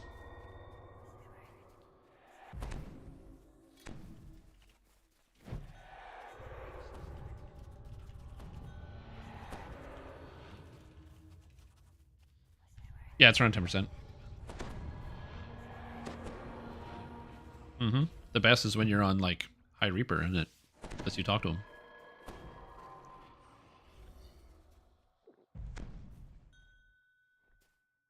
Yeah. Couldn't wait to get them, but it was so optimal. Yeah, it was. You still have to get the ship buffs every 1.5 hours. Yeah, I also on Hardcore League, I don't buy all the ship buffs. Because it's 1,000 shards at the XP alone. So I put down the 1% XP shrine, and then I don't spend the rest of the 1,000 shards. That's how I do it. Spell or something to the game, simplify casting buffs to the start of this dungeon. Yeah. Contingency would be kind of good. Something mechanical like that would be good.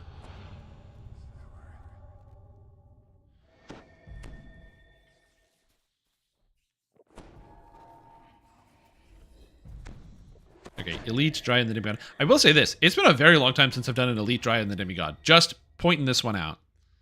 It's been a while. Like, I do not do this raid very often on Elite. Because on the regular server, we would do it on, like, Reaper mode. So, like R1 or whatever. The barrier in the southeast fades.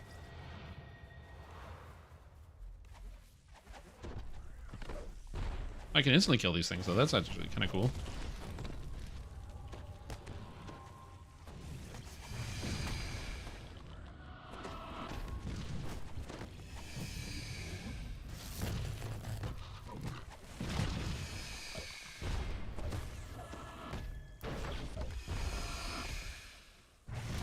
I do so much fucking damage, dude.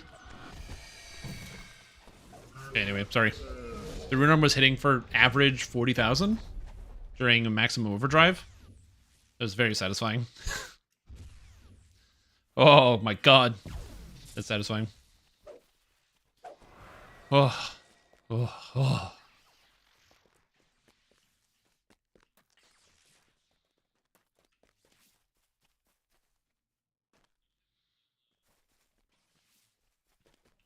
Oh wait, are we not doing the Beatles? I guess that makes sense. We can just ignore them because the Beatles are for an optional chest.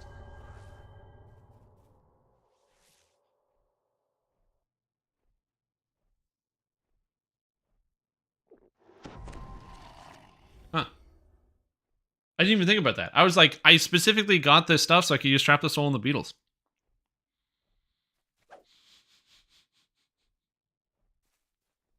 Yeah, the beetles are the third hardest part. In my opinion, the hardest part is the bear. No. The hardest part's the lag. The second hardest part's the bear. The third hardest part is the and the dryad what do you call them? was. The chipmunk. Now the chipmunk is incredibly dangerous because every time it attacks, it reduces fortification, Here's frowns with disappointment. and it will instantly kill you. Right, dear Sprouts. So you gotta be But the very, very, door very yields to careful. my will ever so slightly. Let's see what comes through. At Hearsom's command, giant fiery insects pour out of the door to far away. So yeah, How brightly they Yep. burn. it's super duper dangerous. If your fortification reaches 0 when the chipmunk is attacking you, you die. To the south, where doors to Eladrin towns await you. Stop him if you can, Hawthorne cries. But we must stay focused on the doorstones, or all is lost. The barrier in the southwest fades.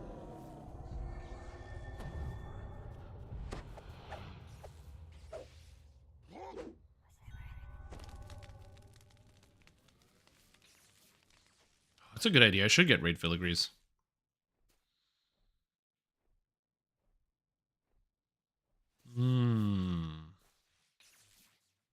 I don't think I can get one, but if I can get a +2 int, that would be amazing.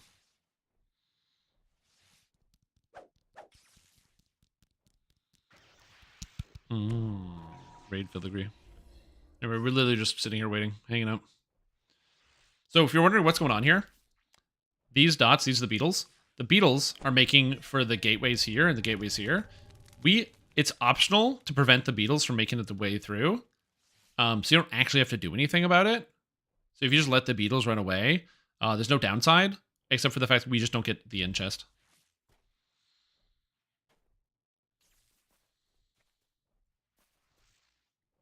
And eventually they'll stop spawning. So we basically just wait until the beetles stop spawning, and then we go.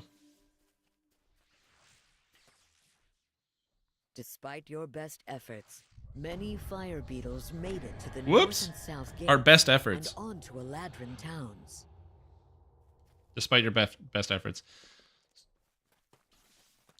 So, for the record, the base damage of the fire beetle bite is over 5,000 damage. They don't mess around.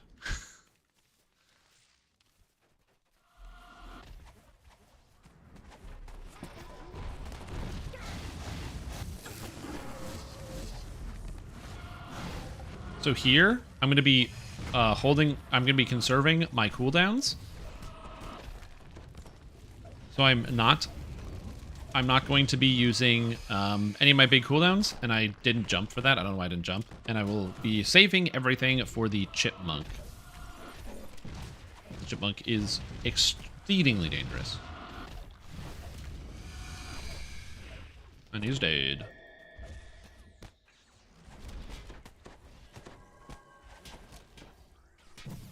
Also, the revelers, the pixies, and the dryads here are really dangerous because they deal, or like the Eladrin. Hawthorne sways, obviously drained. Oh, we're not doing the chipmunk? Energies cling to her form. Well, what's that I hear? Oh, Another guest. I didn't even know you could skip them. What great beast approaches now, I wonder? Wow, apparently we're doing none of the optionals. So there's nothing hard in this whole raid. Is that Cool. chipmunk? Oh, don't you dare laugh at me. It is the Vorpal Chipmunk. We don't have to do anything I to it. can work with any clay I am given. Rodent! You lust Huh. for the acorn no more. Instead, you'll only be sated by Eladrin blood. Now go forth Amazing. and bite someone. So we just ignore the chipmunk. Wow, I didn't even know you could ignore the chipmunk. That's crazy. Continue. The barrier in the northeast fades. Yeah, it's basically hard to not get completion. I don't know, you could skip that? That makes this raid so easy by comparison.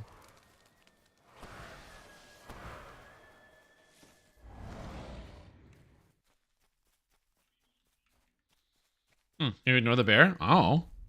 Hey man, I didn't know this.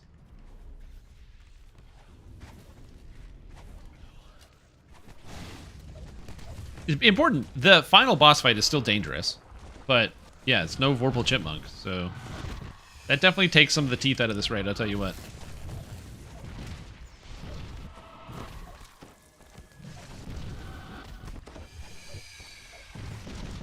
Amazing.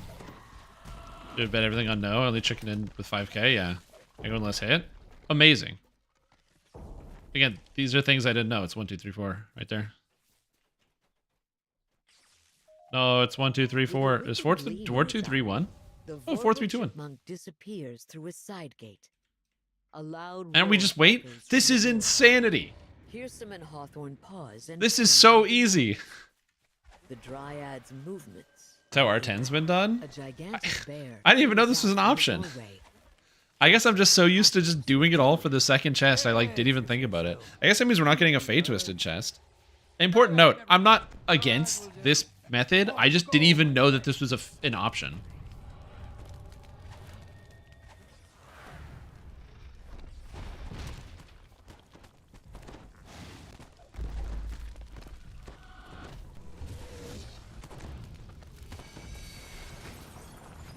Okay, we're good.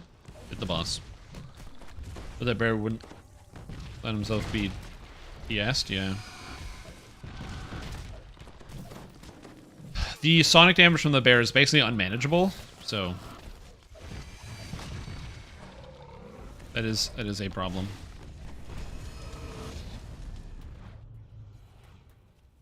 Wow.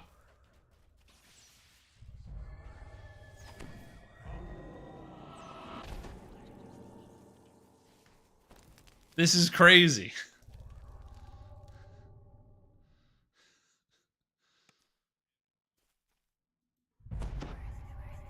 Unbelievable. Video games, dude.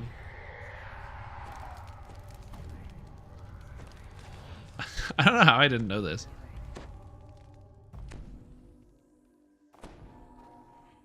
Oh well. See, you guys learned something, and so did I. And a lot of you lost a lot of money. Why do people take that detour? Because the monsters respawn there even if you solve the puzzle. Well done, cries Hawthorne. Rally to me so we can end this. And if you want a shrine. But yeah, the monsters basically continually respawn. A man's soul rules from the cavern of bone, learns and judges through flesh-born windows. The heart is meat, the head is where the man is. Was Ludacris's nickname in schoolyard brawl. So dumb. Yeah. That's because they're not really that hard on the regular server, but I don't want to eat like a 2,000 damage iceberg. Hawthorne shudders and falls, maimed by the giant's attack. Unfortunately for me, he is immune to lightning, which is unfortunate.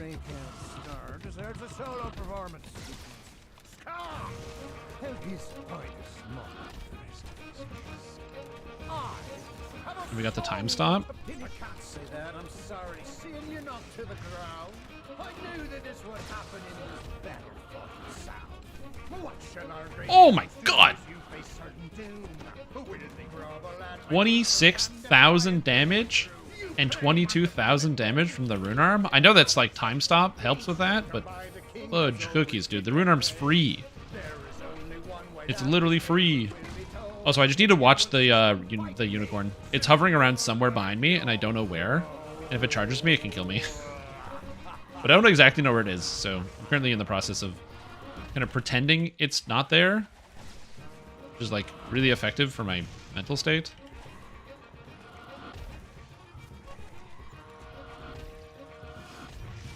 I should have more spells off cooldown right now.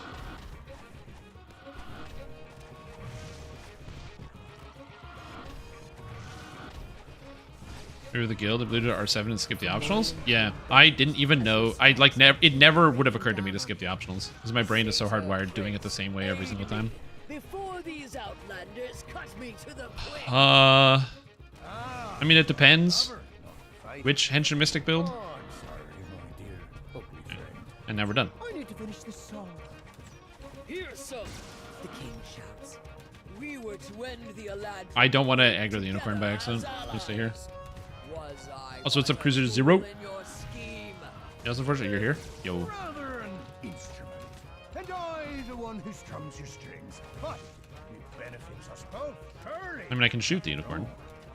Take that, Scath. Destroy. I'm good. Is that at Cruiser Zero? Welcome back, Cruiser. I curse you. Was my nickname in high school. That was like the crazy. That was so crazy easy. No longer shall you master a Huh. note. Huh. Fearsom's tune suddenly turns sour. Huh. With jarring discord. Also, welcome back, Cruiser. Appreciate you coming in today. My fiddle. You broke it. No. The one you went one favorite soul, one rogue, 18 monk. That doesn't sound that old, so that should be fine. I can think of anything I would want to change about that build. Now, who's played who That build seems like it'd be good. today? Sneers the Fomorian king as he retreats, fading into shadow. As far as the shuriken sneak attack build, I don't know anything about that, so you'd have to be doing that on your own. I'm not much of a shuriken knower. Leaving no other threat. Okay, so yeah, this raid, not hard. Now, granted, when I say not hard, the hardest part was what was happening here. Our tank, okay, taking care of stuff and managing the center is the hardest part about that whole thing. The management of the center. And I didn't have to do any of that. I just got to walk around and shoot people with my rune arm. Welcome back at Cruiser Zero. Pretty good. Yeah, welcome back, Cruiser. Glad to have you here.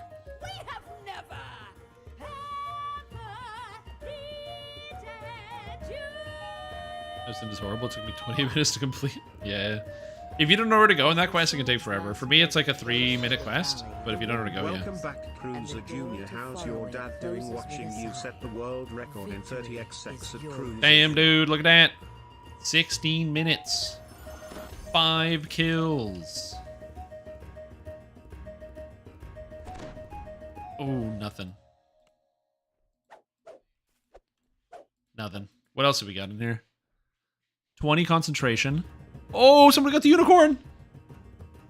Bolt bow. Great bow. Fantastic weapon. Somebody got a frozen key. Rune arm. You know, it does break the set, but we can move things. I'm a malleable person. If nobody else wants the rune arm, I'll take it.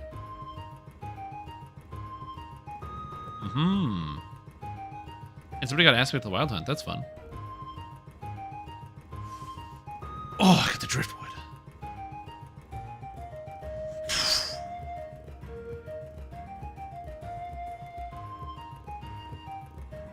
Sick. There's a lot of good stuff that was in here. Anyone take anything else? Anybody take anything out that I missed? Oh, someone got a +8 tome. Sick.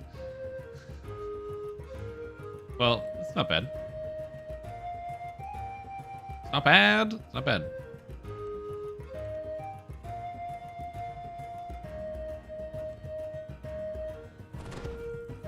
I like the music. It's nice. But yeah, look at that. Driftwood. The thing about this ability is it's hard because I'd have to give up the rune arm that I'm currently using, so I have to find another way to fit the set in, which, again, is physically possible. There might be a way to get this finagled, but I'd have to give up a lot. I'd have to change up my build a little bit. Like, I'd have to basically give up the Ring of Winter's Chill and move some other stuff, but it could be done. It could be done. I'd have to give up the Winter set, but it could be done. I changed the boots into the con boots from Vecna, and then I would change the ring into the ring of Fall's Decay, and then change the rune arm to the other rune arm, and then I get 2-piece Autumn instead for extra spell power.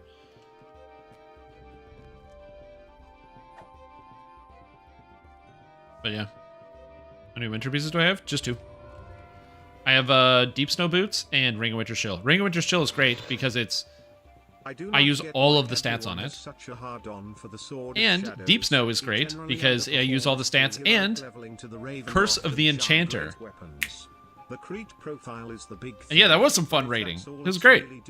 It is pretty far from the best in the game. Anything that depends on crits to make it worthwhile just aren't that great. Oh, there's a cat. Oh. Was my nickname in raid group cheer 100? Don't be touching plastic. Goodbye. Oh, I got a new desk mat for my desk. So now there's like, it's just, because my mouse pad was like disintegrating. And by disintegrating, it was like literally melting onto my desk. And I actually couldn't get it off. So now my desk is really sticky. I have this like sticky residue on it, and I need to like get something that I can strip this with, and I don't know how to handle that. So right now, I currently just have it covered with something that will peel off later, and I put the new mat over top of it, but I will have to get that off eventually. It like melted. Cool. But damn, dude.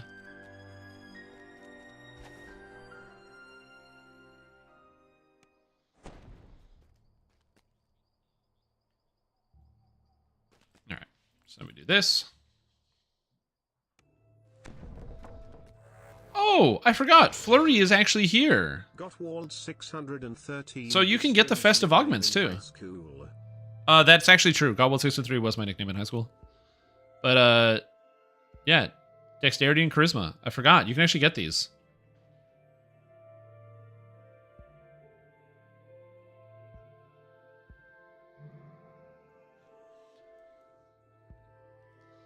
I forgot about this. Craftable trinket, a bunch of outfits. Also, the snowman pet.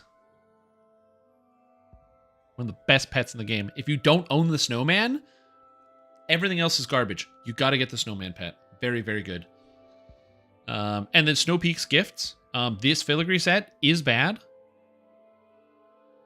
All the time. Except for Dodge and Max Dodge is not a bad filigree, but there's better filigree sets that do this. And Imbue Dice is fantastic. Every Imbue build, you want to use one in each weapon, so you get the 2-piece set. This is amazing. So Imbue Dice, very, very good. You want to pick up that. But the rest of the set's bad. But yeah.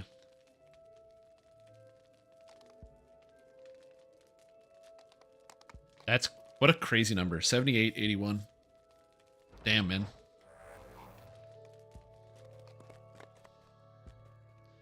Anyway, speaking of that's crazy, I have to use the bathroom. Because it's been like 4 hours. I'll be right back. Is Fairy still on the list? You're at 95, I think?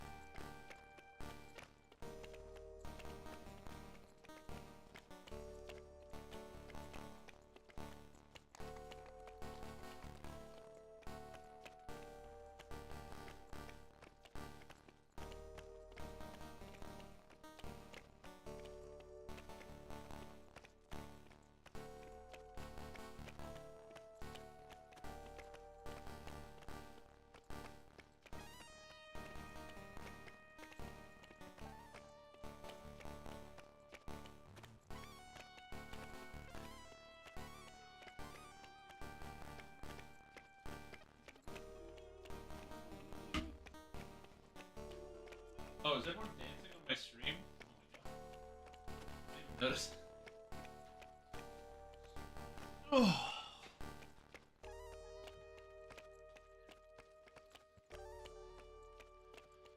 What the heck? I gotta say, they did a good job hooking up the Panther mount in terms of it looks great. I do still think that it was very bad that this mount did not release with this dance, but they did hook it up eventually. So for this sale, it's a good deal, but yeah. Amazing. I should crack out mine.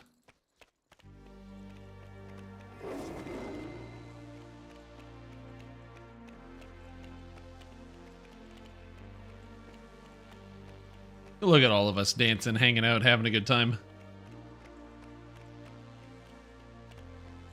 Quest received. Isn't that cool? So yeah, that's raids. Raids are over, just because the other people in the raid group are done. So they're done with that. They're pretty much capped on favor, 78, 81. They'll probably do better next season. Some of you might be wondering, like, oh, how come, or like, do you go for like the rewards? I just want to make it on the leaderboard. I'm not much of a top the leaderboard sort of person. Never have been. I've never been a number one sort of player in terms of like competition and on like online games and stuff. I'm somebody that likes to enjoy the path along the way and have a lot of fun with it. But I like helping people get closer to number one, and I think being number one is very cool. So seeing all the people here, that's sick. I shall attend to it in a trice. Oh my god, let's give up 5 subs! Dude, that's very kind. Welcome to the stream team, Valiant Magma Hawk, Gravy Pockets, Tavern Tales, Wall E, and Cypherid. Thanks, Wonderlust. That's very kind of you. I very much appreciate it. And your generosity is massive. Thank you. I shall attend to it in a trice. This is cool. This is a really fun event. Like I said, doing some more challenging raids as well. Very good. The problem is, I'm so stupid. This build is awesome. I'm so excited to continue to play this build.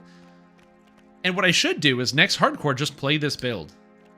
But I like playing a different character every single time. I don't like playing the same character every hardcore league. So I should play something different. Or play the same thing. But I'm just going to play something different.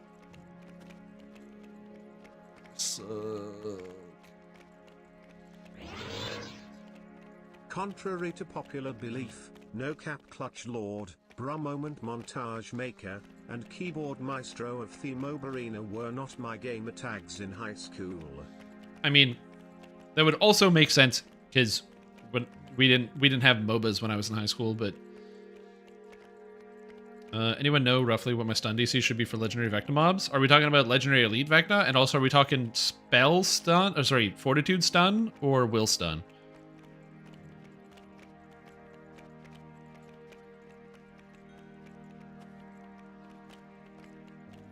Raise Claw Shifter Barb build? Yeah, Raise Claw Shifter Barb's good. Are you doing the 18-1-1 or something else?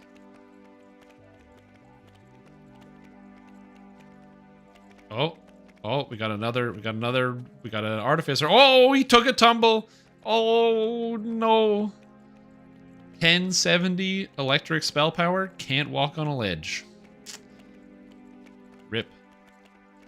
I think Fortitude, it's the Lotus stun. Depends on the monster, but you want to be somewhere north of 115.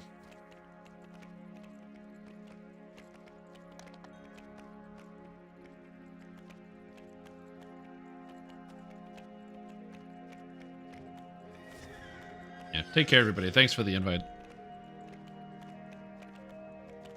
Then we hit the leave Discord button. I was in the Discord call the entire time listening to other people talking about stuff. And Bear Claws in the group with you yesterday and earlier in the season. Oh, nice. Yeah, so just super duper clear. That's the build is not entirely my idea. The ex-soloist, who's a guy in my guild, is currently playing Single Weapon Fighter Barbarian. It's very, very strong. However, some of the stuff, the tech that he's doing, you just can't do on hardcore. So I just took his idea, the single weapon fighter barbarian, slapped the 1811 package onto it, and then, and especially since Razor Claw is super strong, and then threw it up as the build there. But I was inspired by his build and what he was doing with it. So, because again, just seeing the people that are around me, and he probably got the inspiration for the single weapon fighter barbarian that he's running from somebody else. But I just want to like pay credit's due. It's a good build. I mean, to be fair, pretty much any melee build that goes 18-1-1 with a favorite soul and a warlock is going to be good. Pretty much all of them. There's that. Well, again, you just put 1 point into it, and then you take Arcane Warrior, and it's 20 free melee power. And 20 melee power is a shitload of melee power.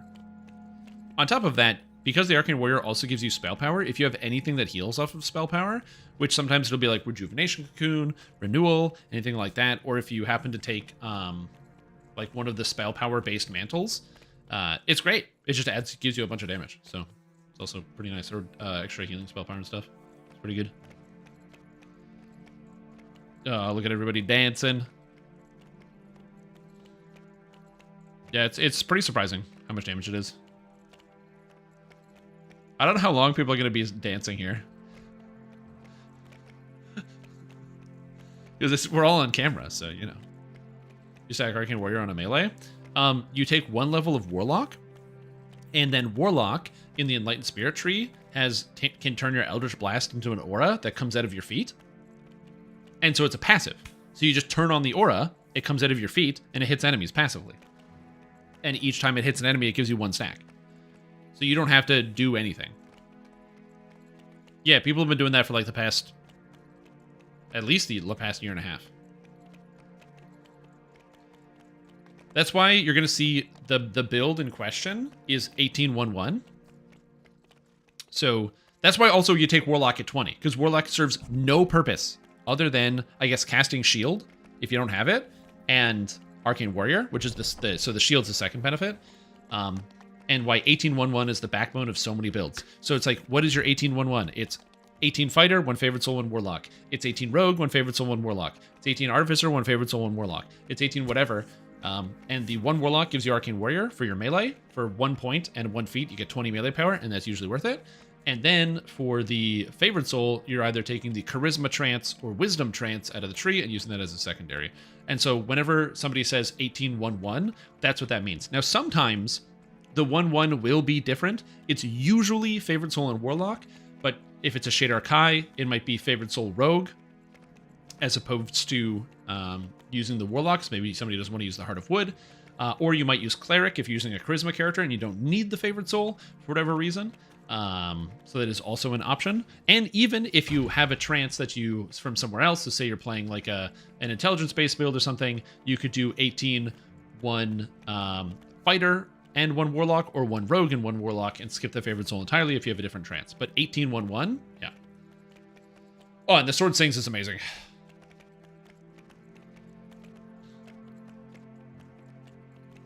But yeah, 18-1-1 is a classic. So if you ever see somebody talk about 18-1-1, that's usually what the 1-1 is. It's Rogue, Favorite Soul, and Warlock are kind of the 3, and sometimes Fighter are the 3 things, or Barbarian actually, are the kind of the 5 things you would take. Yeah, Rogue, Fighter, Barbarian, Warlock, and Favorite Soul / Cleric. So yeah, 14-4-2. No, nobody does that.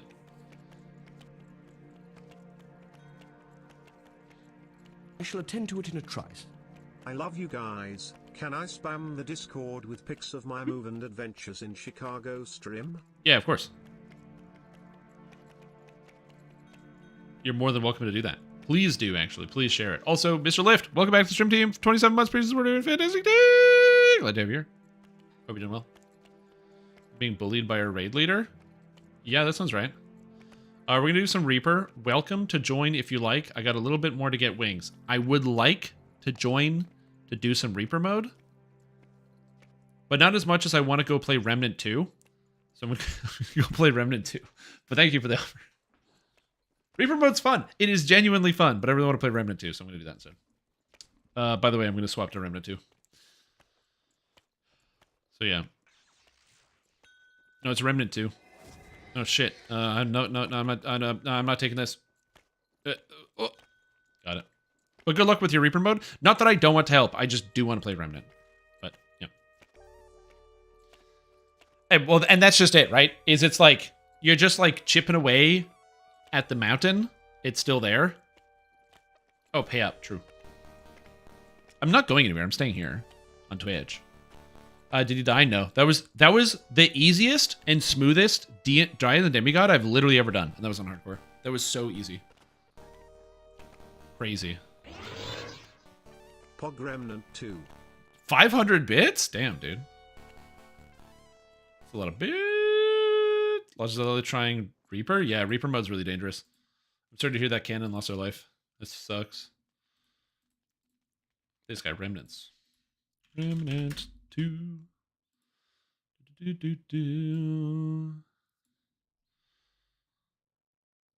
Dryad and the Remnant. John Remnant. There we go.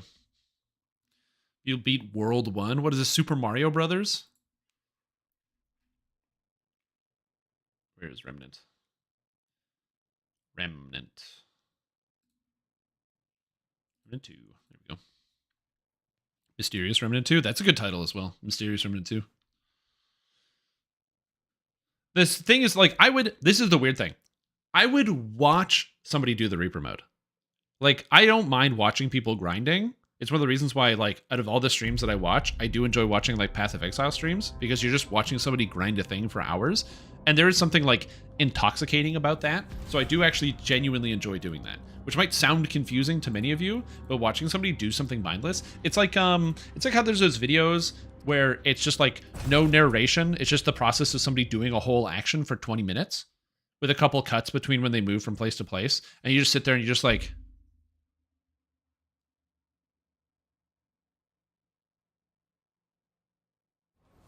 and you start breathing real heavy because you're watching it, you know what I mean? So yeah, that's the experience that I want to have. So last we left off with John Remnant, for those of you that missed it. I picked up a new class, so I am now a challenger and a medic at the same time, so I can now heal myself in and out of combat. I changed up my equipment so I can still combat roll. So now I've got the light roll as opposed to the heavy roll. So I can like roll real fast now, so I'm like super mobile. And I ran out of money, so I couldn't buy the rest of the classes. So I got to keep going and explore the rest of the game. I also upgraded some of my guns, so they're now all +3 weapons, which increase my damage by about 70%. Adventure mode is now available. Adventure mode can be accessed from the word next to the world standings. You can have one campaign and one adventure mode active. Oh, world settings. Interesting. All right. Well, apparently the only quest I have is here. Oh yeah. Okay, I do have a question about this game. Because I want to have this ahead of time. Can I miss quests? In the sense of like, I have these ones. I have the mural and the imposter king. Is it possible for me to like not complete one of the quests because I like do one of the quest lines and then the world closes? Or can I like come back and finish them later? Like, I'm okay with like if thematically there is one of those things that happens, but if I like miss out on everything, that would be a problem. Is that like for John Rambo? Yeah, exactly. Well, also my guy looks so generic. My guy's like so generic. I'm John Remnant, generic action hero. Short hair, short brown hair, kind of a beard, sounds gruff, wearing clothing that is gray and brown and metal gray brown, gunmetal gray and brown. All right, Malefic Palace, new zone. Let's go. John RoboCop, you should. Spooky. What you miss is a lot of the choice between items and different ways of killing bosses. Oh yeah. Oh good. A new room. And there's a NPC here. Oh, it's that lady again, who gave me the magic wand. Hey, what's up? Whoa, cool. Okay. Whoa. Whoa, cool. Okay, it's shuffling the deck. Okay. Okay. All right. I'm following you. Yeah. Can't fool me. I don't... That's sad. Okay.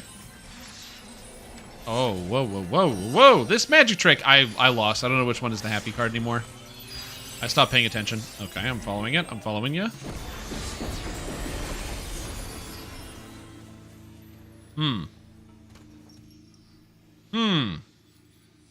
Yeah, this, like, multi-faced wizard is very interesting. I'm gonna go talk to him. Hey, you want to chat? Nope. They don't want to chat? They do not wish to chat. Okay, well, can I go through this door? Good luck. Huh. Again. Thanks. Okay, so I can go that way. But I might as well go through these doors. I mean, the wizard put the doors here for a reason. So if I have to imagine which door would be the prominent door, the game would make you think you want to go through the first door. But then you think, okay, well, if I'm not going to go through the first door, where would I go? Well, I would go to the right door. Because I'm right-handed, I'm inclined to go to the right. So, whoopsie. So I go to the right door. But it wouldn't be the first right, it would be the second right because they're trying to trick me. But game developers will often put things on the left because they know people have a predisposition to go to the right, which means it should be the first left door, but it's actually the second left door because everyone forgets about that. Boom.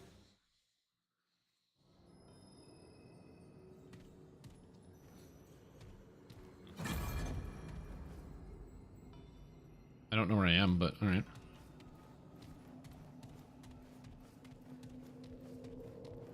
I am in a room. With a treasure chest. Uh-oh. Oh, bust. Oh, crap. The door's locked. Oh, shoot. Oh, God. I suck at this game. Ugh. Okay, I'm being swarmed. All right. So that was the wrong door. Woo!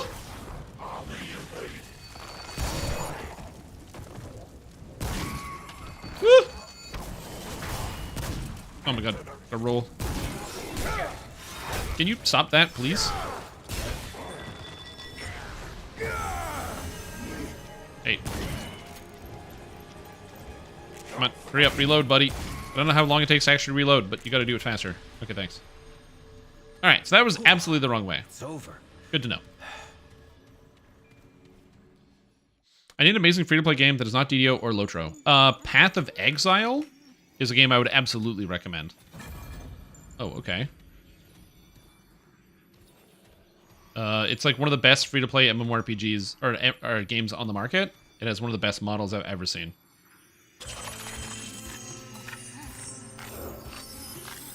Okay. I have to follow the card. It's this card. One sec. Okay, I'm still following you. Okay, so that's the card I'm trying to follow.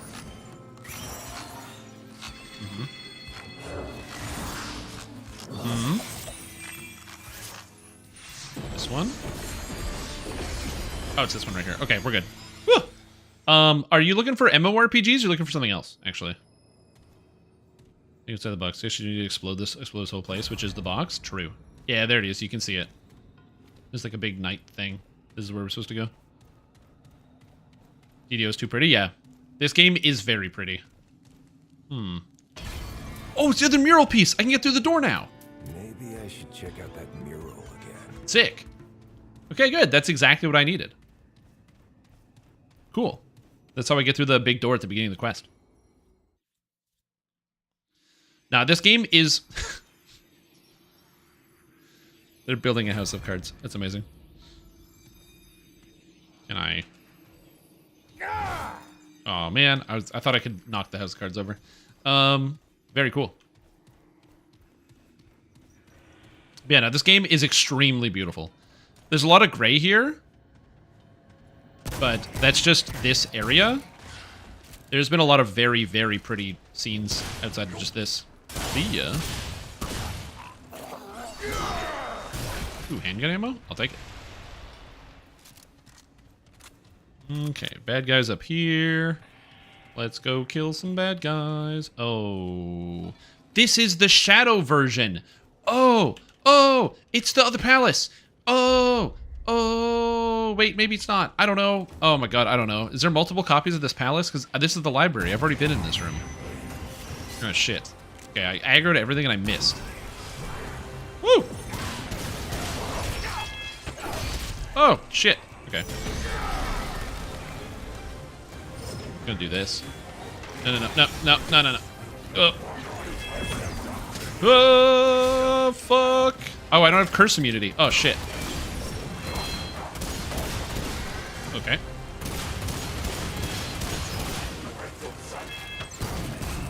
Okay, you're dead. Good, you're dead. Whoopsie, I forgot I don't have curse immunity, because I'm an idiot. I took off my curse bane ring. Woo!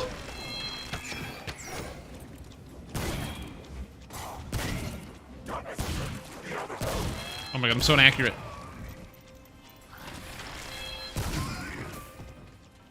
Good thing I get ammo everywhere. Just Merc and Angel. So, to my knowledge, I'm going to do my best to explain to you the plot, what's going on so far, Kalari, so you can keep up with what's happening. So, the game cold opens with you and another lady who has some type of disease going through the ruins of some downtown American city.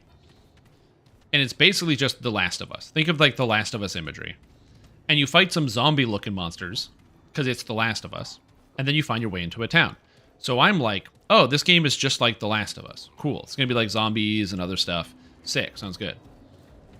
Anyways, and then what happens is we're supposed to find some dude who looks like Santa Claus, because like, yeah, there's some white guy who has like a sanctuary, and they keep making comparisons between him and Santa Claus. Anyway, so you find the white guy who does very much look like Santa Claus. It's true. And he's arguing with some lady because apparently he's thousands of years old, and he's arguing with this psychic woman who's also thousands of years old, and they get into an argument about something. And then he decides to lead you into another building where there's a giant floating crystal that he gets sucked into.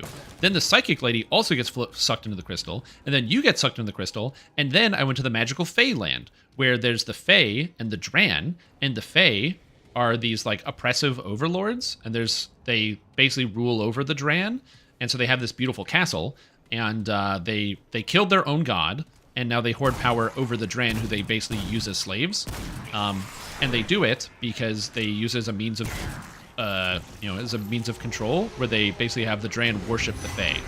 And so I'm fighting the Fae right now, who are, by all accounts, bad guys. But it's kind of hard to tell. Oh, no, don't hit me with that. No, bad shark person. Oh, fuck. You know what, screw you. That's not good. When I say screw you, I mean screw me. I'm getting murdered.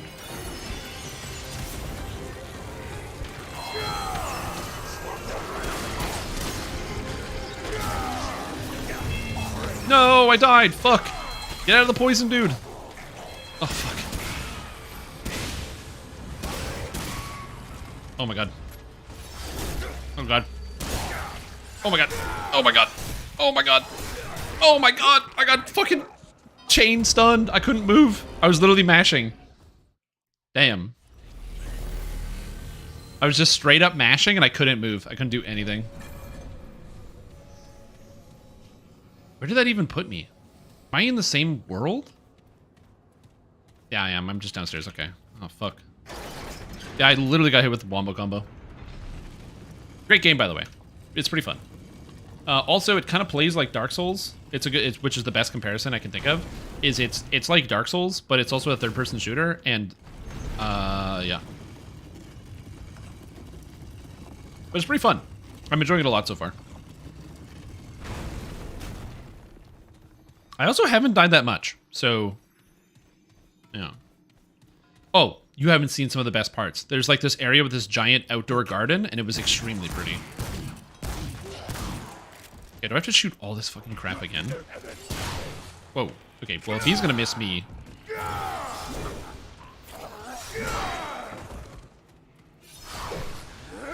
Oh, God. Let's miss each other, everybody. Let's go. No, it's not Dark Souls hard, but it's like kind of challenging. Okay, did I go up or down? I didn't go that way. I went this way. Do I have to fight that boss again? No, I don't. Okay. Or that mini boss. We're good. There's a guy in there, but I'm gonna just assume I don't aggro that. And all is fine. Alright.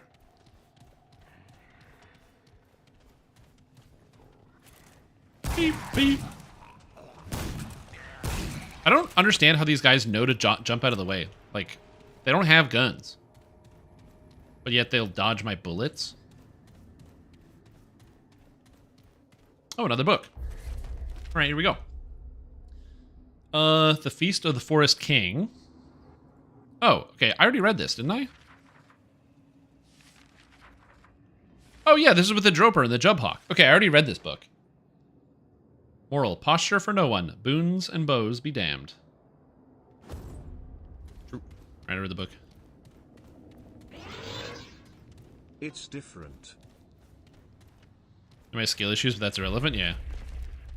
Read it. It's different? Is it?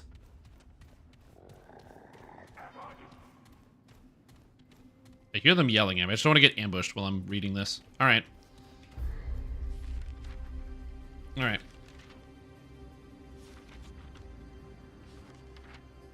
So this is different than the original story of the Jubhawk with the Droper. All right. One day, the Forest King announced an enormous feast and invited every animal of the forest. And one of you will receive my boon, the invitation said.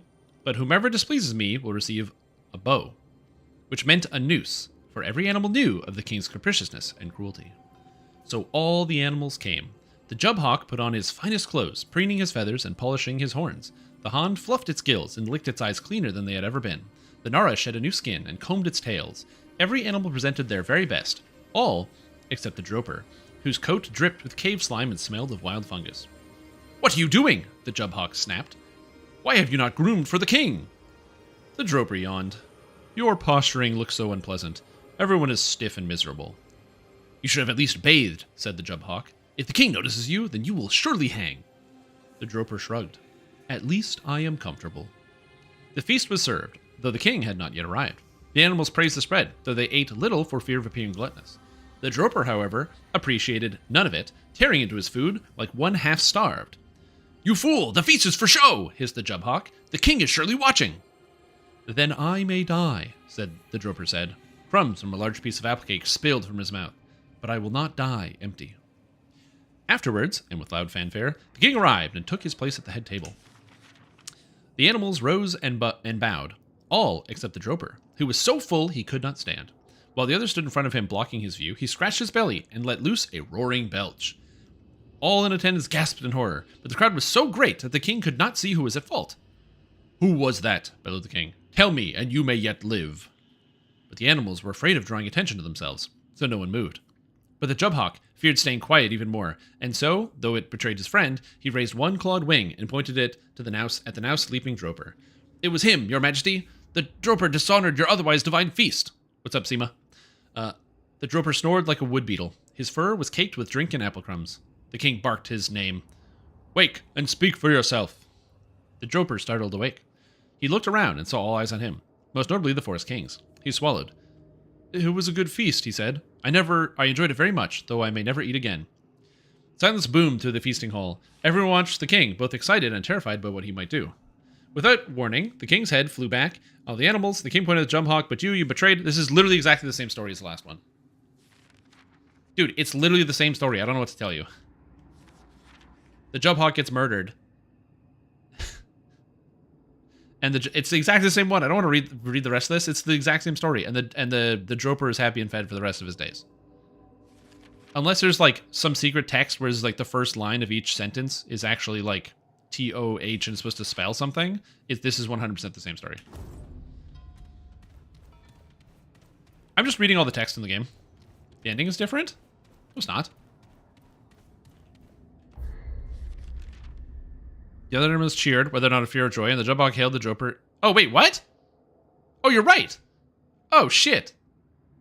and ordered him arrested. But the Droper said, that's not right. And as the king's guards moved to arrest the Jump Hawk, the Droper rose from his chair and knocked them down with his great claws. Then he picked up the fallen tree and crushed the king beneath it. There, he said, bows and boons for none. The other animals cheered, though whether or not out of fear or joy none could say, and the Jump Hawk hailed the Droper as a new king. And so it was that the Droper was and still is happy to this day. Whoa! That is different. In the one story, the king kills the Jump Hawk, and the Droper eats fat and happy. In this one, the Droper killed... Oh, does that mean this story is also different? Oh shit, you're totally right. The rebirth of the Fae. Okay, so this is all about the wasting. No Fae but ourselves. So Aramin and Aramor, they decided to travel. Okay, silence as they talked about blaspheming. They almost killed Sauriel. Okay. So this story, I'm going to give you the TLDR until I find something that's different. But basically, the Fae and their entire people were being afflicted by this horrible rot that was killing all of them. And they had no way to solve this problem. And so they decided to travel to meet their god, who was an endless distance away. And as they go, there's a four-pack of them. Some of them start to lose faith because they're continually dying of the rot, even though they're making this great journey. And what happens is that eventually they finally break. They come to a breaking point where they end up having to fight each other, and they kill each other. And so Aramin and Aramor, the two brothers, end up killing the other two. And as a result, their diseases start to go away. So as they kill, the more they kill, the more their disease is kept at bay.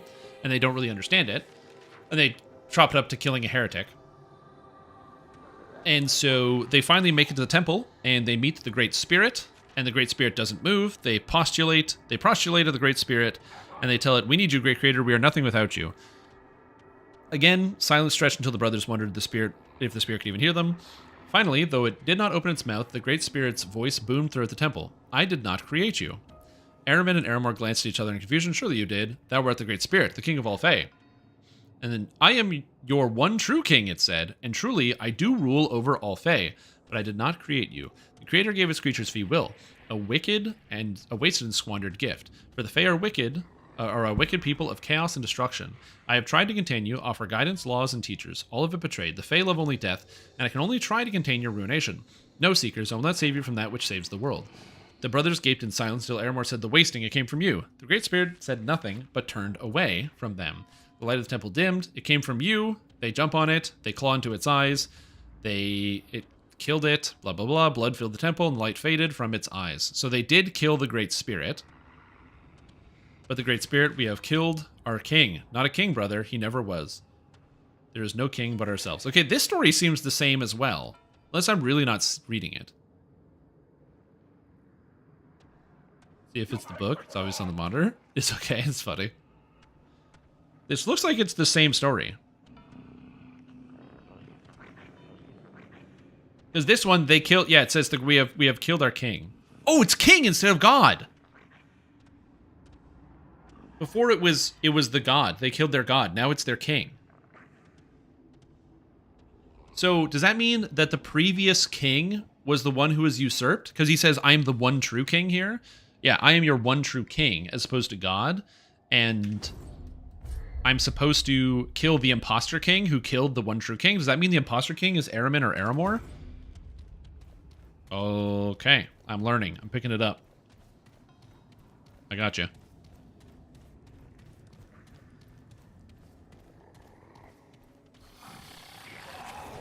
Ah, fuck.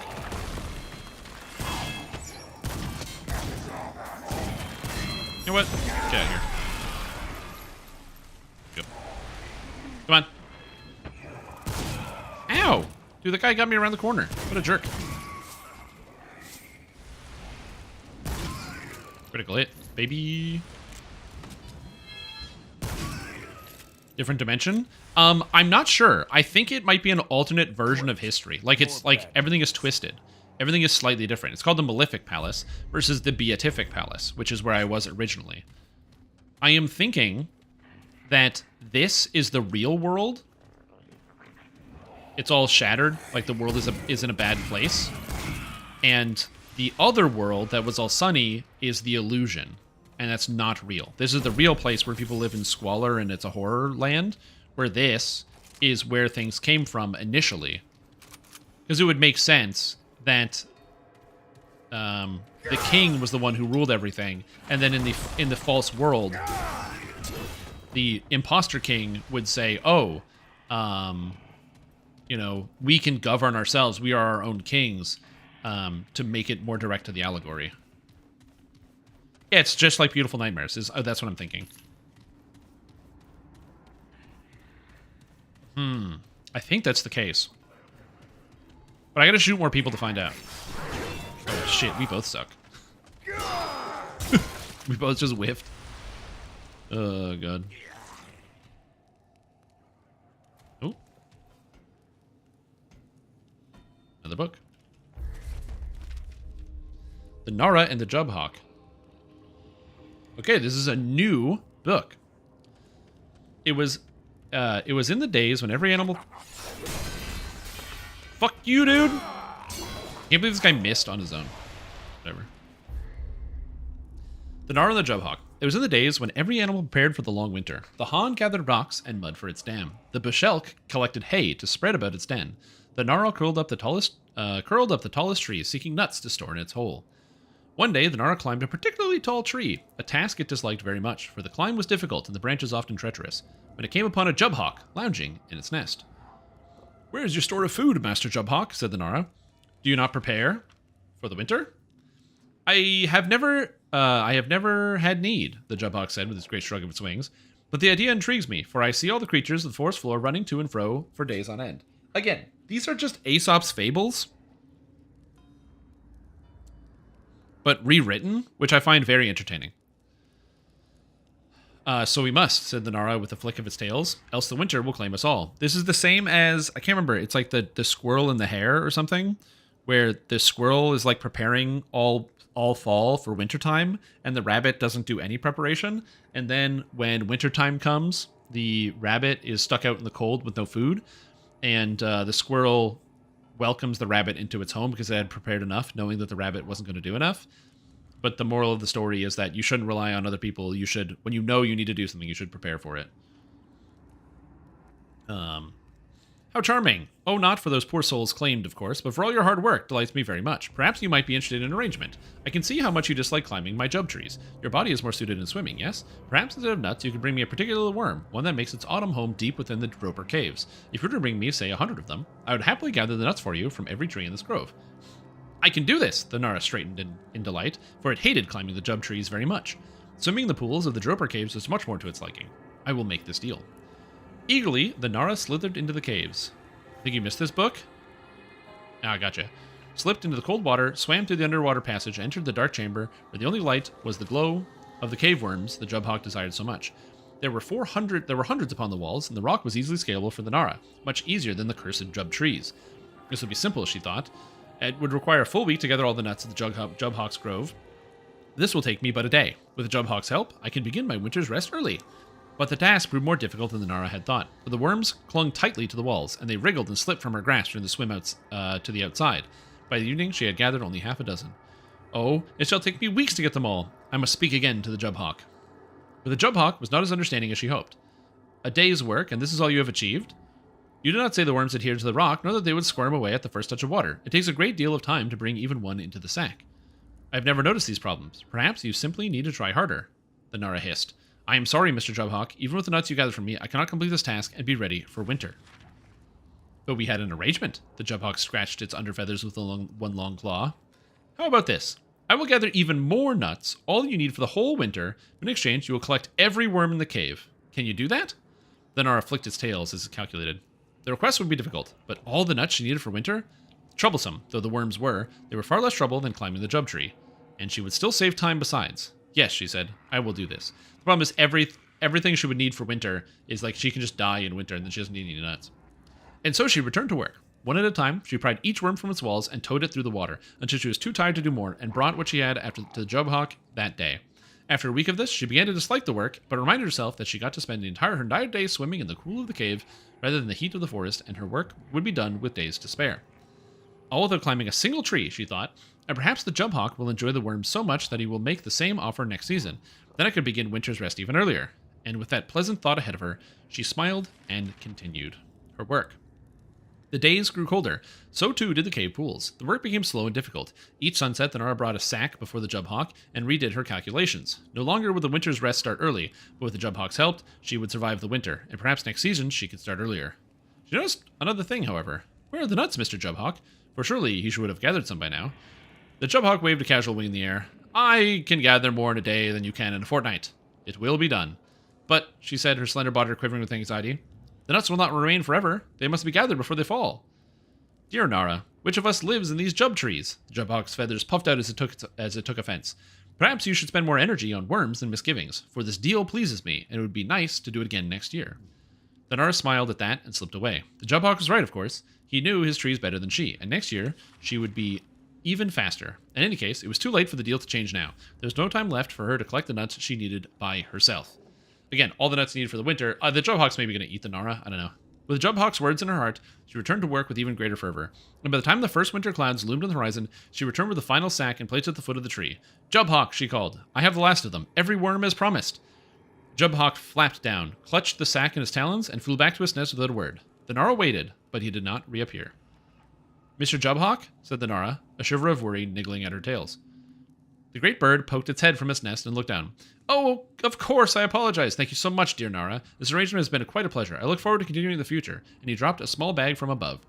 The bag landed neatly on the Nara's head and spilled forth a mere handful of jubnuts. Hardly enough for a week, let alone the winter. The Nara hissed in agitation. Where are the rest, Mr. Jubhawk? You promised all I need. The Jubhawk walked out from the great branch with a sad look on his face. I'm sorry, dear Nara, but I flew here and there all day, every jub tree in the grove. That is all I could find. All day, the Nara said. What of the other days? Jubhawk did not appear to hear her. Here, he said, take a few of my worms, for I surely do not need them all. And he dropped the sack that the Nara had brought him that day. The Nara scowled. I cannot eat worms! But the Jubhawk had returned to his nest and already disappeared. The Nara called until the clouds rolled in and the sun set, but the Jubhawk showed not a feather. She returned to her burrow with the scant nuts the Jubhawk had given her.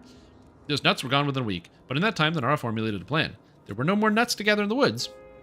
There was food for those desperate enough to find it.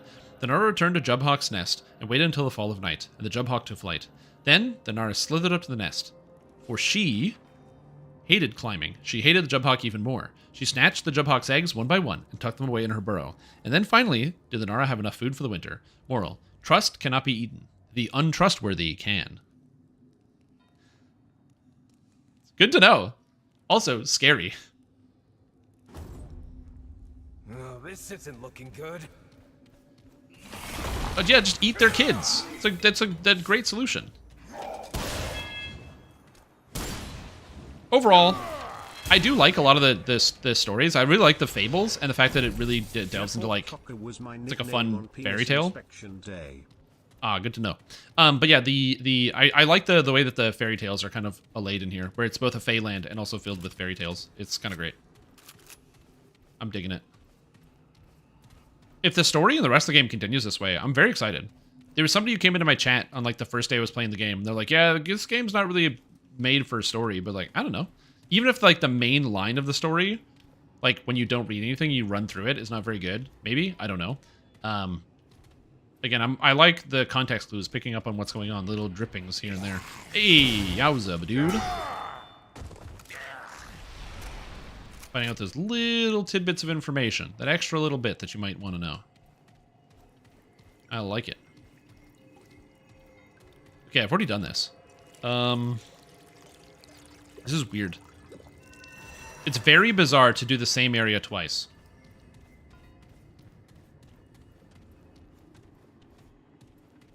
The same way as a Souls game? Yeah. It's like the story in Dark Souls is quite good. It's just unintelligible without the use of it. Watching it on YouTube. Nice.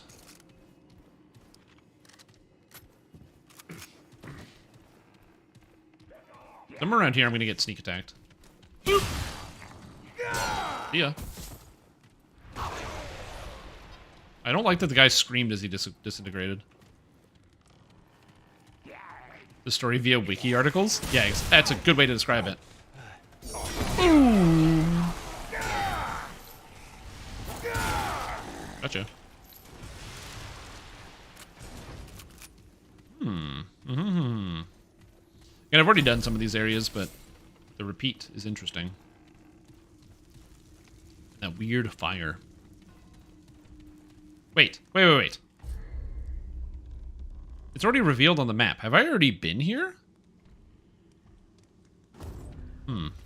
I don't know.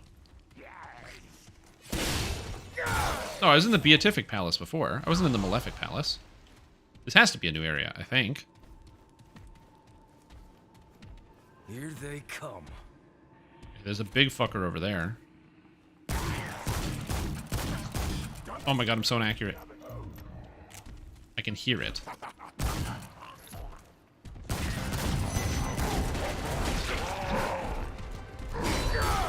Melee attacks! Ugh.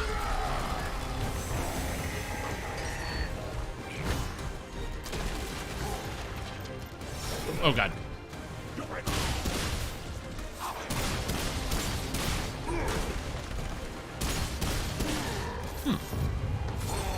I remember those being scarier, but they don't feel as scary this time, for some reason. You just gotta dodge. Dodging inward against those guys is really handy.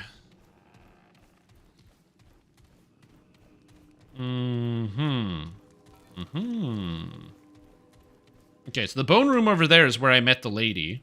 I don't know if she's gonna be there. It's not revealed. You never rolled towards them before? Yeah, I've done that before.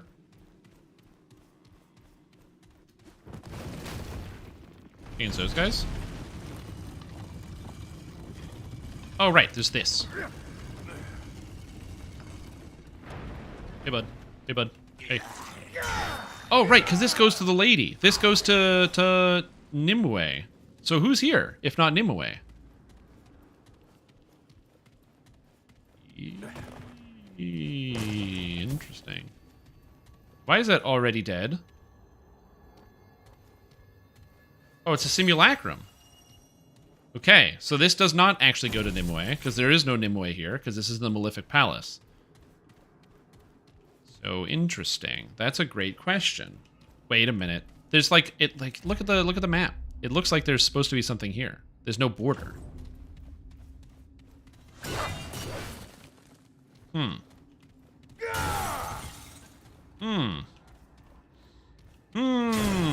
just gonna do a bit of searching in this room, because I should be able to go somewhere here, but I'm not going anywhere here.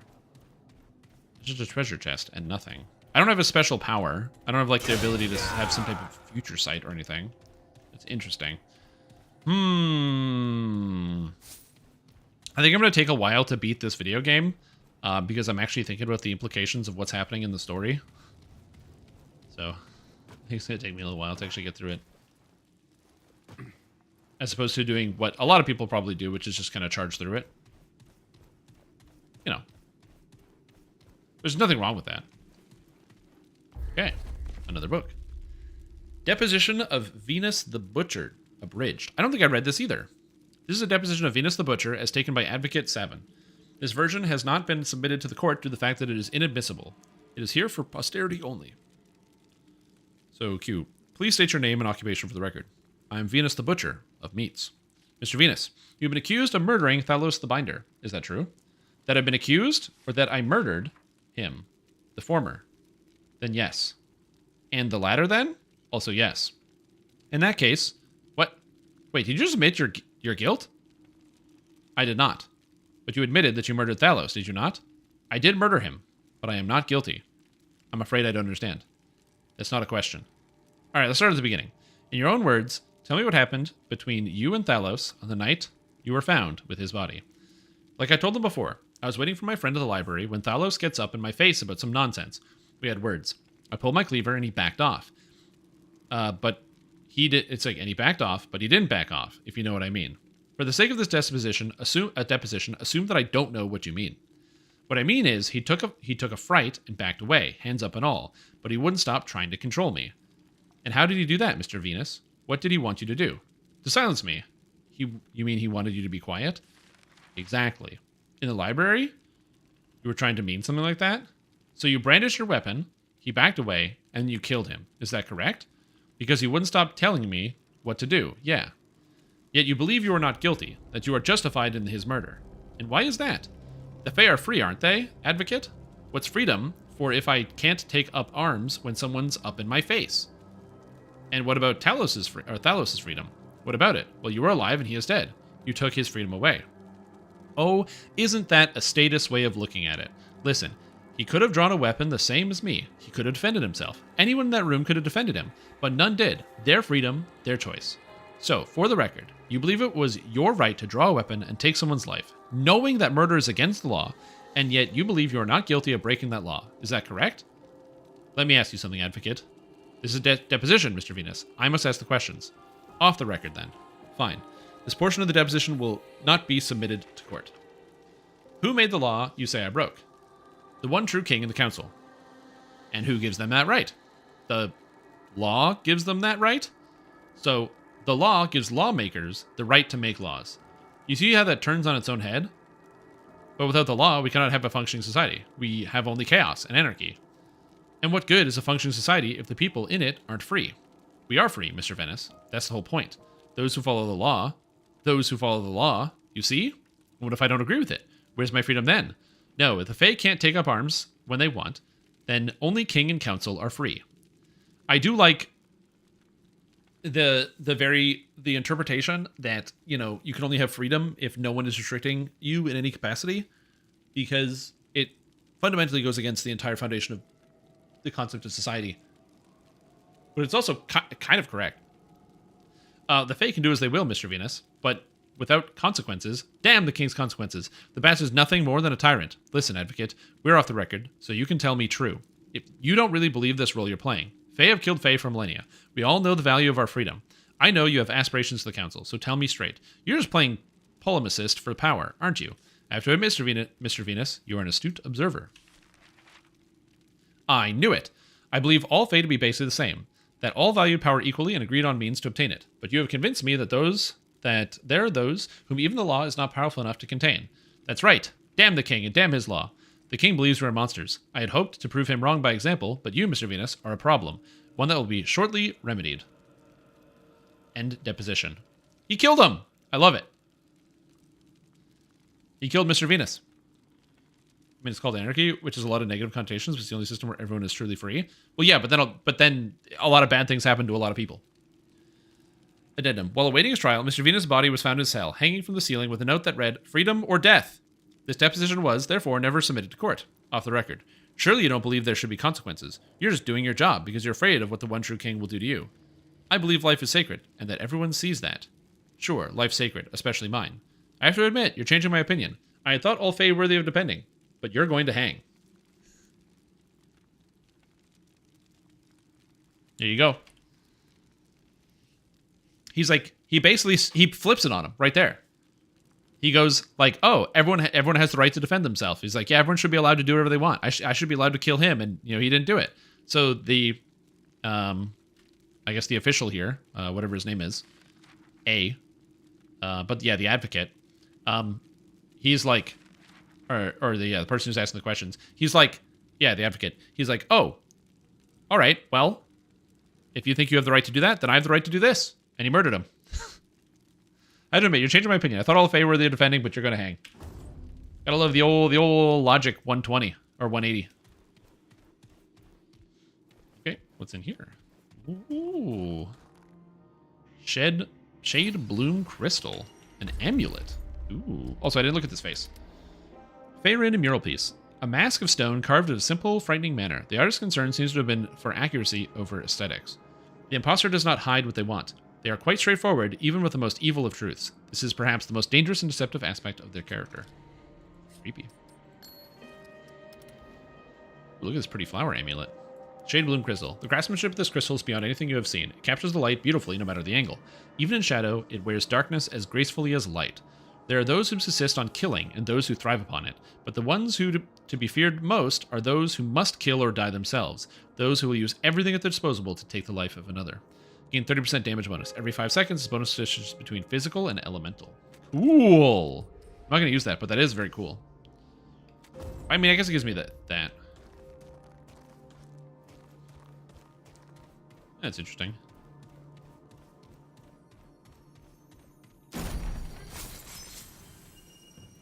Oh, this area is entirely superfluous. Oh. So this is all just like story and extra this is like optional stuff. Cool. Cool zone. I gotta say, I like the fact that there's clearly a through line through the castle. I know where to go. I have both the masks and I can go through and face the Imposter King. But I like the fact that there's also like areas that are just in the game for you to explore because the game knows you might want to explore those areas. Okay, so I'm not done here. I need to go left and go it this way. Oh my god, dude. Oh my god. Oh my god. Get through. Climb.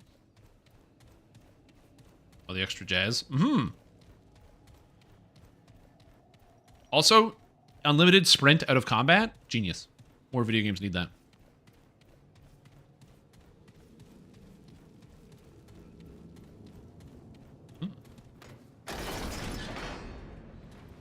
I am terrified of what's going to come down this, but we're going to find out. There's going to be a boss on this. I just know it. Okay, there is not a boss on this. Interesting. This is just a big tunnel. Doesn't go anywhere. Whee!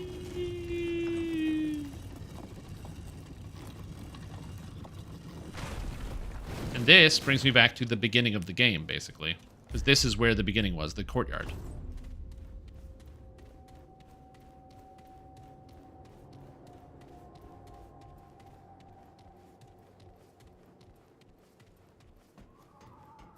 Oh.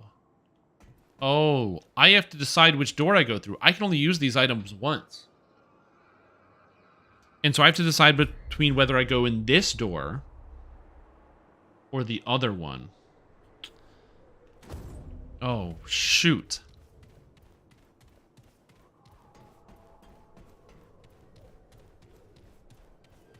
Oh, shoot. A consequence I did not even think about. Okay.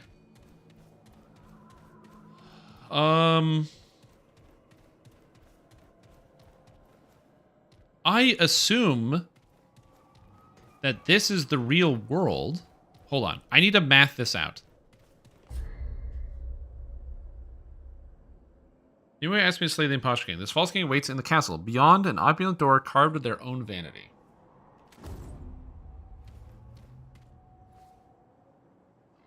So the stories here involved the king being killed and overthrown as a story, which would describe the Imposter King.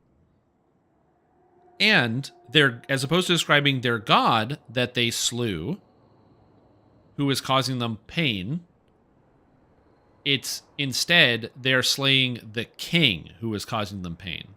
So in the story in the other world, by slaying the king, I'm trying to make sure I follow this. By slaying the king, or sorry, by slaying the god who is poisoning the world, the two brothers, Aramin and Aramor, became their own gods, effectively, and they would be the ones who are ruling and have the basically golden age that they prospered afterwards, where they were no longer afflicted by this horrible rot, this horrible curse. Here, it is the king that was causing the horrible curse, and they needed to strike down the king. And so it's an allegory about the king. So I think that here the stories are meant to justify the actions of slaying the king, and it is the Imposter King who did this. So I believe, if my interpretations are correct, that this is the door that leads to the Imposter King, because he slew him here and took his place. Now, that could be wrong. That could be an incorrect interpretation. Oh, man. Yeah, because, like, well, my other thought process is that the first area seems like it's too obvious. Like, you get the mural, and so you would explore back to the first area and go there and go through the door. But Nimwe's not here. So I think run with it. What makes the most sense to you? I think this door makes the most sense. So I'm going to do this. If it's wrong, it's wrong. But looks like it's missing a piece. We're going to find out. I think this is right. I think this is where I'm supposed to go.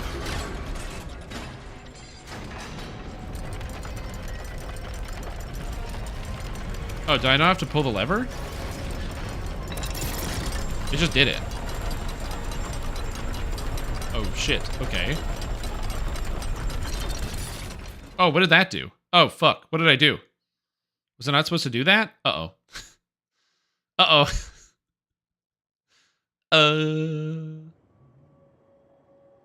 Oh, it flips you between the worlds. Oh. So I have to choose whether I'm going into the Beatific Palace or the Malefic Palace. Okay, I understand. And both the doors are open. I guess that means I can do both of them, but I think that this is where I'm supposed to go. I think it is the Malefic Palace, not the Beatific Palace. Because the Malefic Palace...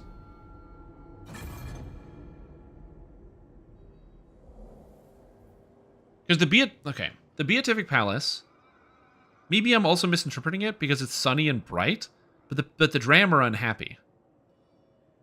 Because of the death of the king. It's causing changes. I'm just going. I think this is it.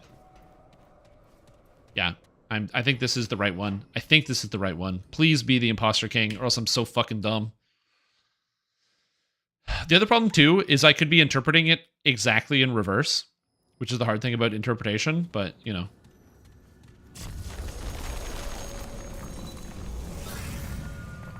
Ugh. Well, I mean, these people are all dead, so this is looking pretty good. Okay, this is a boss room, by the way. Okay. Oh, yeah. Beware, creature, for you stand in the presence of Feyrin, the Almighty. Feyrin the Almighty. We are the slayer of the one true king, conqueror. This is the Imposter King. In my presence, all must tremble and fall. But you, aren't you a strange and pathetic little creature? I'm afraid you have stumbled into the wrong door. His armor is so fucking cool.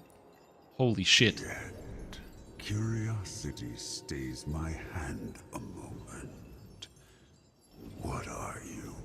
Some sort of misshapen... I can talk to this guy? Wacky. Yeah, I'm a human from Earth. These words mean nothing to me. My curiosity wanes. Oh, that was easy. Do you have purpose here? Or shall I crush you for want of entertainment? Okay, he's pretty aggressive. I'm looking for my friend Clementine. I'm here to put an end to you. I am here to kill him. Now that is interesting. Yeah, I gotta kill him. He is the Imposter King. He killed the one true king. Learn what it means to be almighty. Okay. Oh, the old makes his own magic stairs. Okay, one hand behind the back, fighting style. Vermin was too good a name. Ow.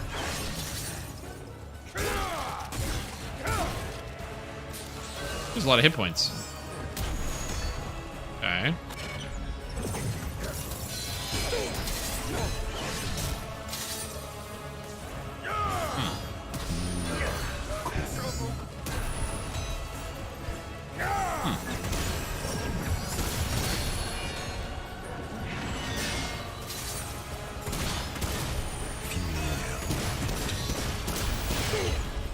I'm gonna keep shooting this guy and hope it works out.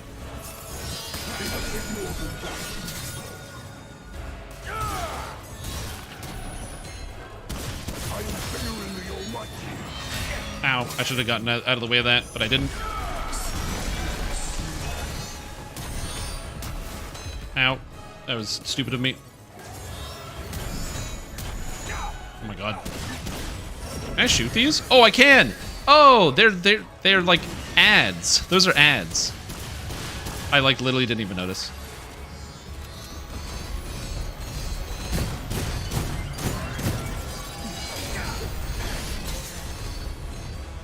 Yeah, let's just do this. Oh, I'm out of that. I can't do that anymore.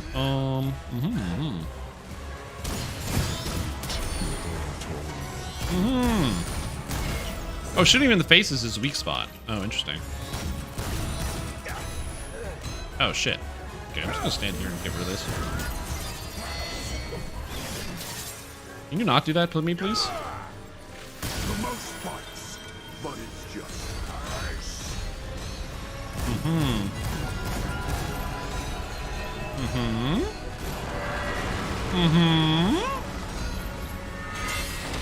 I'm gonna hide here for a sec. I don't know what's going on, but this looks bad for me.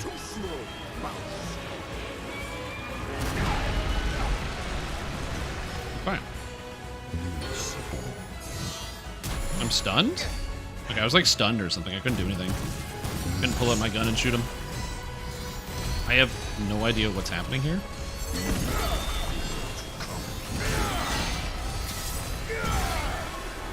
Okay. Ow. This is a very hard boss fight. I don't exactly know what's happening here. And there's like so many projectiles, dude. Oh my god. Okay, he can position me. Okay, that's good. Okay, good. I have a feeling I'm not doing very well in this fight, but it's because I'm making a lot of mistakes. Fuck. Like, these projectiles are really hard to track. One, and he was waiting. He had the delay. This guy with the delay, dude. Also, the ads that are dying are dropping so much ammo, but they're all on the other side of the room. It's very irritating to me. And the delay... I didn't delay it properly. It's fine. I'm gonna go get ammo. Oh, you can see the circles on the floor where what's exploding next. Okay, give me that ammo, please. Get that.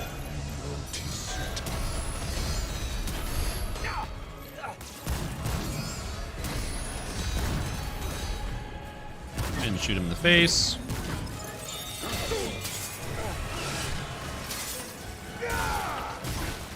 Okay, it's fine. Oh, that's right next to me. Oh, that's troubling.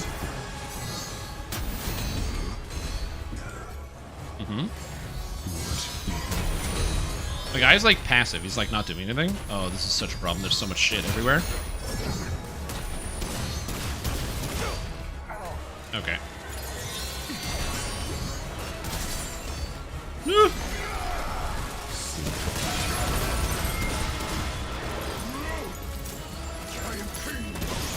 Okay, he's gone final phase. Gonna heal real quick. Okay, good. He's above me. Oh, good. I didn't realize that slam was happening. It's fine. I'm in the healing circle. It's all good. It's still slamming. Okay. Okay, he's now gone full melee mode. Just need to shoot him to death. Okay, pay attention to the swords. The swords are gone, it looks like. Oh, they're dropping now. They're dropping there. Okay.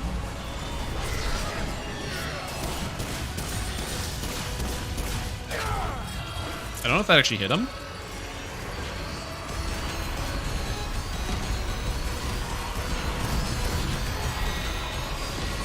I don't know where the boss is. Oh, hello.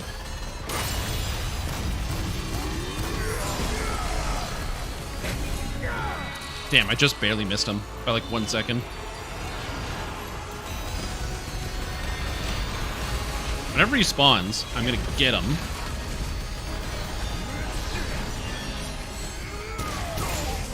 Gotcha! Bitch! Oh, he... Oh!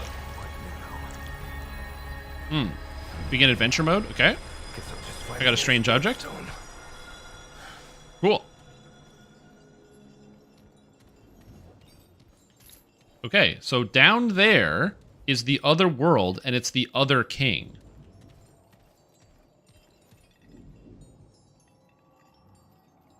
Okay. You got the trick to that fight? Yeah. So... Did I kill the right one or the wrong one? I don't know. Because that's the other king. I think I killed the imposter. He said he killed the king, so yeah. I think I killed the imposter king, but I'm honestly not sure. No There's also nowhere to go here. So I'm not sure what to do now. I guess we go see Nimue? Well, apparently my quest is done. So let's go see Nimue. See what she has to say.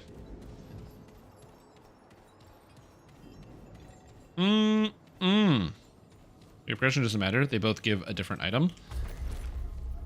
Well, for me, it's just I'm just mostly curious. And I got the strange object. A strange scintillating material you've not seen before nor felt. The floating errant pieces stay connected by some powerful, impalpable force. Curious, unexpected, imperative. Cool. It's a cool object. Okay, rest at checkpoint. Now we're going to teleport to Nimue. Drake is the floor, aka the mirror. Oh. I don't know, I just shot him. It seemed to work pretty good. What? Oh, crap. It doesn't end. All right, let's go. All right, John. Get in the car, John. Let's go, John. Yeah, I don't know what's going on here. Get a load of this place. All right, The labyrinth. Where are you? Oh, ho.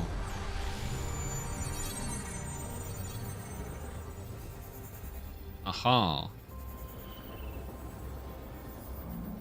This game is giving me, if you've ever played Control, this has a lot of there's a place in Control that also looks like this. Very similar vibe. Well, I'm to go here. So that's going to lead to that doorway. I mean, what if I go in the back door? This is not I Dream of Jeets, but you never know. It doesn't work? There's no back door? Wow, how disappointing. DDO did it. Hey, it's one of those crystals that I have. Hurry up. It feels like Remnant from the Ashes. I mean, it's the sequel to Remnant from the Ashes. So it should.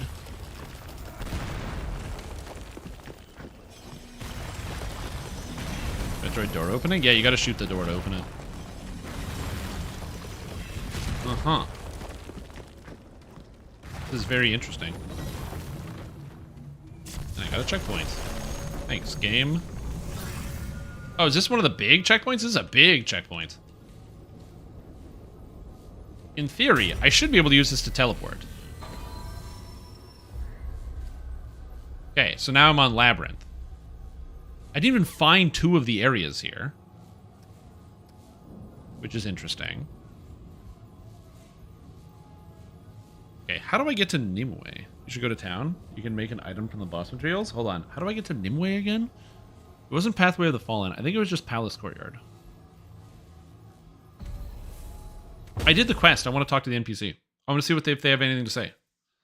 There's a treasures from Geisha. I once fell in with some rebels there a long time ago. The leader was brave, fierce, clever as they come, and a good friend, too. Ooh. Okay, so I'm trying to go here. I don't like the fact that you can't teleport in zone. Like, I can't teleport there. I have to walk there, but whatever. I will walk there. That's really dumb, but sure. You can TP there? How do I do that?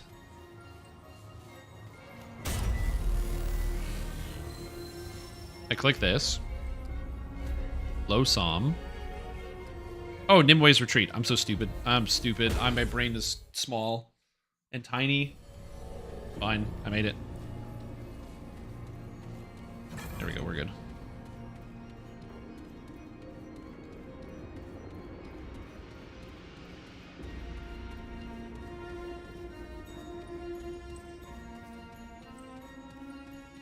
Hey, what's up, lady? Living in this? I did your task. The strange one returns. I killed the imposter. Indeed, it is so. Even the poor creatures of these kingdoms twain can sense his passing. So great an influence he had over us all. Mm-hmm. Strange one, you have done what so many never Yeah, they're all elves. The Fae owe you a great debt, though they know it not. Perhaps I may now begin to mend that which has been sundered. And I hope you, also, may find that which you seek. That's not helpful at all. Presence once more. That's it? That's all I get for that? Namue. Oh, it's Numue. So I can make Tranquility Concoction, and I don't have the recipes for this. Wow. Okay, I thought you would have more to say than just, great job. Whatever. Alright, time for John Remnant to keep on moving. I just love the juxtaposition between my character's outfit and the Fey world. It's great. I'm a huge fan. Where they have like these cool armor sets and they're all like regal and stuff and it's beautiful and I'm just like, gunmetal Call of Duty, man. Let's go.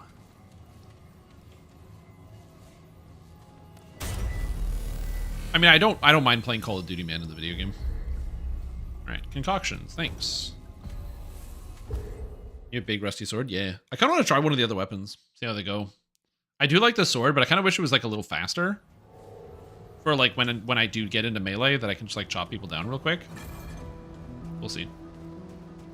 First, I have two things to do. Huh. I gotta play DDO first. Do the old tumble.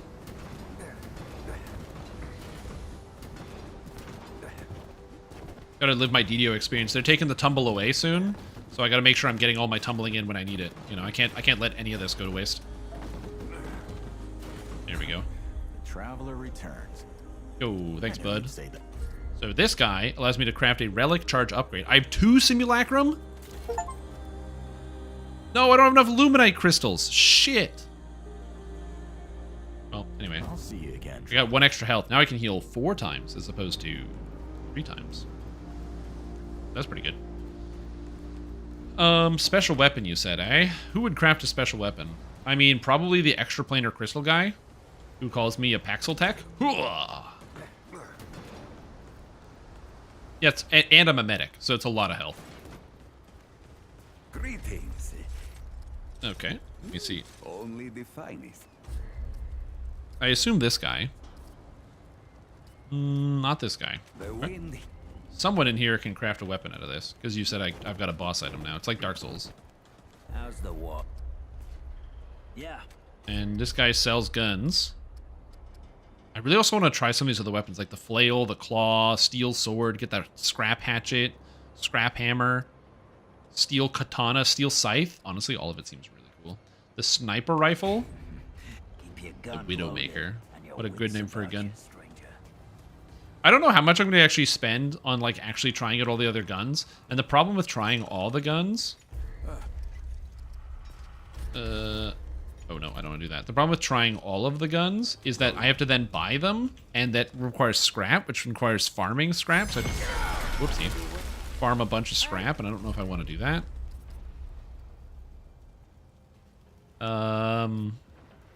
Oh, I can make the God Splitter melee weapon.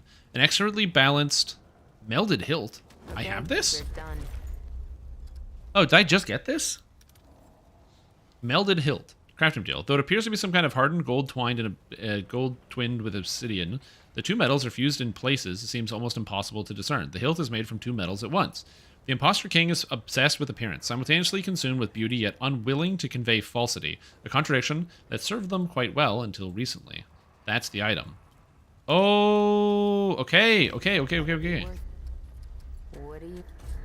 So to craft this, I need luminite crystal. I need 1 more. Dude, okay. I kind of want the God Splitter. Cannot score weak spot hits without its mod behavior. And the mod behavior is Fracture.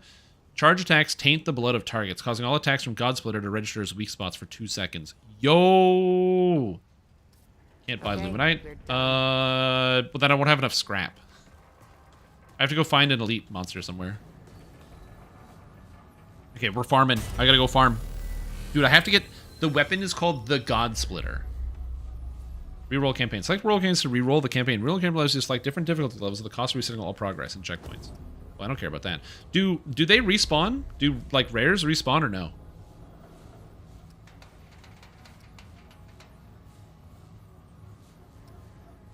Because I feel like, where would there be a lot of rares? Cotton's Kiln, I think, had a bunch. Like, right at the beginning. Oh, those guys were on fire. That was really annoying. Oracle's Refuge also had a bunch. Ironborough had a bunch. I don't know. I'm going to go here and see if I can figure this out. Mud rub. Just going to go run around and fight monsters, see how it goes.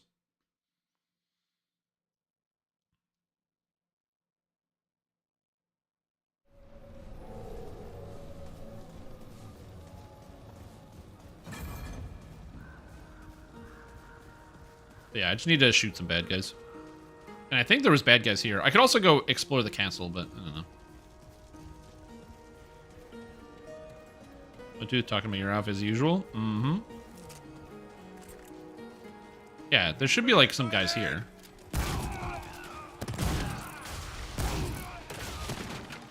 I'm being shot, but I don't know where from. Pig! Nice. That range fall off, though. I like how the bullets just fly across in slow motion. It's nice. No, you won't. Also, the sound effect when you get a headshot is so satisfying. If Ismail continues to try Remnant, yeah. This game's really fun.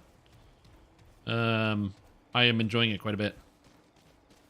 I just need to find an elite so I can get the God Splitter. God Splitter. Where is an elite? I think they respawn. They should.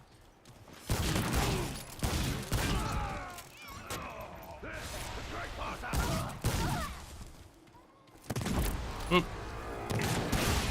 That sounds like there should be an elite nearby. When you hear that sound. And you hear the like the boom. Get him! Oi, get him! Whatever.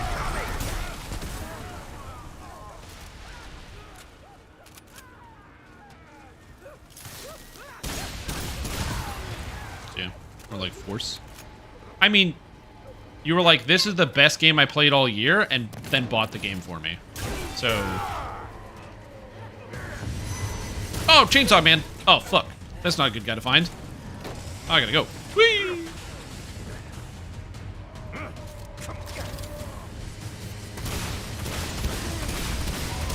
Two, three, four, five, six. Ow. You just dropped scrap? Are you serious? Oh, man. Yeah, I might be limited on how many I can get. I don't know. I'm going to try to get some more. I'm just going to keep killing bad guys until I get one of the crystals, but I might maybe I can trade scrap for it. I'm not sure. Punch the ground. Just have to go forward. I don't know. No, I want the sword, though. But yeah, I might be able to buy it from a vendor. We'll see. I'm just going to clear the rest of the area real fast, see if I can find anything else. And then if I can't find anything else, then yeah, I'll keep going. But I remember getting them, a lot of them, when I was in the Malefic Palace in that garden area where there's like 3 rares back to back to back. Oh yeah, that's where it was.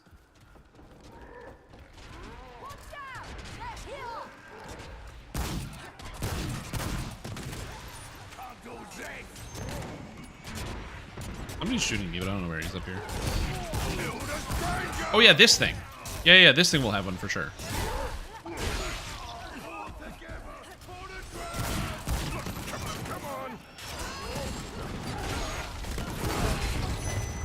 Oh shit, he killed them all.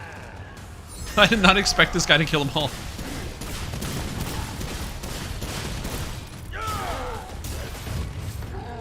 Okay, he did not drop a Luminite Crystal either.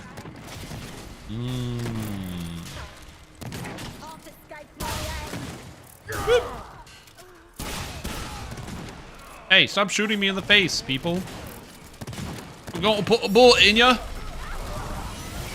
Oh. Okay. Silver Ring Marauder. Teleporter. Unstoppable. Oh, it can't be stunned. Okay. Interesting. And it can teleport.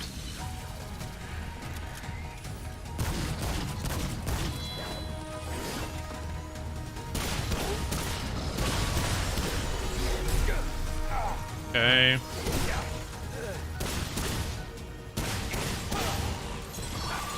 Alright. I got Corrupted Luminite and a Corrupted Shard. And a bunch of relics. Damn it! I don't want Corrupted Luminite. I want a regular. Shit, crap. Corrupted Luminite and a Corrupted Shard. Corrupted Luminite glows with a sinister red hue. Its luminescent properties twisted by an unknown force. Its ominous appearance may be deceiving, but obtaining this valuable material requires overcoming extremely dangerous and formidable enemies. I'm quite familiar with Luminite. This corrupted version is new to me. The fact that it exists is concerning and could mean trouble ahead. Yes. Well, it is pretty rare. I'll give you that. And then, yeah, the regular Luminite. Back in the days before the Root invaded, veins of this remarkable material could be found intertwined with the World Stone. Under the leadership of Commander Neville, we tirelessly excavated every last bit of it, determined to unlock its potential and discover its applications. Alright, so I still need one more. And I think I killed all the rares. But I'm just going to double check this one area.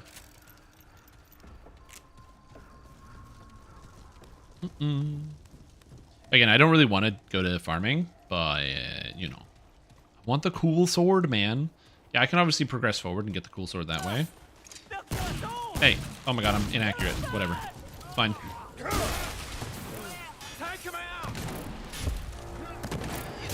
Ow. Eh. Whoa! Yo, that guy rifle, like, slammed me. That was cool. I heard the siren, though. Nothing bad is happening to me yet. The music is still playing. Oh, they're this way. I'm inaccurate.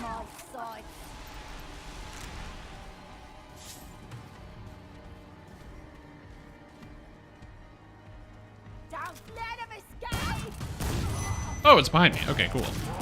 Where's the weak point? Is it the legs? I don't know.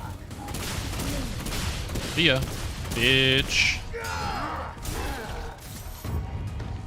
I got a cracked weak spot damage upgrade. I got more scrap. I mean, I'm full of scrap at the very least. But yeah, no more elites are spawning. All right. I guess I just have to town. Unfortunately. Basically nothing else to find. I think I can buy them in town. I remember there being, oh yeah, isn't it like your childhood friend or whatever? She's like a random goods vendor. And she'll just sell you whatever. I think that's right. Intruder! I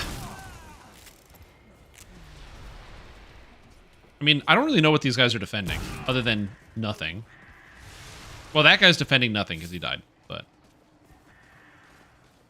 And honestly, I don't know if there's any rares over here. Don't let 'em get away. Or I guess they're called elites. Over there.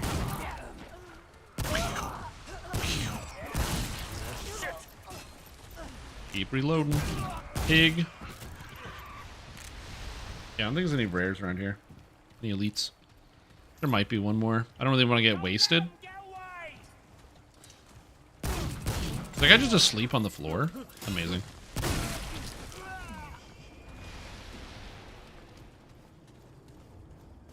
Yeah, I don't think there's anything over here. But, yeah. I gotta move on to the next level. Gotta keep progressing. I just want that stupid sword. If I can just, like, trade currency, that'll work for me.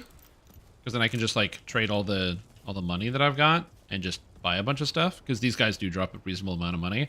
Again, I don't really do any farming or repetition. I don't know if they have, like, an expectation for people to have a certain amount of money because of repeated, like, run-throughs of different areas. Because they're like, oh, you're going to die a few times. I remember I fought a chainsaw guy here last time I was here. So I'm going to be another double chainsaw guy. There he is. Hey, bud. Dude, the pistol's so good. I like that he uses the chainsaw to grip. That's fantastic. I'm so inaccurate.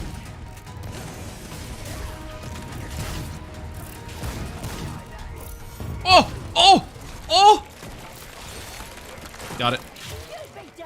Okay, so you can get it. It's just a rare drop, I guess. Hey. Hey.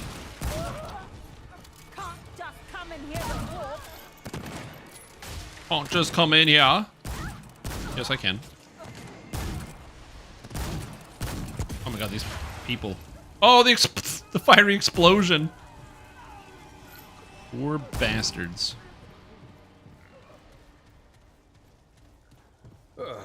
That was rough. That's fine.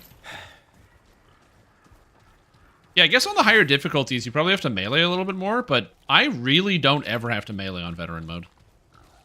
Like, I melee because it's fun. Because, like, somebody will get in my face, and, like, it's just the opportune time is just, you know, stab them as opposed to shooting them. Also, wondering why I'm still clearing this is because I'm just, like, I don't know, I'm already here. So, I'm like, my brain is just like, I might as well just finish the area, kill all the monsters in case there's anything else to clear. But nah, it's just the zone. It's the zone. Okay, and I have an item that towns me. What do I town?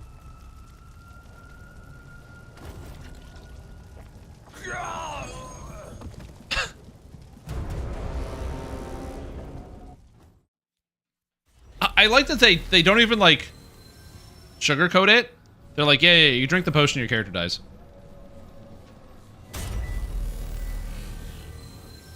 Yeah, but even when I was going through here, I didn't ever need to. I've never felt, since I've started playing, like I need to use my sword. Whether it's a good thing or a bad thing, I don't know. But yeah, I've just never felt that way. Okay, come on, give me the sword. Hey, talk. Hurry up. You. Yes, craft me. Have a look. Thank you. Oh, baby. Ava, give me that God Splitter. Bye. Acquire World Boss's alternate reward. A alternate reward. Interesting. Here we go. I have the World Splitter. So this does 136. That's way less damage. Oh! Okay. Okay.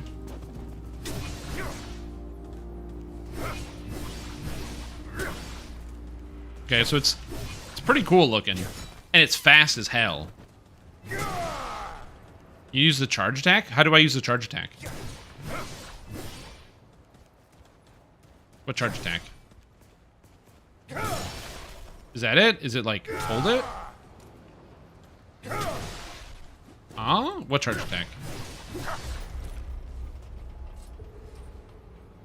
Oh, charge attacks taint the targets. Oh, you hold it and charge attack it. Oh, I see. And then a mutator. I can put on a thing. So I can put this on if I want instead. Oh, what did my other weapon have as its charge attack? Oh, it doesn't have a charge attack. Oh, okay. So then... go over here. How goes? Yeah. And so I can't upgrade this because I don't have... oh, it takes Luminite to upgrade? Oh, fuck. Yeah, I'm going to verify if I can buy Luminite. And then it basically deals double damage all the time, plus it attacks at this speed. Oh my god. That's so cool! Okay, this sword is really cool. Hey, I don't suppose you've seen Clementine out there. The talk about her's all skittish. I think Bo's gonna birth kittens and puppies at once. No, I haven't found her yet. Bad. Well, you never gave up on me. I don't expect you'll give up on her either. Nope. Keep trying, hey? She's gotta be out there. Absolutely. Anyway, I gotta buy some shit. Okay, so she sells iron, but she doesn't sell the Luminite. On relic use, gain 2 stacks of bulwark. Dead King's Memento, 15 life. Ooh, that's a good ring. Increases healing by 50%. Perfect dodges heal for 20% of max health.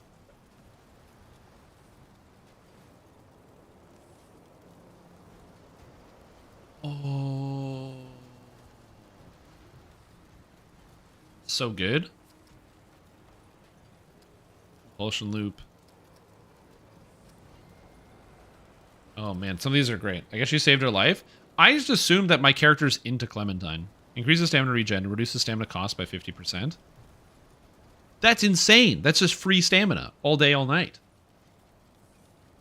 Am I reading this right? That's just literally reduces stamina cost by 50% and increases stamina regen, so you can just dodge eternally. Damn, that's actually pretty cool. I should probably come back and get that at some point, but we're just gonna go. I'll do the next level and we'll return later. But yeah, I guess she saved her life. Alright, time to go. New area. To the labyrinth. Fractured Ingress. I guess this is the next level. Definitely not as colorful and exciting. I gotta say, the first area being very colorful, the first level, is cool. This area is like Halo. And I don't know. Halo's cool when we got tanks and stuff. The Jeff Bezos of stamina. Oh, God. Oh!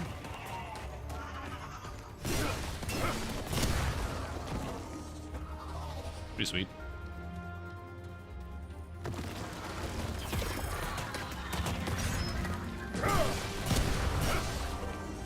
Okay, interesting.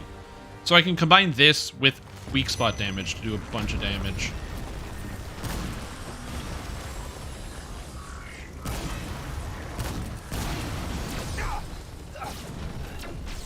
Shit. Quit moving. I'm trying to shoot you in your eye hole.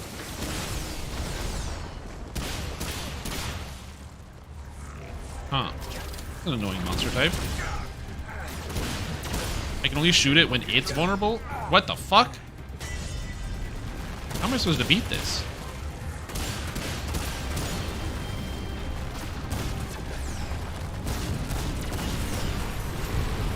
Yeah, that was a crazy monster. Holy shit. That was not good. That was not good for good for old John Remnant here.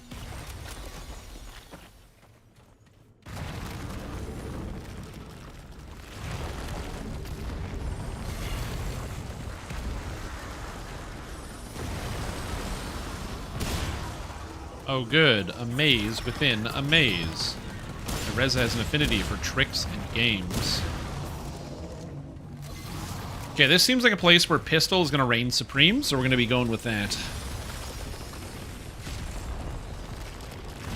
Let's see what we got. I just have to remember where I'm going, because I think that's going to be one of the harder pieces. Just don't get lost, Trim Tom. Don't get lost. It's not that hard. Just remember where you went, and remember where you were, and remember where you're going, and there's an item here. Dense silicone ring. Is it? Dense silicone ring. When light catches an encrusted on the encrusted gems, the hues refract as memorizing geometric patterns. The worlds beget intelligent beings. When the intelligent beings cease to be, by nature of the world, or nature of themselves, that world is made nugatory. It is erased, or archived. Huh, never heard that word before. Gain 200% of health regenerated as mod power. Oh, so if I heal, then I get that as mod power. Interesting. It's actually not that bad.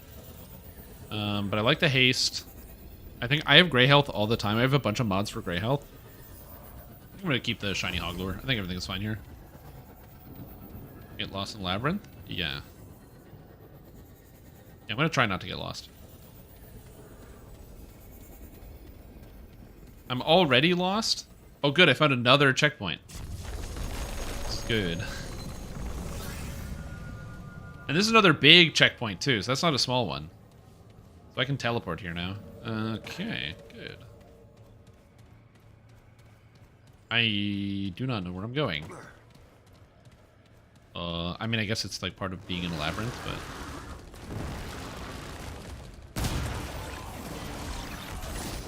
Ow, what the fuck? So they all have just like very obvious weak spots you just have to shoot at. That makes sense. Hello? Large pillars. I'm not sure who made these. They don't really have any reminiscence of the Fae. I assume that there's way more races than the Fae that are out there. Like there's the race of like that goat man guy. So I'm assuming there'll be a lot more different types of groups of people and monsters and things. Maybe the Fae will come back. I don't know.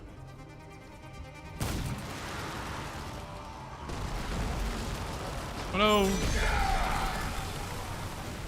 Oh, he was just over it? Interesting. Is that an elite?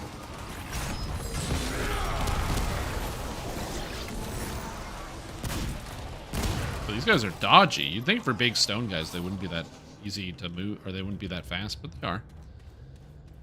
They are that fast. I will say this. This aesthetic, in my opinion, is dramatically worse than the last area.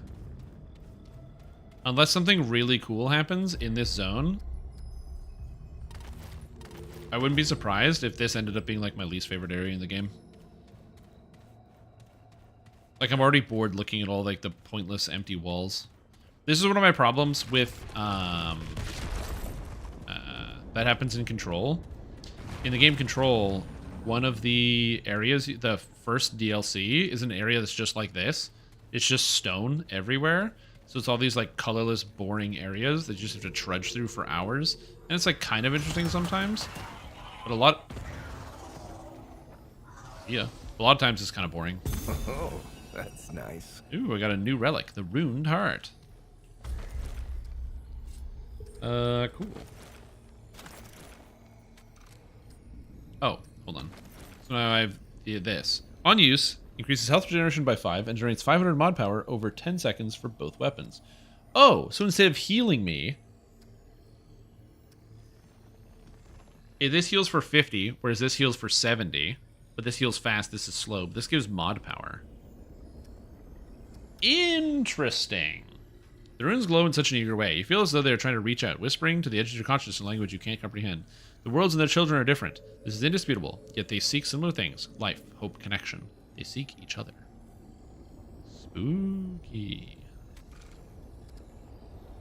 Alright, it's kind of cool. Not gonna lie, very neat. Got a new relic. Here we go. Boom, parkour. Parkour. I am Zelda Man. Alright, so that was down. So now we go up. What's up here? Let's see what's up. Mm-hmm.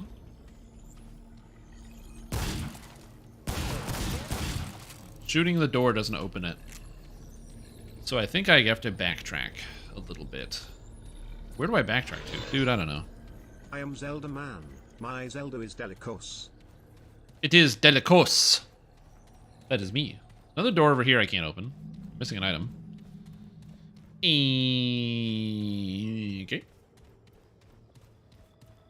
Yeah, it's just like these big, empty labyrinths. Again, it's the type of place that I can imagine, like, dreaming about at night, just because it's so fucking weird. Just this, like, endless mess. And I wouldn't be surprised if that's how something like this came about, where one of the world-building designers, or, like, their initial concept guys, was just, like, having a bunch of wacky nightmares and just woke up and just had to, like, pen to paper this sort of nonsense. Okay. That's done.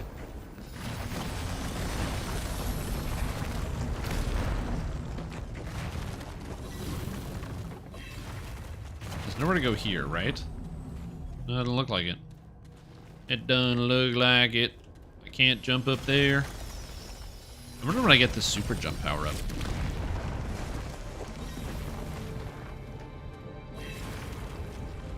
I'm being attacked by something, but I do not know what. Also, I'm gonna heal. Since I'm just running around and waiting, I can let that cooldown go. I think cooldown reduction plus that heal is kind of like amazing. If I can get that rolling, I might be able to change out from Dragonheart. Okay, let's go this way.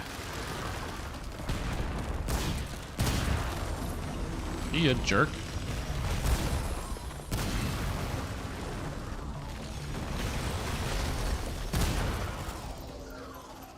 Come on. Get dead. That guy dropped iron when it died? Damn, I like that. Iron's used for upgrading all the weapons and stuff. And I was not expecting to pick up so much here. Oh, that's all this was just extra iron. Oh. Alright, let's go. I wonder if this is faster than sprinting. I think it is actually faster than sprinting. Out of combat, which is really funny. Very, very DDO adjacent, you know. These guys they really knew their DDO tumbling. Yeah, I think it's definitely faster than actually sprinting.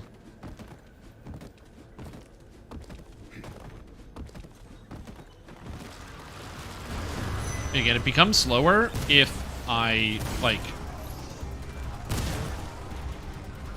mistime it. What the fuck is that? Oh, that's not good for me. Okay.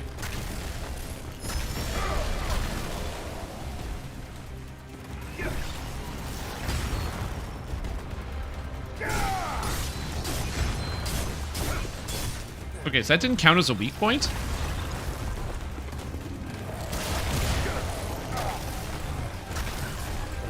Uh-oh. I'm just gonna do this for a sec. Hey, hey, hey. Get deadified. Please, thank you. Damn. Handgun ammo, range critical damage. That wasn't too bad. So the sword can't draw weak points on those guys. I wonder what the limits of the sword are. Again, I can't use this.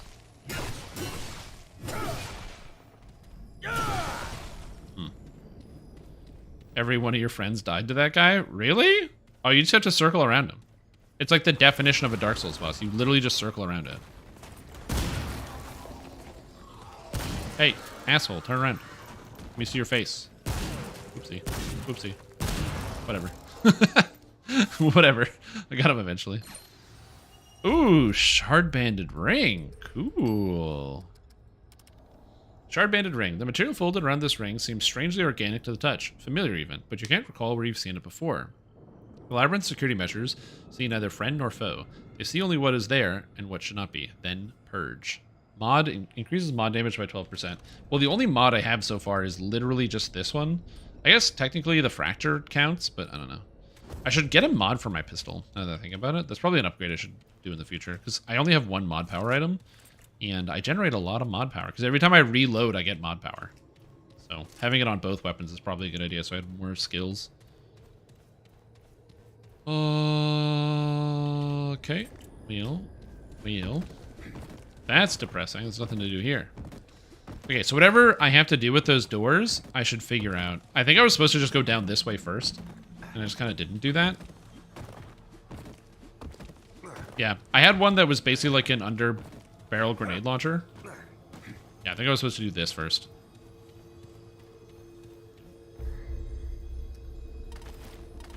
Okay, I was not supposed to do this first. What am I missing? Oh, John. You're Mr. Remnant. You should know.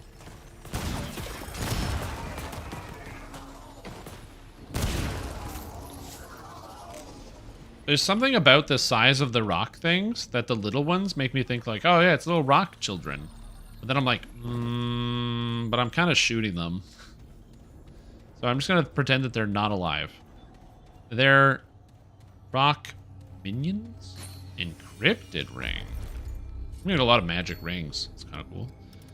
Encrypted ring. The labyrinth's constant reconstruction has resulted in this conveniently ring-shaped object. The embedded glowing orbs make you uneasy, as if something is watching you through them, recording your actions.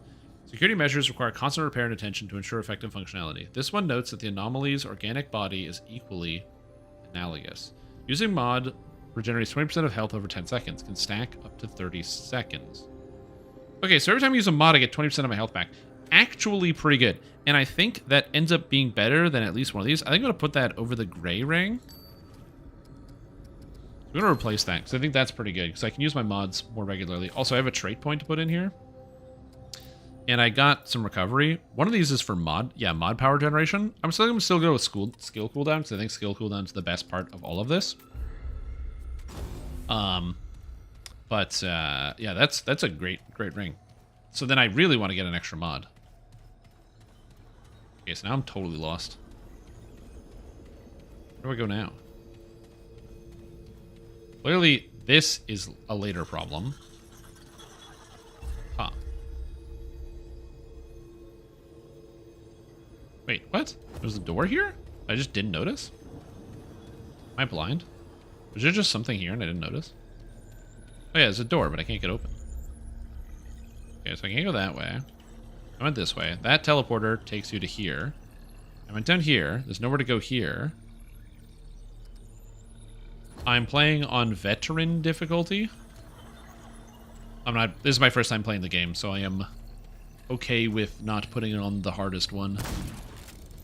I have no idea where to go. I'm so lost. I guess it's called Labyrinth for a reason, right? Go to Labyrinth. Okay, the only place I can think of to go is the entire other side. I'm going to backtrack. Yeah, I'm having a good time with it so far. A lot of the fights have been like semi-challenging, but the rewards for completing a lot of the challenges make a lot of sense. Like that's always one of the things in terms of like when I think about the games like this, where usually if there's something more challenging, you feel rewarded for it, and they're very good at putting something exciting on the other end of the stick. They're very good with the carrot and the stick. Whereas I found in some games, especially a lot of like this, because I played a lot of the Souls-like games, a lot of those ones, sometimes they'll just throw something very hard at you for the sake of having something thrown that's hard at you without giving you a lot of carrot. It's mostly stick. Not as appealing sometimes. So you cleared it out? Oh yeah. Oh, I'm clearing out everything.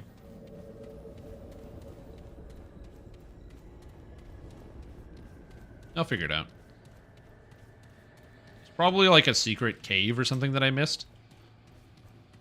Oh, so we'll see there. Because there's an area over here I didn't go to, I think. This is all dead. Old John, keep running. Yeah, there's like a bridge here. Maybe I didn't go this way? I'm not sure. Yeah, it was this. This is where I didn't go. Aha! Oh ho ho ho! It's because obviously you have to like walk up to it to actually cause it to spawn. So that was my bad. I just didn't get too close enough to this. Alright. Whoa! Whoa! Wow, you can't fool me, video game. I'm too fast for you. It's also the second time they've done that, which is very annoying. Where you just go around the corner. Hey, jerk. Guess what? You're dead. That works for me. Oh, the music is playing. That's not a good sign. When the music starts playing, you know something bad's about to happen. Because the game is mostly just silent, but then it's... The ambush is coming. The horde, basically. I don't know how to get up there. Oh, good. This is very labyrinthine. Alright, I'm ready. Where's the Gorgon? Oh, shit. There's the Gorgon. Alright, alright. So there was the Gorgon right there. I just assumed it was a maze. Or maybe there's a Minotaur in here? Okay. Whoa. Oh my god, I'm so inaccurate. Please. Again, I feel kind of silly. I just got this like sword that's like deal extra damage when you use a heavy attack. And then I feel like these guys don't take extra damage.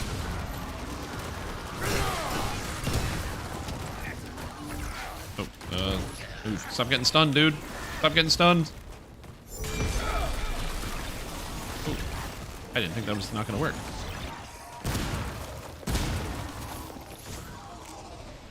All right, we're doing good here.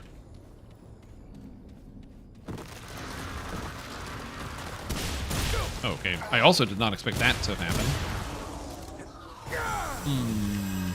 I feel like this heal is probably almost better in combat because it will continually heal me, but I just really like the consistency of the Dragon Heart and how it's just instantaneous. So I don't have that stress of like waiting for when the heal is going to come out. Okay, I'm going to search, even though this is foolish, I'm going to search the rest of the labyrinth because I just want to know what else is in here.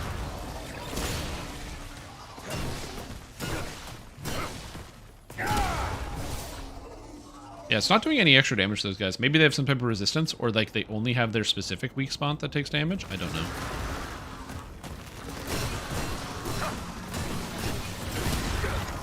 Oh, that was a lot of damage.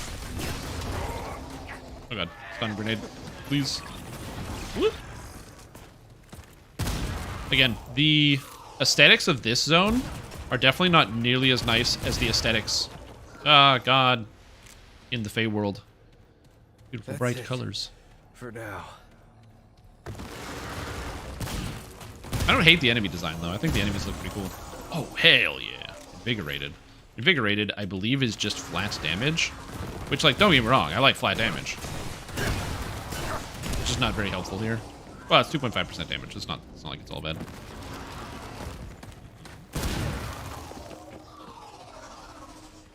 Okay, so there is nothing here. It was just, basically, there's a short path and a long path. And I took both. Because why not take both? Hold on, let me reload. Again, it's when the monsters jump out of the way. It makes sense that they jump out of the way in terms of like, you know, an enemy would want to dodge to save itself. But it's always the confusing nature to me of like, they don't know what a gun is. The sword isn't a special color. Oh, it's not? Oh, okay. I thought it would be a special color. I thought it would change like the weak spot, like the red damage. Interesting. Okay, well that... Oh, wait. Hold on. Oh.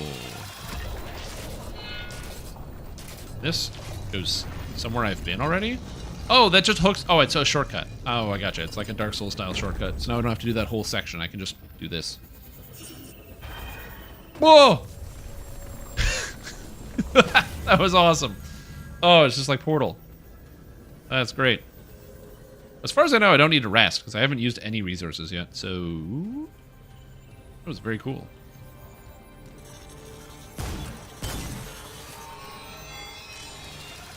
Where's that? Oh, that's there. Okay, so that's another shortcut. So that's back to the beginning there. Okay, interesting. It's a lot of shortcuts. Before I go in that portal, you always got to explore everywhere. Not you, but I always feel the desire and the need to explore everywhere. Also, I really like that this guy throws his allies at me. Hey, bud. Hey, what are you doing? Hold on, let me just... Oh! Okay, that was actually cool. I didn't see him slam the first time. Woo! That was sick. The monster design in here is very cool because they can use all the different shapes. Like they throw each other. There's that big round one with the ground slams. I like the monster design. I feel like I need some like big whooshy music for this place. You know what I mean? The type of like contemplating the universe sort of music.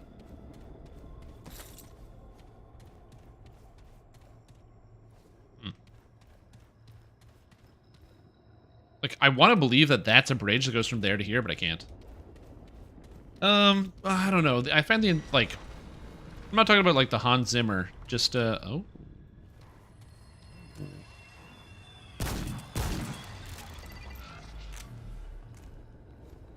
Okay. I don't know what that was. I just saw something shiny out there.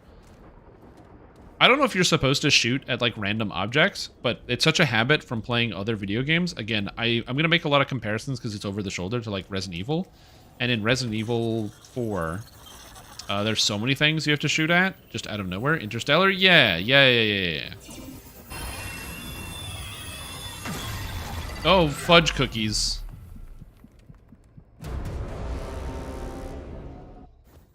Oh, I thought I was going to get through this whole area deathless, and it does that to me? Wow. Thanks, game. I really thought I was going to get through this whole area deathless. Damn. Well, that's okay. Sometimes you die.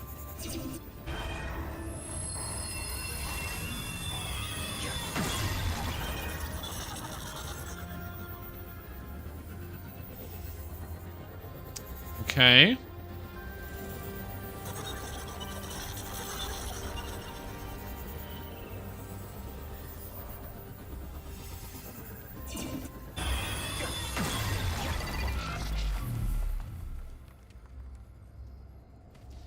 I mean, there's no real consequence for dying, so I guess it's not that big of a deal. I do find it confusing that they had like kind of like a forced death there.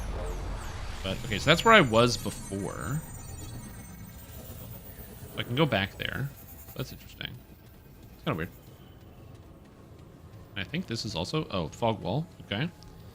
That's a boss fog, or in a like combat arena fog wall. Just gonna check here for a treasure chest. Also, I don't know if I'm missing treasure chests because I haven't seen any. There's been like a lot of rings, but I haven't seen any like the traditional style treasure chest like I found in the Fey world. So I don't know if I've just been. Oh, it blinks in, it gets here, and then it deletes itself. I see. Oh, that's what I was seeing in the distance when I saw that thing exploding. It was this. It wasn't me shooting at it that caused anything. That's just what it does. I get it now. Perspective. Labyrinth. Combat challenge. Alright, I'm ready. Give me that Doom combat challenge.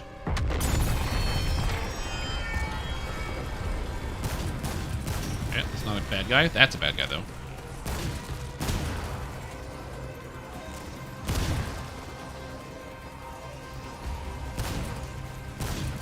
I shoot these?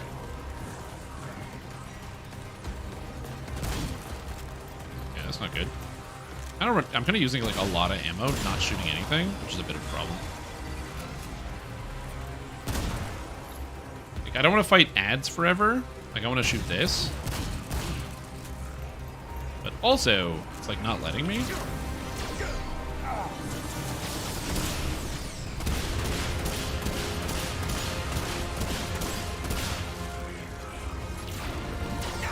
Oh god. Oh my god. Ah, fuck. I'm really bad at getting the timing on it. I'm just to shoot it slowly. Okay, here we go. Yeah, the timing on that one I found more difficult. It's harder on my brain. Uh-oh. Next boss is coming out. Oh, or is that the boss? Uh-oh. Go upstairs. That's a good idea. Ignore what that guy's doing. It's not important. Let's go over here. Whoa, whoa, whoa! Whoops! Oh, that's amazing. Oh, hey, this guy's behind me. See ya.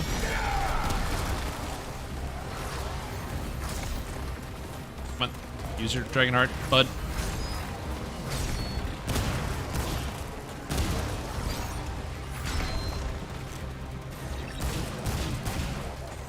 No, don't do that. I accidentally hit the one. Oh my god. Oh, that's a big slam from his own head. I was not expecting. Oh, this fight was hard for you? It's over? I don't think it's over, bud. John, I think you're not done yet. Okay.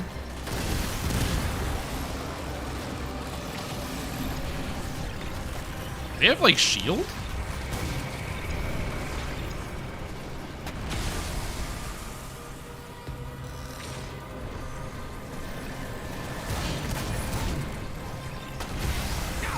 Oh shit. Yeah, we'll just do this.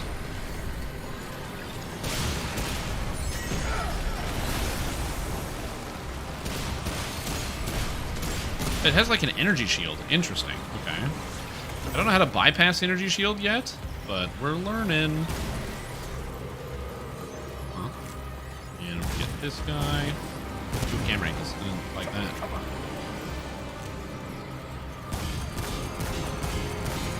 Okay, so it's just shield. So you just have to bypass it and then keep shooting.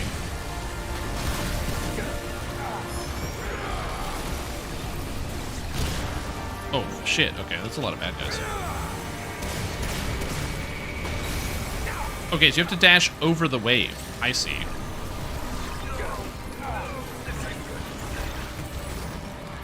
Okay, I got it. I understand what's happening now. It's fine. Everything's fine. Gotta reload.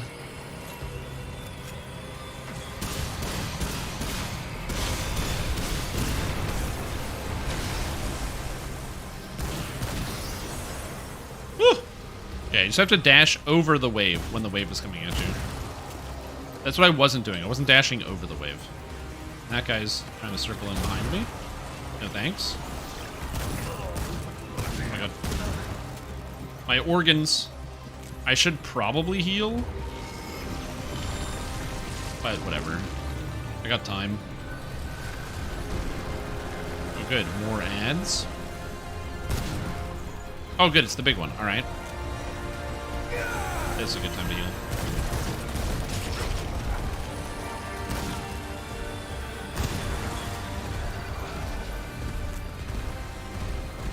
Oh, I didn't think that would make it all the way up here. Oh, that is a huge range on that. Okay, also way bigger range than I thought. Okay, no problem. Again, I kind of just need to get it. Maybe the more open space is better. I just don't want to get surrounded by these guys. That's way faster than I thought, too.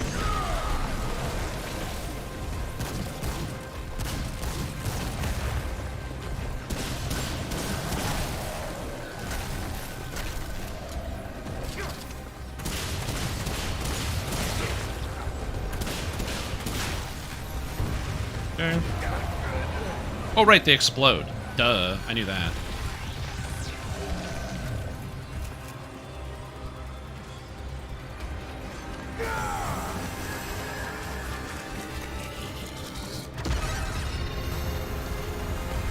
Nice. Cool. I don't know what my objective was, but that's good. I got a new trait. Amplitude. Whatever amplitude is. Increases AoE. Oh, cool. I still think maxing CDR is going to be the best option in like basically all cases. Cooldown reduction's too good. Whoops. Accidental. That is an accident. Well, at this point, it's probably a good idea to recover now. But yeah, that was pretty cool. That was a good fight. It basically gets... You got the chance to fight each of the individual pieces as you go through here, so you're not really getting blindsided by anything. I was just healing. I'm gonna get all my my heals back. I'm not leaving the area. The loot? What do you mean the loot? Wait, did I miss out on some unique item that dropped from the boss? Because I rested? Or was it just like stuff around the room? Yeah, because there's like this item is over here. But yeah, like I assumed that if there's anything important I was supposed to do, yeah. Oh shit, it's a cube. New quest item, master portal key. Important. Ah, perfect. Well, now I know what to do. No. I thought I was just going to get my my charges back because I didn't know that that was the end of it. So I just wanted to get my charges and my crystal back.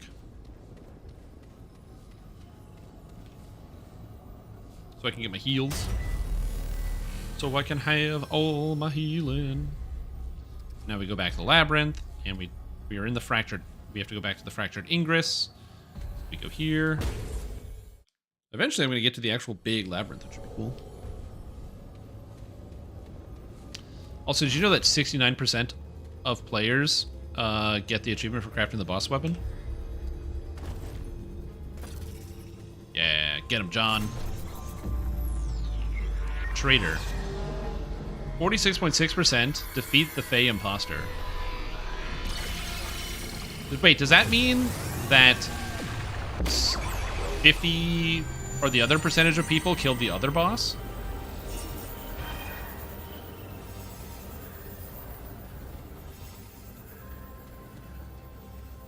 Did I do that right, by the way, or did I do it wrong? Because I got the alternate weapon, which I assumed wasn't right, but or I would get the proper weapon if I did it right. Because there was two bosses. Checkpoint. I did the same one? What do you mean? Are you telling me you don't finish your video games and then frantically Google them? Oh, shit. Oh, shit. Oh, shit. Yeah, well, I have my handgun. That's what I would do.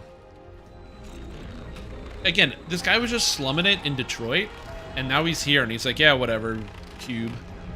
Okay, shoot the crystals. Oh, yeah. Oh, yeah. Oh, yeah.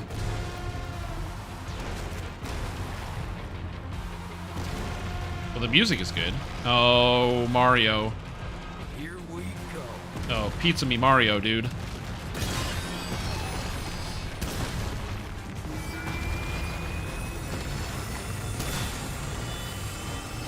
Oh.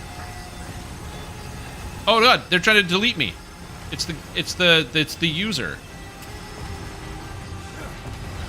Okay.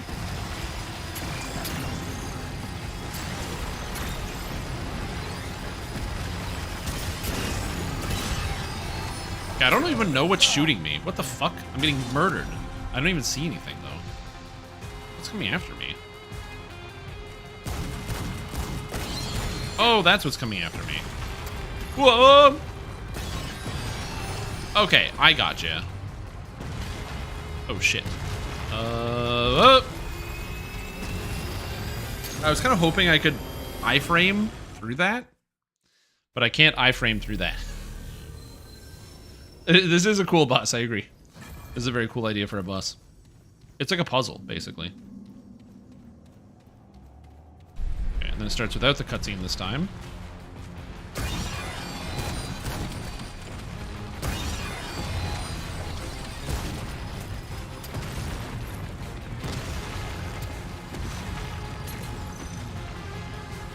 I don't remember which side that's on. Dude, how was I missing that?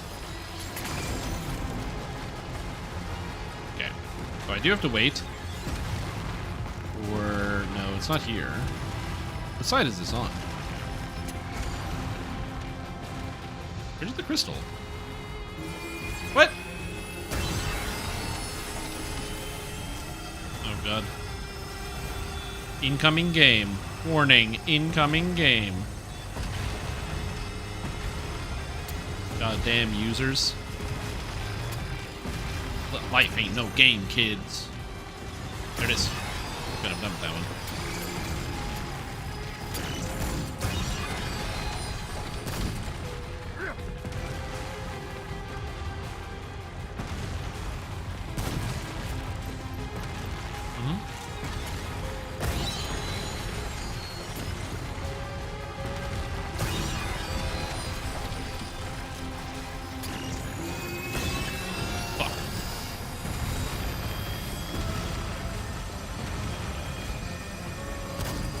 Some of these I like just miss them, and then it's like, ugh, when am I supposed to hit that again?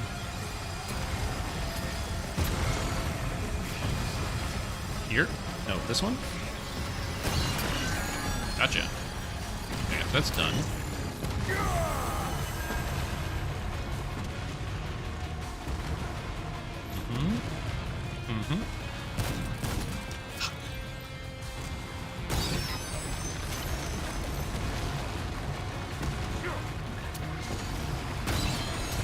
Okay.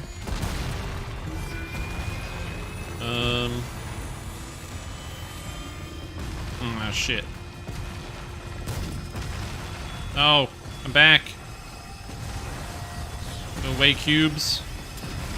I'll be able to shoot this eventually. Once I stop being bad. Keeping track of the cubes is a process. Fuck, dude. Oh my god. If I wasn't so bad at this video game. Die. Thank you. Alright, good. So now I just keep myself alive for a little bit. Dodge some of these attacks. They'll go away.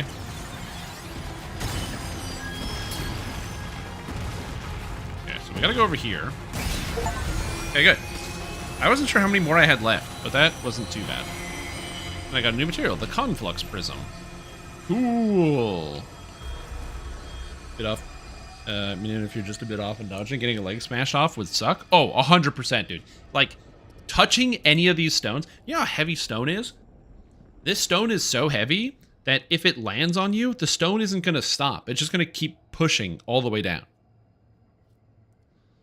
Conflux Prism. Hexagonal pillars make up the complex inner workings of this core, which rise and fall in particular arrangement to give directives. Thankfully, this cube isn't large enough to crush you. All complex things are comprised of simple, infallible components. Where complexity fails, simplicity more frequently succeeds. Interesting. Cooldown reduction. I could get amplitude, but cooldown reduction. Oh, dude. Billions of tons. You avoiding learning that you could hide under the hollow sides of the cubes? Yeah, well, I mean... Glad that's over. Whew. Learning is for losers. That's why it starts with an L.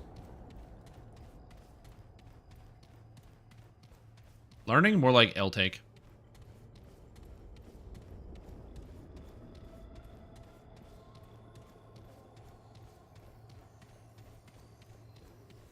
Alright.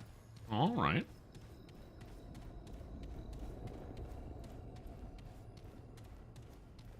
Okay. Okay, this looks very cool. All right, this aesthetic I can get behind.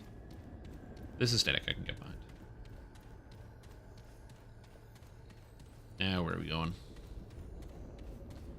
Oh, yeah. Oh, yeah. Oh, yeah. Oh, yeah. Yeah. Oh, yeah. Yeah. Nowhere? Perfect. It's my favorite place to go.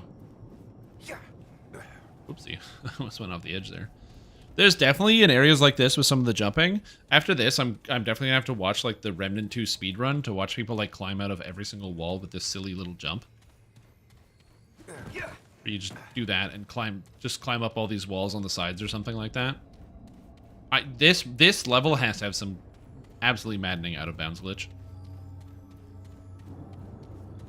Wanted to learn, I'd be sitting in my ass front of computer playing video games? True.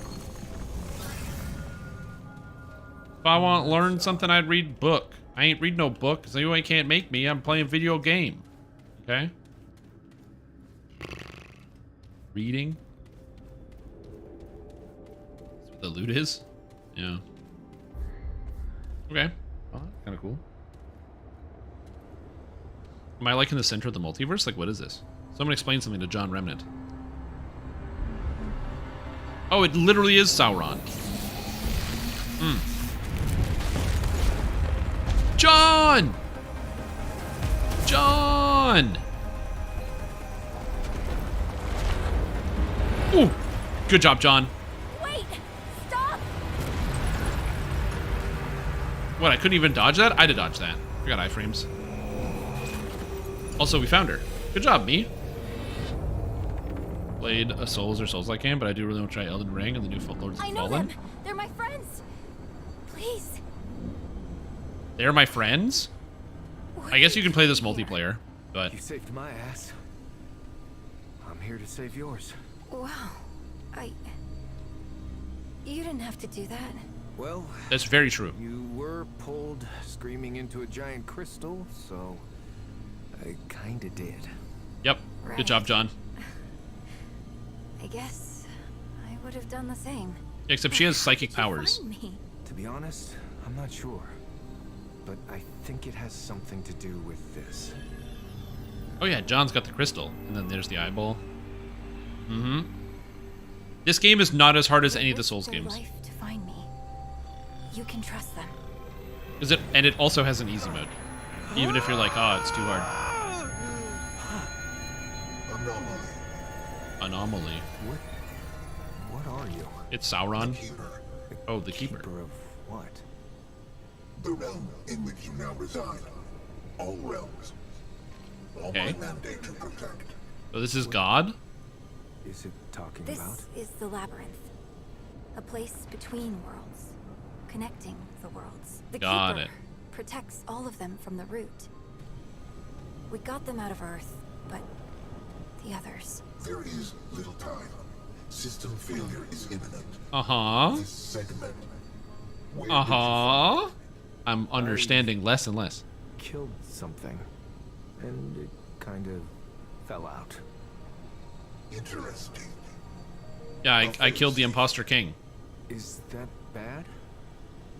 That sounds bad. No.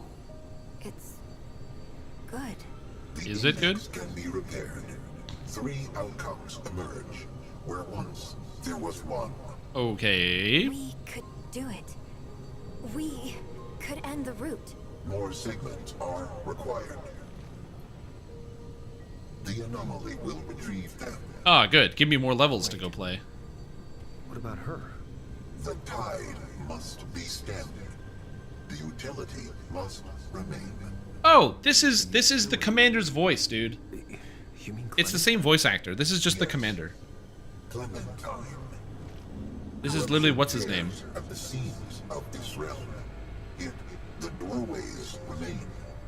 Gateways to other realms. This key. Well, the voice actor gives it away. Passage. Find the segments and return them to me. Got it. Go beat all the levels and then come back. Cool, dude. Go beat all the levels, then come back. My favorite.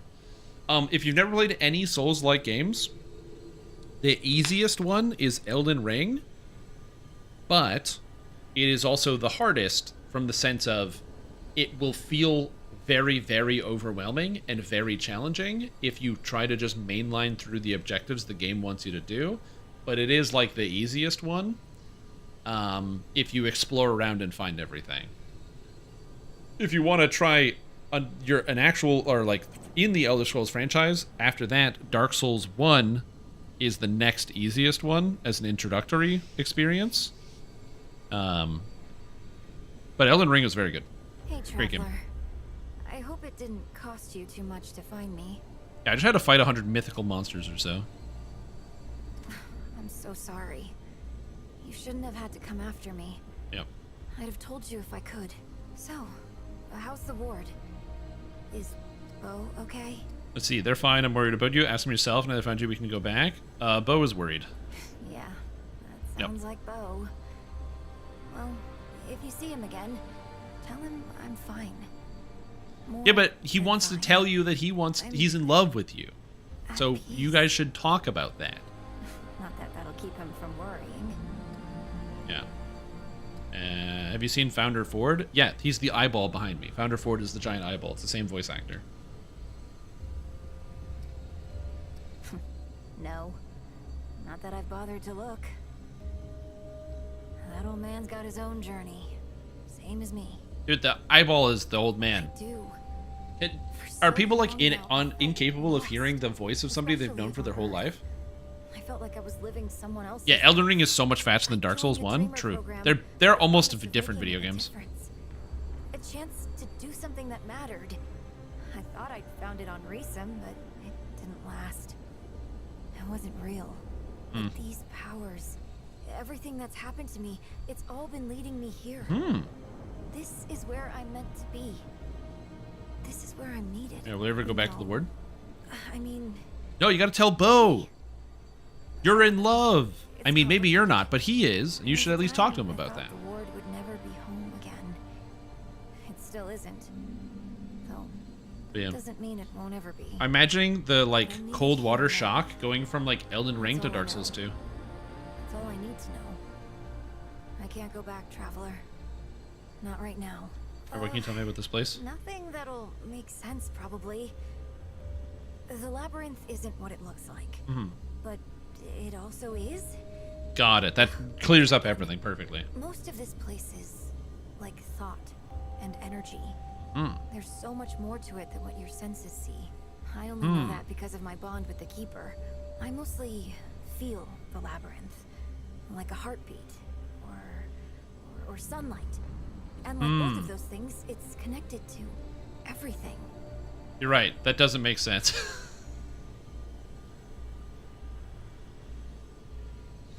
Oh, John's so funny. Yeah, sorry. Yeah. I don't really understand it all myself. He's like, yeah, you're right. That doesn't make any sense. Some of the responses in this game are pretty funny. Their answers might not make much more sense than mine, but at least they know what they're talking about. The Keeper needs you. We all do. And hey, Great. if you see the ward again, tell Bo. Yeah, I have to go back to the ward. That's where I upgrade my guns. So duh. Okay. They don't need to worry about me. Yeah, but they will. They're your friends. And you let them down. All right, eyeball, let's go. What does it require? Yeah, who are you? I am the Keeper. I was the first to rise. It's the same The last to fall. voice actor. How does Clementine not know? She knew Ford for 100 years. The seat of all worlds. Madness. Absolute madness. First the core, then the labyrinth, then all worlds that are, were, or shall be. Again, I guess I'm the only person that can hear Core it. has been purged of corruption. Yet, corruption remains. All must be purged. Yeah, no problem. I'll do it. The labyrinth must hold fast. Must be last to fall. And yeah, tell me about these segments. It has not been said. Their origin is unclear. Uh-huh. Their existence. Uh-huh. Yet, Some of the characters say nothing when they talk to you. a failsafe in the event of utter collapse. The segments repair the index. The index purges the corruption. Yeah, the index of installation 04. We gotta get it for 343 Guilty Spark. The anomaly's involvement has altered probabilities.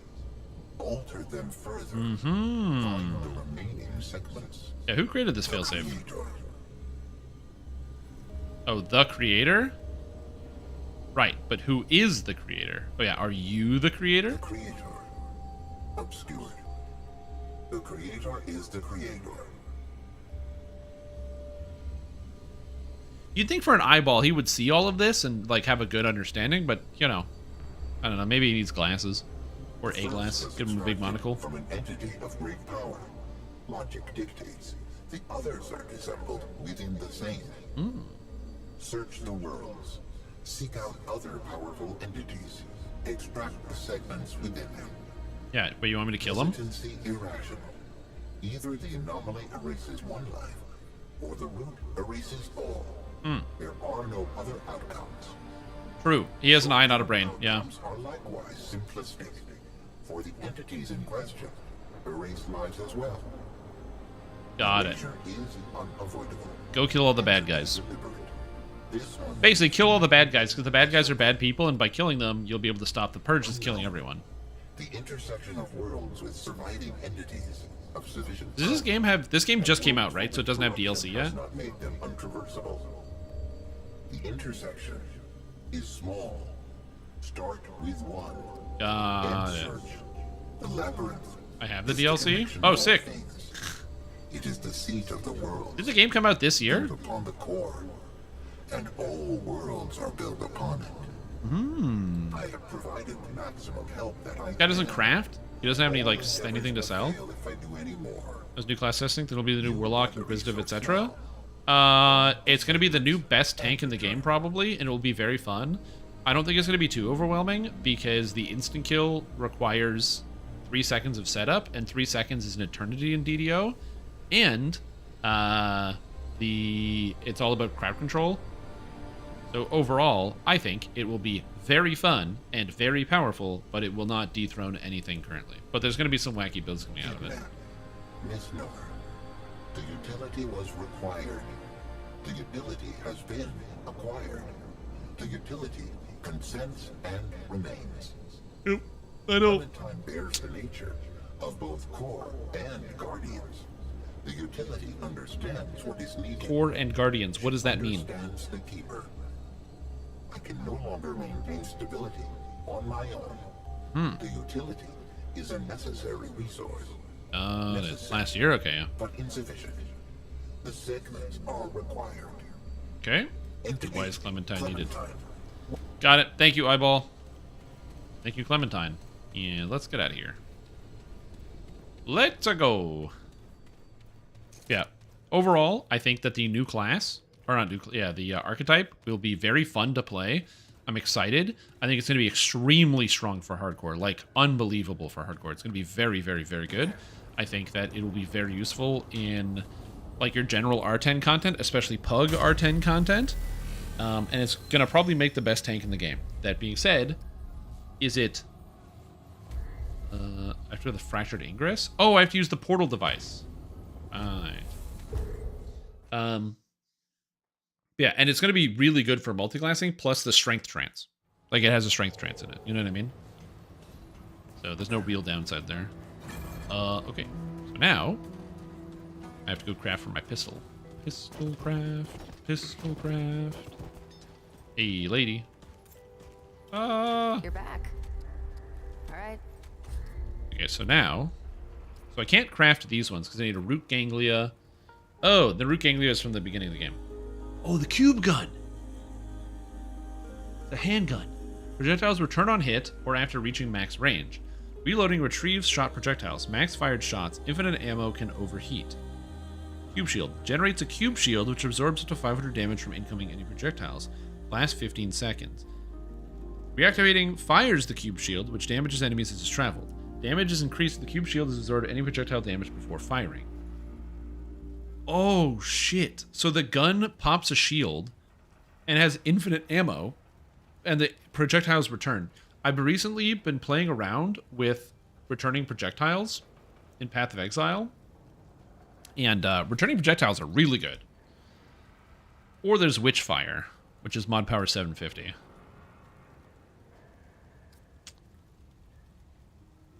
I like the fire, but the cube gun looks really good. I'm just off by luminite crystals, and I have to go farm more luminite. Okay, we're done. Oh, I'll get the cube gun. Okay. I need a lot more luminite. I have to go farm it out. And I gotta find Bo. Hey, Bo. Bo, buddy. Traveler. You're not gonna turn around? I found Clementine. She's in a safe place called the Labyrinth. The what? That doesn't sound okay. Do you have any idea what's out there? This No. is the World Stone we're talking about. We've got to get a rescue party together. We have to make sure she gets back safe. I know it's out there, Bo, and she's fine, really. Right. I forgot that you... Sorry, I'm just... Yep. You really think she's okay? Yes, she seems to be. She's working to end the route for good. Wow. Really? That, that kind of does sound like her. Mm-hmm. If you see her again, tell her that I'm, Dude, just tell her you like her. The same without her. What a little weenie. He's 100 years old, and he didn't tell the girl that he likes her? Help you with? Come on, man. If you need anything... Come on, man. Just go tell her. Just step in there, touch the crystal, go tell her.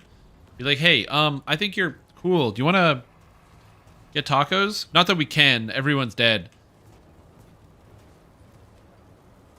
You know what? Now that I think about it, maybe he shouldn't talk to her. You've seen Clementine. Actually, yeah, I did. Yeah, you're not going to believe where I found her. For real? Folks around here have been worried sick about her. Well, don't just stand there gawking. Where is she? She's up with some otherworldly being called the Keeper. Yep. What? You sound like you've been drinking I want too much tacos? and Yeah, me too. You know that, right? It's late at night. It's true, I swear. She's not on Earth anymore. All right. Well, is she coming back? I'm not sure. I don't think she knows. So long as she's all right, I guess. Friday tacos? I mean, for me, it's Saturday now, which also seems fine. But yeah, there's not going to be anything open at this hour. Fine. So now that you found her, does that mean you're here to stay? Actually, to find these segments hidden throughout the worlds, well, the Keeper needs to travel the labyrinth looking for beings of power. I kind of have some to save existence first by destroying the root on their homeworld. What do I have to do? Do I tell her I'm playing Super Mario World, going to different worlds? Do I have to talk about the beings, or I have to save existence? Hey Strim, has this lady told you yet that you really make her feel like a remnant too? No. That's a great question. Am I in Australia? No, I'm in Canada.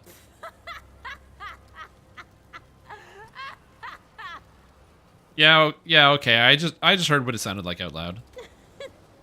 I'm sorry. I just can't believe all those words were put into the same. Yeah, 12:40 a.m. Yeah, that's why I can't get any food. Everything's closed now. Some of it. I mean, there's probably some stuff that's open, but meh. Our lives got pretty weird, huh? I guess we were asking for it, looking for fairy tales and all. True. I ain't going nowhere then. I'll be here when you need me or when you're done. Yeah, big time whichever Ottawa comes moment. first. It's late o'clock. Just make sure you come back, okay? Oh, I'm not gonna die. I'll be fine. Stranger. Anyway, I want to buy some stuff. She now sells the Amber Moonstone.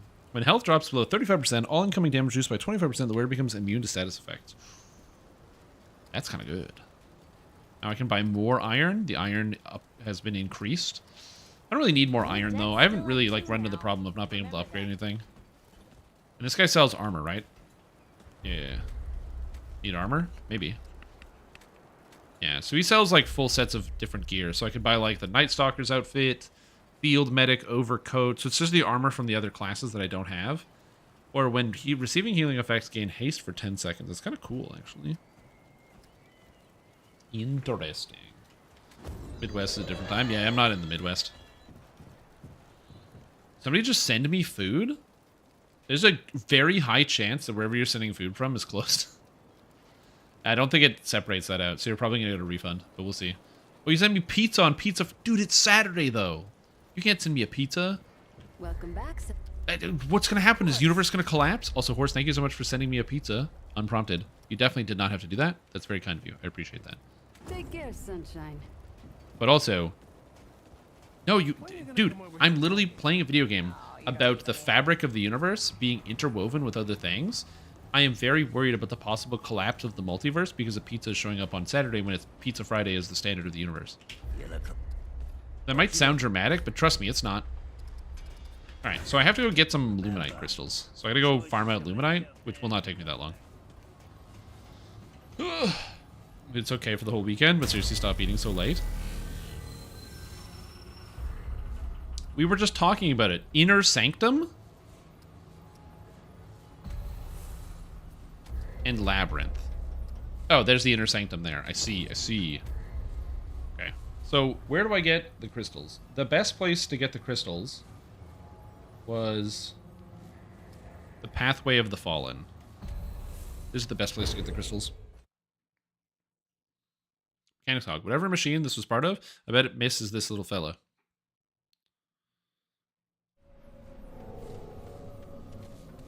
Fuck! Oh, dude! I spawned in, you jerk! Oh my god. Okay, anyway. Yeah, because... it's through here is where I actually had the thing. This is so far away. Why can't I teleport over there? Very annoying. Maybe I can. Hold on.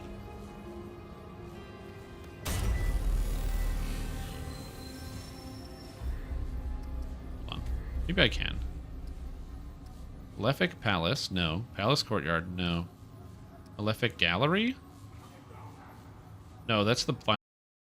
I don't stand a chance. Rip stream? The stream shouldn't have ripped. I should be still going. Is YouTube still going?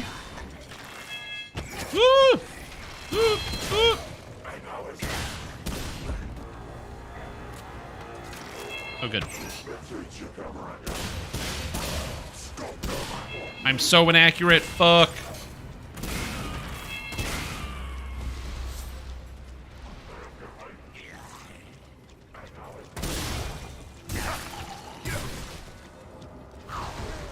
Oh, it's through this wall. I see.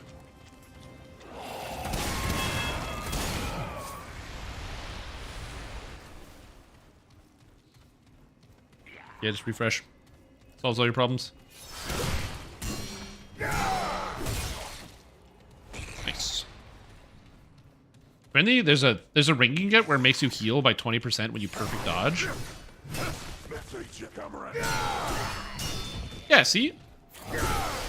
It does turn red. It actually does. Apparently I'm not doing it. I think you have to do a standing attack to do a charge attack. I don't think the moving attacks count as charge attacks, which is unfortunate. Alright. Keep going. Yeah, still don't know how to open this door. It looks like you should be able to, and you should be able to do there. I guess that's just decisions based on, like, the path that you go through here. A way to always perfect dodge that you get later? I assume perfect dodge is dodging at the last second, right? Oh, fuck. Fine. Fine, you know what? Just die. I was gonna stab you to death, make an honorable death, but you know what? Shotgun works just as well. Alright. Alright. This might seem like a waste of time, but trust me, it's not. I'm showing you, this is the real farm. This is the real farm over here. Almost. Almost. Almost. Whoop! What does it say when I'm here?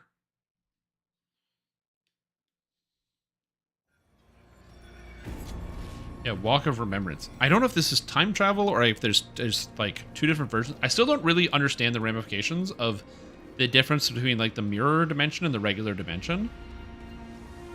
I don't really understand the context there, but, you know, I'll figure it out eventually. So, yeah, it's here. It's this. So we go over here, and there's a boss immediately here. So there's always an elite right here. This guy.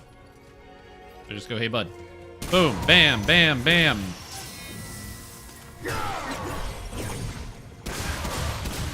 Like that. That's one down every time. No, yeah, it's not time travel. It's just mirrored. Hmm. And then there's two bosses here.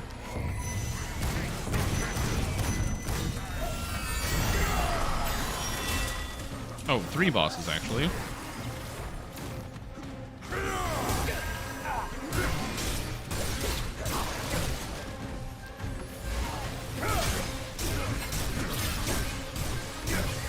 just meleeing this guy in this one spot. That's kind of silly. You'll pay in blood. Oh, I won't. Oh, this does so much less damage than my other upgraded sword. It's okay, I don't care. Boop. Yeah. There we go. And I got Luminite Crystal. I got a Luminite Crystal sets 3 crystals. then after getting all 3 of those crystals, I then go back and reset, and that's it. Yeah, that's Hey, what's up, Mike? How you doing? So I can just farm out like 20 of these crystals and then go back to town and actually buy the upgrades for my weapons. How's it hanging, Mike? How are you doing today? You guys run a few dungeons? I'm doing pretty good. Today's been a good day. I started my day. I don't really remember what I did for most of it. Did stream some Dungeons & Dragons online. We did a bunch of raids on the Hardcore League, which was a little tense because, as you know, the Hardcore League is like, you know, you die once, it's over. So it was a little stressful to do some of the raids because, you know, you got to make sure you're not dying, obviously. But yeah, it went pretty good. We only had 1 death. We did the hardest raid in the game and a couple other ones, and also on higher difficulties than I was expecting we were going to do. Yeah, it went really well. It was very fun. Bam, bam, bam, bam. Boop, beep, beep, swoop. Beep, beep, beep, beep. Yeah, practicing Warden. Oh, is Warden back? Are people playing Warden again in current year? Oh, that's it? Where's the other guy? Oh, he's over here doing aggro.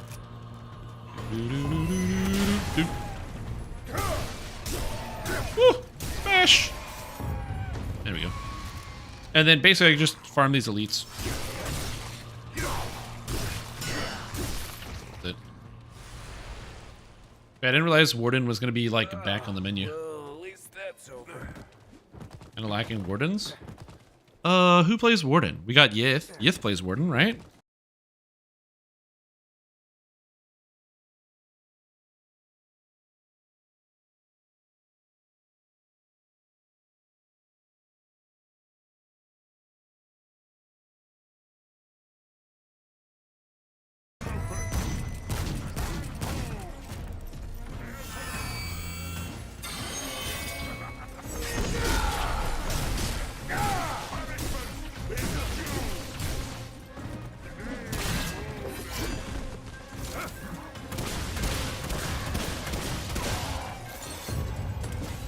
Be back? Yeah, you just have to refresh. Twitch has been dying recently, and I do not know why.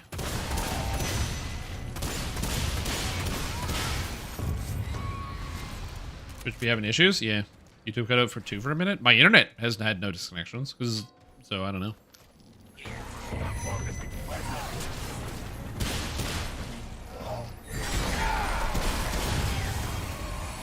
I got Challenger level 6 for doing that. And then you do this. Whoop. Yeah, I can check. I am at 0 dropped frames, 0 disconnections over here. If the YouTube did disconnect, I mean, it is what it is, but I'm not sure. Yeah, this works. This is great. Look at this. Look at this farming route. It's super fast. It's easy. Hey, Stim, sorry to interrupt. Okay, no problem. Wow, cutscene right now.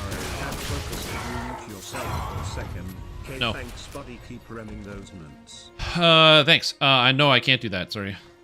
Tubes are gonna fill with the maple syrup. No, that's a common misconception. We don't fill our internet tubes. This is, and again, very common misconception. A lot of people think this. We do not fill the internet tubes with maple syrup, okay? Because if we fill it with maple syrup, then we don't have enough maple syrup for the bathtub. And then what else? What are we going to bathe in, you know? Doesn't make any sense. So, no, unfortunately, we do not, as farcical as that is, you know, it sounds fun to be like, oh, yeah, it's because they, you know, fill the tubes with maple syrup. Unfortunately, that doesn't make any sense. Because, again, it's in the bathtub.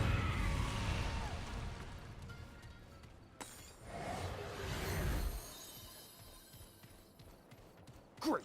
More bad news.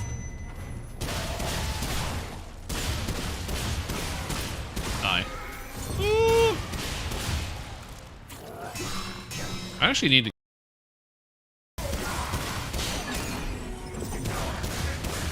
This is annoying.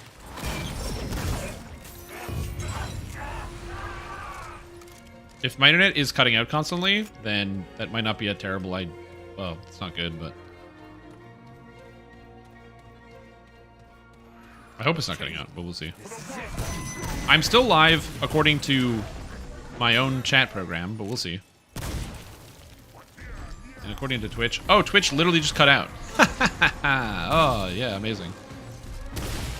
Yeah, my dashboard now says I'm offline. That's good. If you're here, do inform me, but yeah, I'm... Oh, there it is. There's the frame drop. The old midnight frame drop. Huh. I dropped 100 frames. That's the first 100 frames I've dropped in a very long time.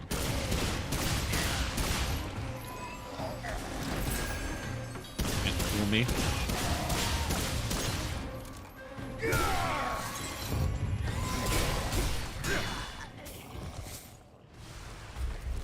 Weird. Okay. Well, if you guys can still see me, that's good. But yeah, I just got my first frame drop in a very long time. And apparently the frame drop is so bad, Twitch restarted the stream on my end. Well, that's always fun. I mean, since I'm probably just going to keep farming this for like the next 20 minutes and then space out, I think that this is probably... probably a good time to just, like, you know, put a rest to the old live stream if Twitch isn't working anyway. And then just come back in the future. Let's see the next world. No. We'll come back to the next world next time. Then you can see it on my face. I can just leave the surprise. Yet, you know, it's more fun. It's more fun when you have to wait. Like, think about it. What's more fun?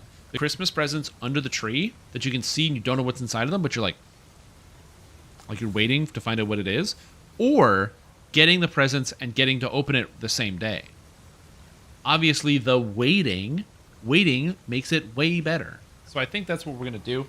We'll come back with John Remnant in the future, and hopefully it'll be a big old blast. But yeah, I think it's a good actually place, because it's like 1 in the morning. It's a good place to end the live stream in the first place. So yeah, thank you guys for watching. We had a fantastic time. If you like what you saw, follow the channel, like and that, subscribe. We'll be back, not tomorrow. I'll be back on Sunday with some more content. It should be a good time. And yeah, that's all I have. I have nothing else interesting to add or say. 3 hiccups in the last 10 minutes on here in DDO, so I don't know what's happening. Must be a bad storm. There is a storm going on in my area, so, which I don't know. It literally could be. There is a storm going on, which is bizarre. It's been raining, and all the snow has been melting. So I will say this. So I didn't drive anywhere over the past 3 days. So we had this like mountain of snow that came down, and I didn't cover off the car. Guess what? Didn't uncover the car, and it's gone anyway, so it doesn't matter. Oh yeah, that's it. I dropped a bunch of frames. Oh, it's getting worse.